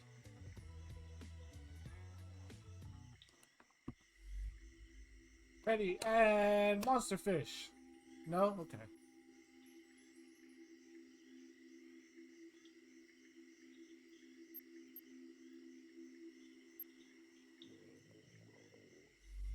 And now he's moved. He can kiss my ass.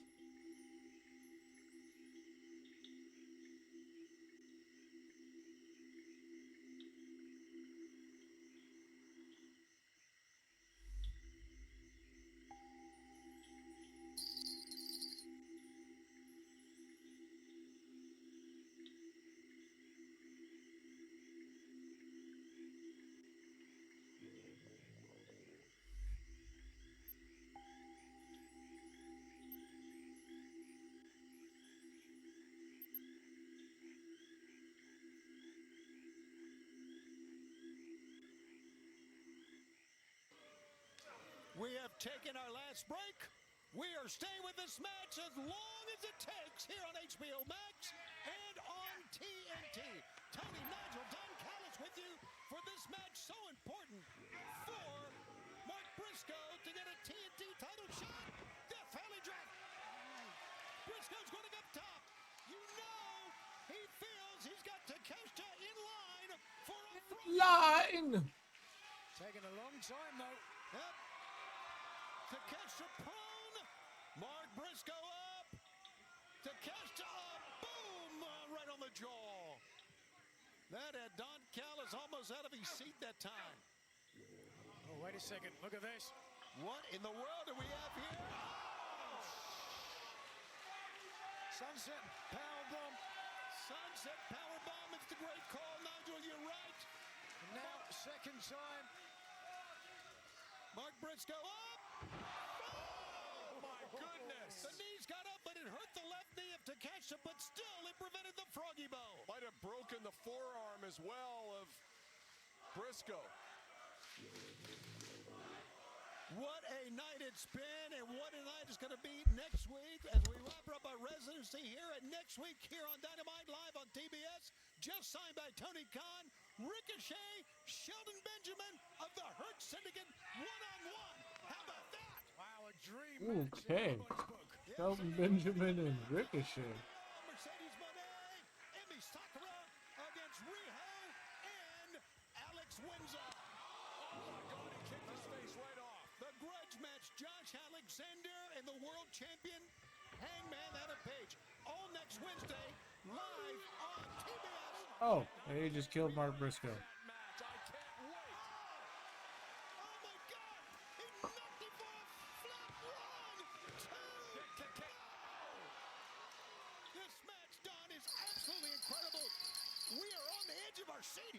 Yes! I hooked a regular catfish.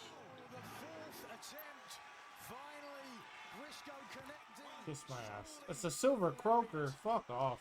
On a 10-aught. Irresistible force that is Takeshita and the immovable object that is Mark Briscoe. This has been a 30-minute time limit match. We're going to stay with it to the 30 minutes if it takes. Way past the top of the hour, we're getting very close. Mark Briscoe going to channel his late brother Jay for the Jay Driller. Tried the Jay Driller, but no, Takeshita's got him up. We know how to counter the Jay Driller. Look at that power to bring him up. Back to that neck one more time. Oh, no. How's it doing? Oh, he's got the bridge. That's it. How did he kick out? Mark Briscoe is still alive. Incredible night. Top to bottom. Briscoe has the soul of everyone in attendance. High angle, wheelbarrow, German suplex, not enough. Got to get back on him here. Never mind the referee. This has been amazing, guys. And Takeshita runs into a back elbow. And look at this, Takeshita covering up.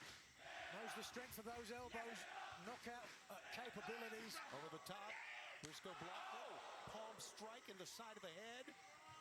Briscoe will climb the turnbuckles. Takeshita's still reeling from that palm strike, as you can see. But no! Great counter by Takeshita. I agree. A great counter by this Japanese phenomenal sensation. Mark Briscoe, what does he have left against Takeshita here? Takeshita's going to finish it now. Look, I got like no more pin left. My Benjamin's pretty much gone. He wants that title shot with Fletcher. Oh! Takeshita wants to keep it away from the Don Callis is dropped. Briscoe missed the first time. Don Callis is above the apron. So what's your plan then? Briscoe. Hope they have a sale tomorrow. Better. Briscoe cost MJF the AEW World Title at Forbidden Door. Payback. He just got married last night. What the hell is he doing here? Oh my God! The cover 1, 2, 3. MJF came in. Yep. Everybody knew Takeshita was winning. So no surprise there. But I don't think anyone had MJF costing him the match, though.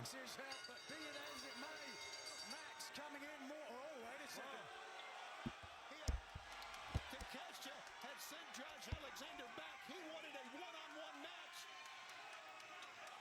And now he shoves MJF. Oh, we've got a situation here, fans. Stay with us now. MJF versus Takeshita. I didn't know I wanted that, but now I do.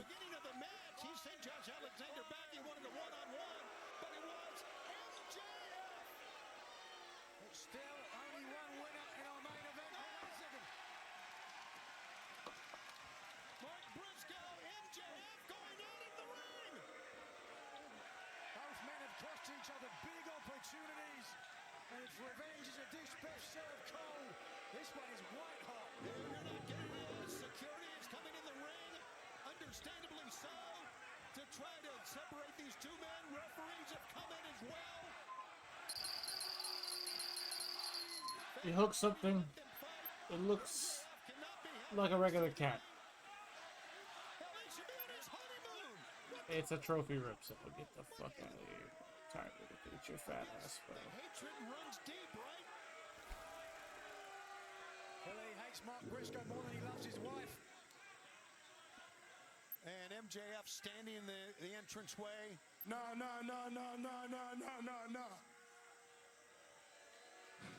Listen to me, you white trash piece of shit. He said shit. We are on HBO Name though. the time, you name the place, you name the match, you name the stipulation, because it won't matter, because your ass is mine. No. I want you to respond. I want you to respond. Wow, he's thrown the mic into the ring. He wants a response right now. There's MJF. Boy! You done messed up, pretty boy. I named the place right here, right now. The place is at All Out live on pay-per-view. And the stipulation, Max, I got a whole bunch of screwed up stuff going on in my head right now. So I'll get right back to you, buddy, but rest assured, you have signed your own death warrant, son. Reach for the sky, boy.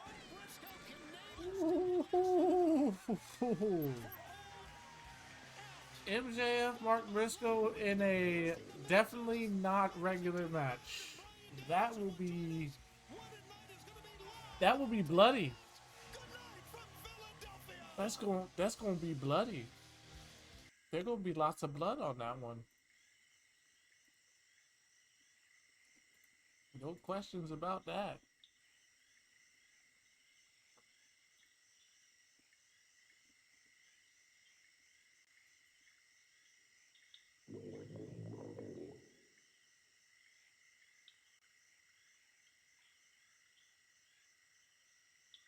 Is there actually fish fighting issues, according to Super Dave?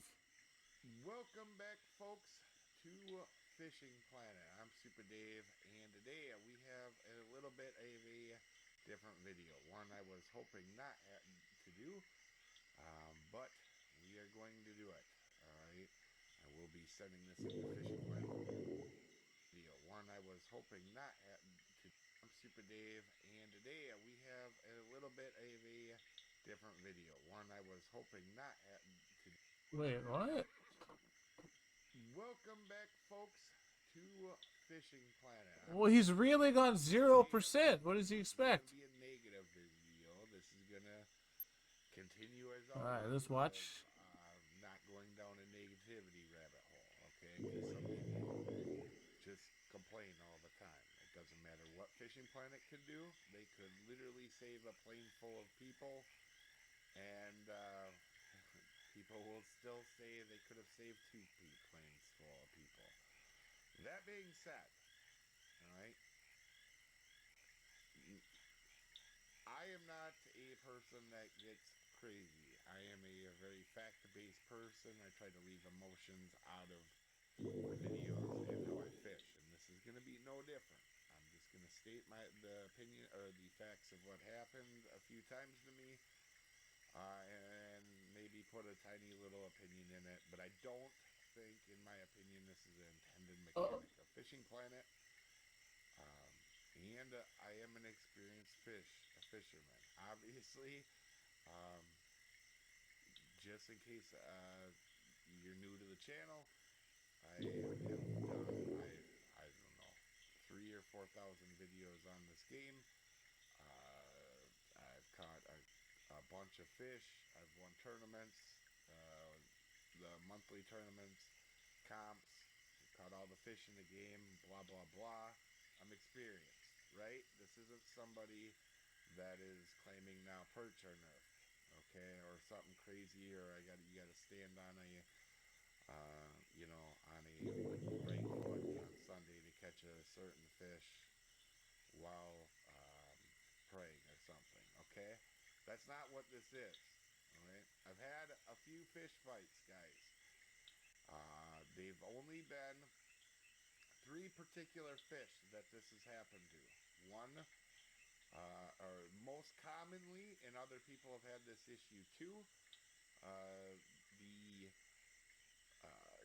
black marlin and the sailfish and the um, swordfish. Sorry, guys, had a little bit of a brain fart there. Them two fish, so the swordfish and the black marlin, and then also the butcher shark, we've had these issues with. I personally have had issues with all three of them, and other friends and peers that are also very qualified fishermen, including other like tournament champions and people have spent a lot of time in the game. Why is he running his Have run percent across down so hard? He's but worse than I've I had am. fish that have taken about an hour to catch or not catch at all, right? As I just got on to make this video, my friend Pros actually had the same thing exactly happen to him again, just now where he got actually spooled out after about an hour of fight. But again, I'm just stating facts. Super, what are you doing? Quit running your drag full when your percent's below 30. It's acting real weird, and I'll talk No about wonder that your in a shit's second. fucking up, Maybe bro. just try to let it go. I know even Pros just tried to let his go, and it spooled him out, and he had to break the line. All right, and clearly anybody that's familiar with the channel knows Pros is as experienced as probably even I am, right? A very good fisherman, right? So that being said, let's get into it. Out of these fish, including partially on the butcher shark, and we'll talk about that here in a second, we've had some pretty gnarly fish fights, which I'm okay with having long fish fights, right? Half an hour, 45 minutes if they need to be. That's not what the complaint is, or what I'm trying to bring across to Fishing Planet's attention in this video, or you guys. And a lot of you guys have had this happen before, so if you want to comment down below, please keep it positive, though, guys. There's no reason to go negative. But anyway, we've had fish fights that have gone over an hour or 45 minutes. And again, time isn't the thing, but we've had some weird things happen where some fish just kind of seem to not be able to be caught, all right? And this happened today, and that's what you're seeing in the background is me actually fighting a fish. Now, this has happened to me a few times before, okay? There's a couple mechanics that I don't think are intended, that Fishing Planet is intending to do. And before anybody asks, yes, I am using a good equipment for this, okay? And I have caught plenty of I've caught plenty of these uniques. In fact, the first day the map came out, I said, oh, we had a fight that was real long. No big deal. Probably something I need to learn how to do, or I kept an open mind about it, right? But now, having had this happen a few times, and to friends and some other people that are definitely qualified to speak on this, I feel like that there are certain fish that may be bugging out. I don't know the right term for it, but they end up being basically uncatchable. And a big mechanic that is rough, and I don't know if it's intended or not, is when a fish gets into about 30 feet, a lot of times between these three in particular, the butcher shark this happens to as well, it almost is impossible to get in. Even a max dragging the fish, it'll do the thing where it bounces between 10 and 25 feet. It happened to me on almost all these fish that the same issue occurred on, right? And Sucks.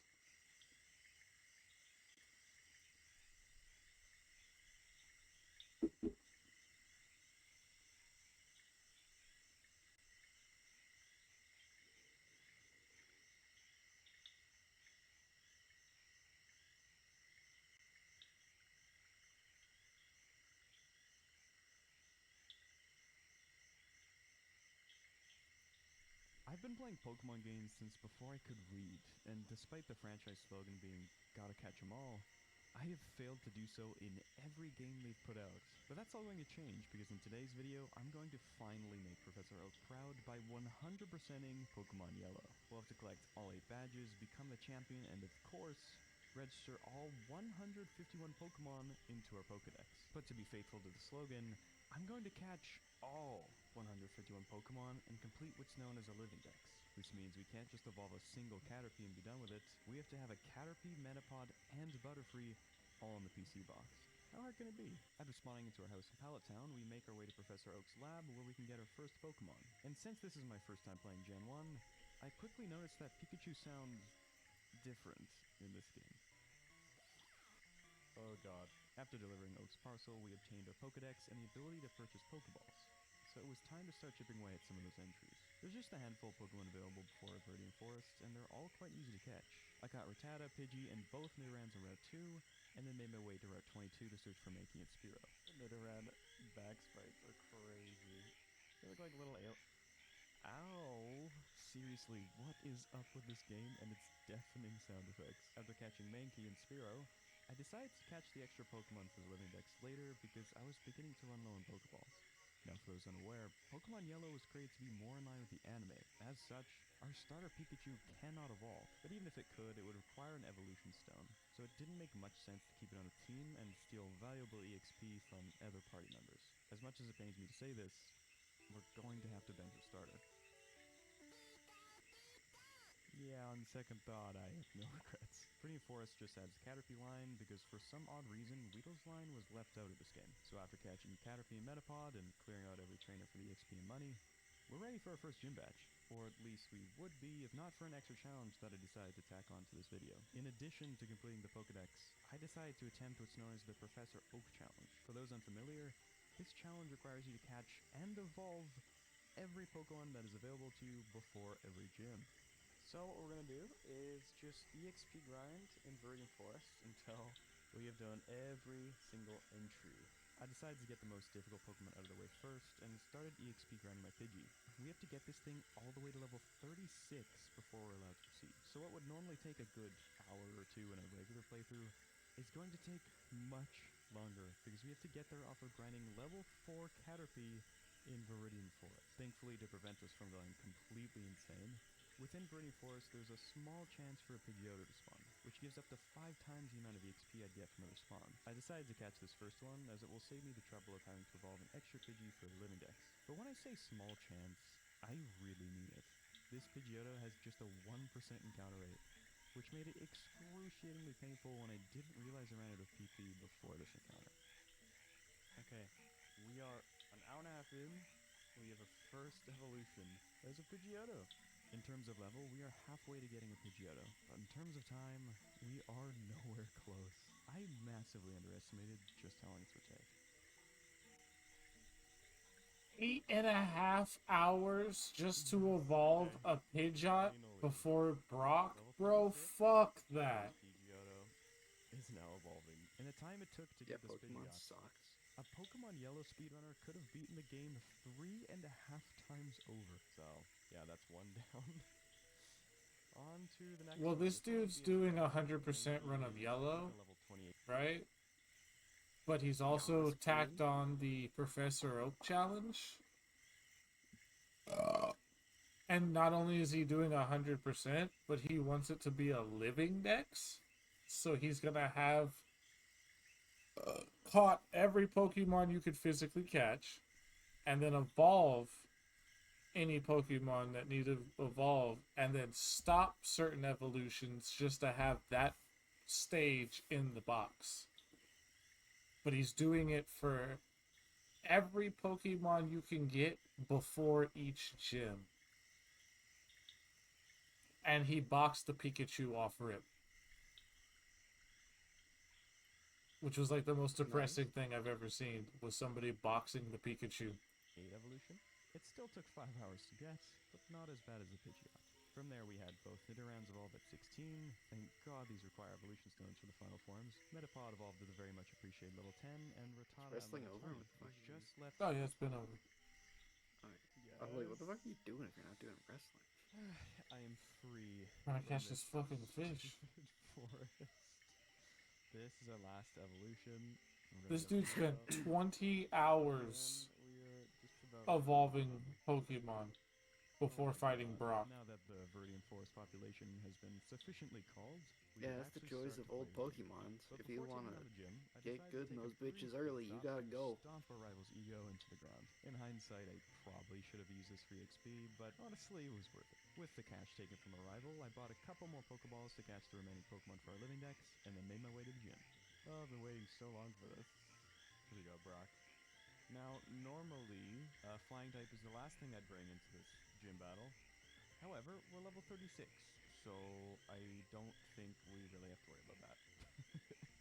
Nice. There's the first gym. So I noticed there's an option in the PC to get our Pokedex rated. So we can see what Oaks has to say about our Pokedex, which is completely filled in at this point. There's nothing else we can do. And the rating is... I can't believe I just spent 20 hours of my life for that. After that hard-fought victory against Brock, we have opened up a new section of the game, and plenty more Pokemon to catch. Unfortunately, now that we no longer need EXP, we are bombarded with trainer battles before we can catch a new Pokemon. So while we clear them out, if you guys are enjoying the video, consider subscribing. I do loads of challenge videos like this one, and I plan to make much more I want Pokemon. to know how he's fighting people with over-leveled Wasting too Pokemon. much of the precious trainer battle EXP, I caught a Sandshrew as soon as it could, and began using that to progress through the game. Eventually, we make it to the Mount Moon Pokemon Center where we can buy a Magikarp. While we could have saved the money by waiting until we get the old rod to catch this Pokemon, Magikarp is easily one of the hardest Pokemon to evolve in this section of the game because, well, you already know why. So it's best to get it now and switch train it on Mount Moon trainers. We slowly but surely make our way towards the exit, battling every trainer we can, and catching all the new Pokemon we see. Eventually, we stumble across Team Rocket. Wait, is that a whip? Anyways, after making sure to grab both Moonstones, these will be very important later on, we find this super nerd who had just found 2 extremely rare prehistoric Pokemon fossils. Weirdly enough, he didn't seem too keen on giving us one, but that'll change after we beat him up. Sadly, we only get to choose one fossil here as the game didn't let us beat him up again, so later on in this video we'll be needing to trade over the Dome fossil for that entry. Before we could reach the exit of the cave, we're stopped by Jesse and James, who introduce us to a crazy Gen 1 mechanic. Oh, what? Holy shit. That's a broken move! Bind or whatever prevents me from attacking for like 4 turns. Now, if you're at all familiar with the Kanto games, you'll know that once you pass through Mount Moon and travel to Cerulean City, you won't be able to return to the past section of the game until you get the next badge. So it is imperative that we catch everything we can before proceeding to the next area of the game.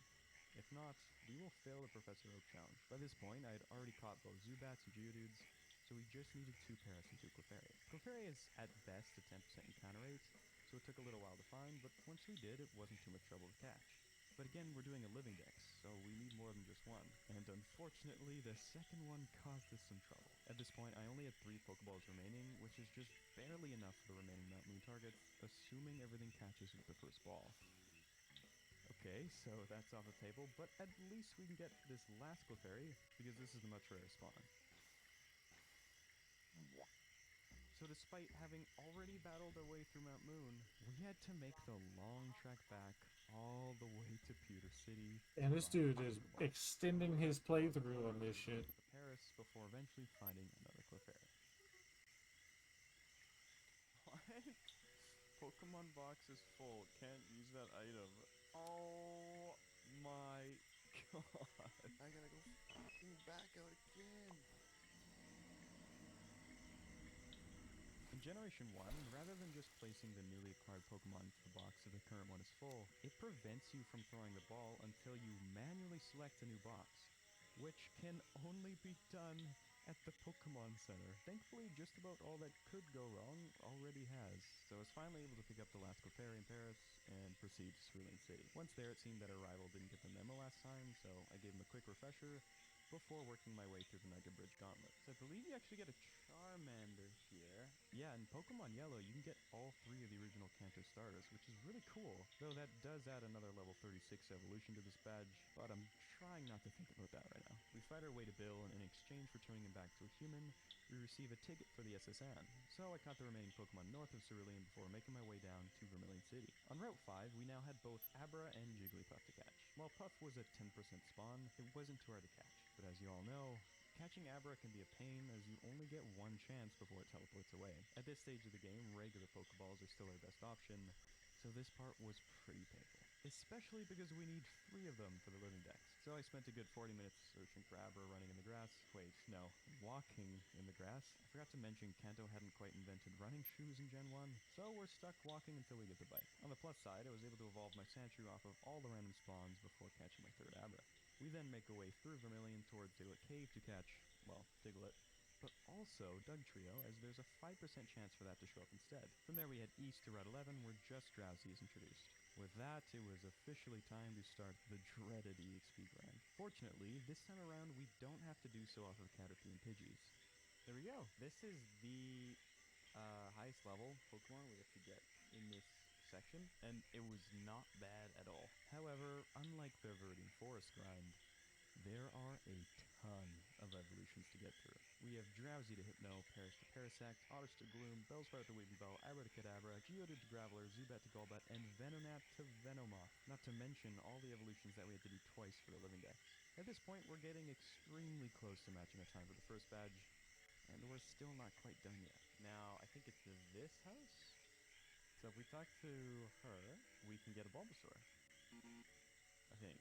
It turns out you have to have a high enough friendship stat with Pikachu in order to obtain this Bulbasaur. You know, the starter that I mercilessly benched 10 minutes into the game. Luckily, after a bit of searching, I was able to find an exploit. I was worried we'd have to spend a ton of time training this Pikachu, but we buy a potion, and we take this potion, and use it on Pikachu while it's at max HP. That right there supposedly increases its happiness. Okay. Oh, there's a heart. Nice! Okay, so now if we talk to her... Ah, there we go! That's so awesome. No more leveling. That is the last evolution, and that is 47 in the dex. That's a crazy Venusaur sprite. I would soon find out that the back sprite is even better. Okay, what am I looking at? This is the first time I've seen Venusaur's back sprite, and I don't know what's going on. There are 2 Moonstones available at this part of the game, and 4 Moonstone evolutions, but it doesn't really matter which ones you go with. And finally, the last Pokemon of this area is obtained through an in-game trade. And if we go in this house, and we talk to this guy... Okay, we talk to this guy, we can trade our our Clefairy, rather, for a Mr. Mime. There you go.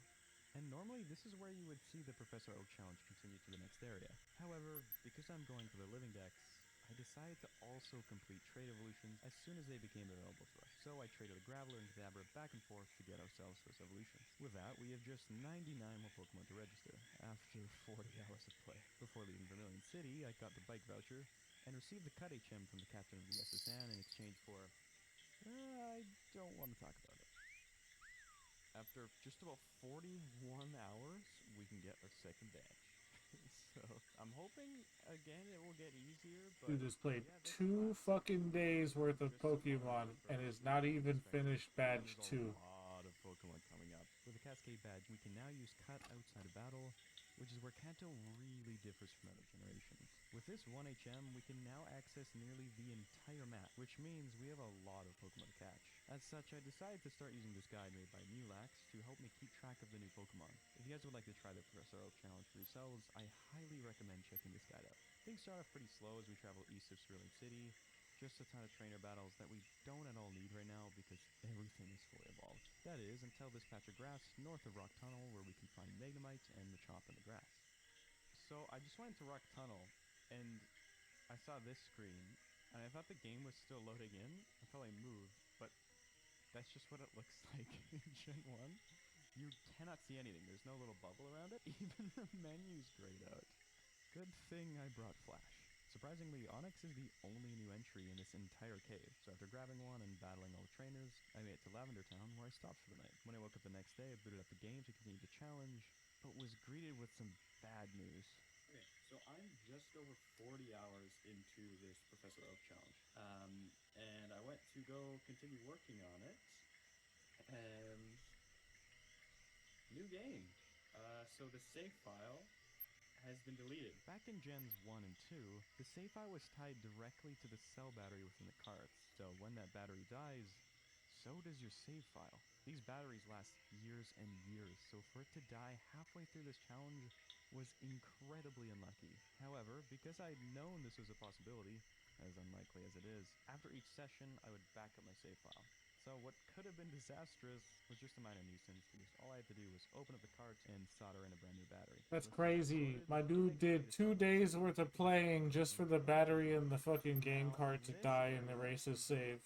Very great for us. There are But luckily he's playing the game in 20,000 something, and there's fucking ways to back up save files, so. Porygon costs 9,999 coins. I found that by simply pestering the local gambling addicts, they'll actually pay you some coins to get you to go away, which worked well for a bit, but I only got 270 coins for my endeavors. So we are presented with two options. Spend countless hours in the game corner grinding the slot machine until we win it really big, or save up as much money as we can through this section, and hopefully have enough to buy it before the gym. Seeing as we are already 40 plus hours deep into the run, I decided to take the route that I thought would be most efficient and buy our way to the Porygon. However, the exchange rate is abysmal. For $1,000, we get just 50 coins. So we'll be needing to somehow scrounge up $200,000 before the third gym badge to get this Pokemon. So I decided to just put Porygon on the back burner and buy the rest of my way to the Vulpix for now.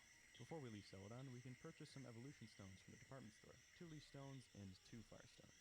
Unfortunately, the rest of the map is still blocked off thanks to the 2 Snorlax that picks the 2 most optimal spots to take a nap, so we have to progress to the story a bit more before continuing. We went back into the game corner to clear out the rocket hideouts, where we found a ton of items to collect inside, like TMs, nuggets, and stat boosting items, all of which we can sell to help us inch towards that $200,000 mark. Defeating Team Rocket and their boss Giovanni was easy enough, and afterwards I was able to evolve both Nidoqueen and Nidoking with 2 Moonstones that I was able to get now that we have cut. After capturing some Doduo west of Celadon, we could then proceed to the Pokemon Tower, where we saw our rival tragically grieving for his dead Rattata. So to make him feel better, we swept his team again.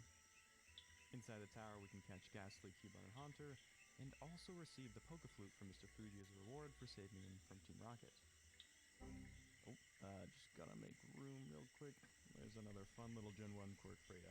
With a flute, we could now wake and catch Snorlax, and proceed south of Fuchsia City. But before that, we can actually do another in-game trade. This one is really handy, because we can get the Machamp trade evolution without having to trade with myself. Next, I decided to battle my way to Fuchsia City, where we could receive the EXP All. This is similar to the EXP Share, but gives EXP to your whole party, similar to the new games, but not quite the same. Rather than splitting the EXP evenly between all party members, your lead Pokemon still receives something like 60% of the EXP. I know it's not all optimal to use this, but I was just getting really sick of switch training Pokemon, so I decided to use this while fighting the rest of the trainers to passively work on some of these evolutions. Next, I battled my way through Cycling Road to catch Ponyta, then traveled east to Route 12, where some guy gave us his Super Rod.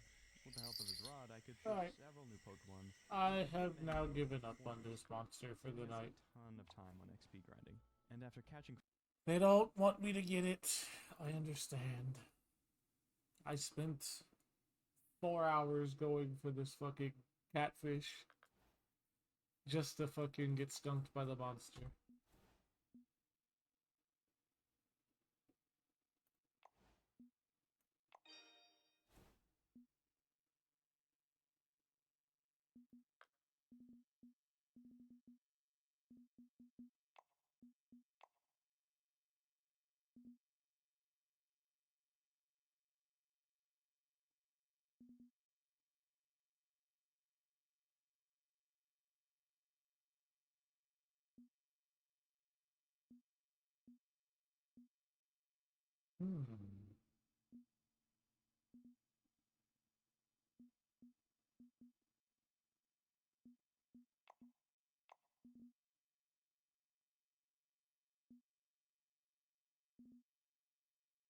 Guess we'll have to try the 77-pound bottom rod.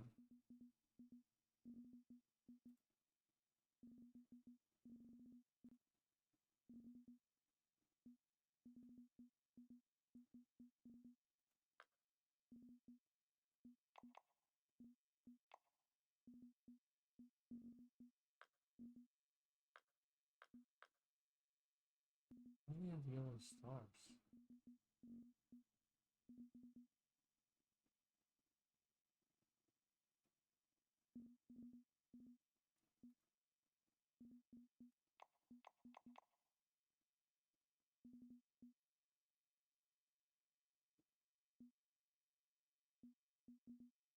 Huh. Interesting.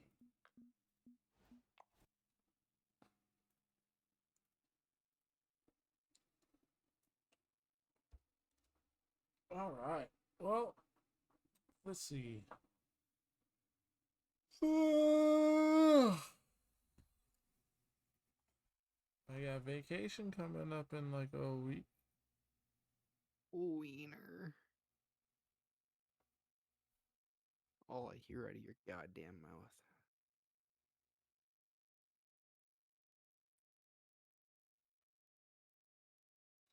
You're a terrible friend. I love you too. That's lies.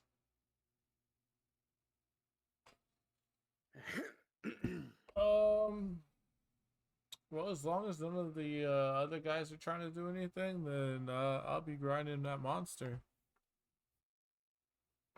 I have to do like some homework, but it won't be too long, so I'll be on at some point tomorrow. Yeah, I'll be off after 12 your time. Heard. As for YouTube purposes, like, comment, subscribe, follow to watch it live, and goodbye. Au revoir and good night.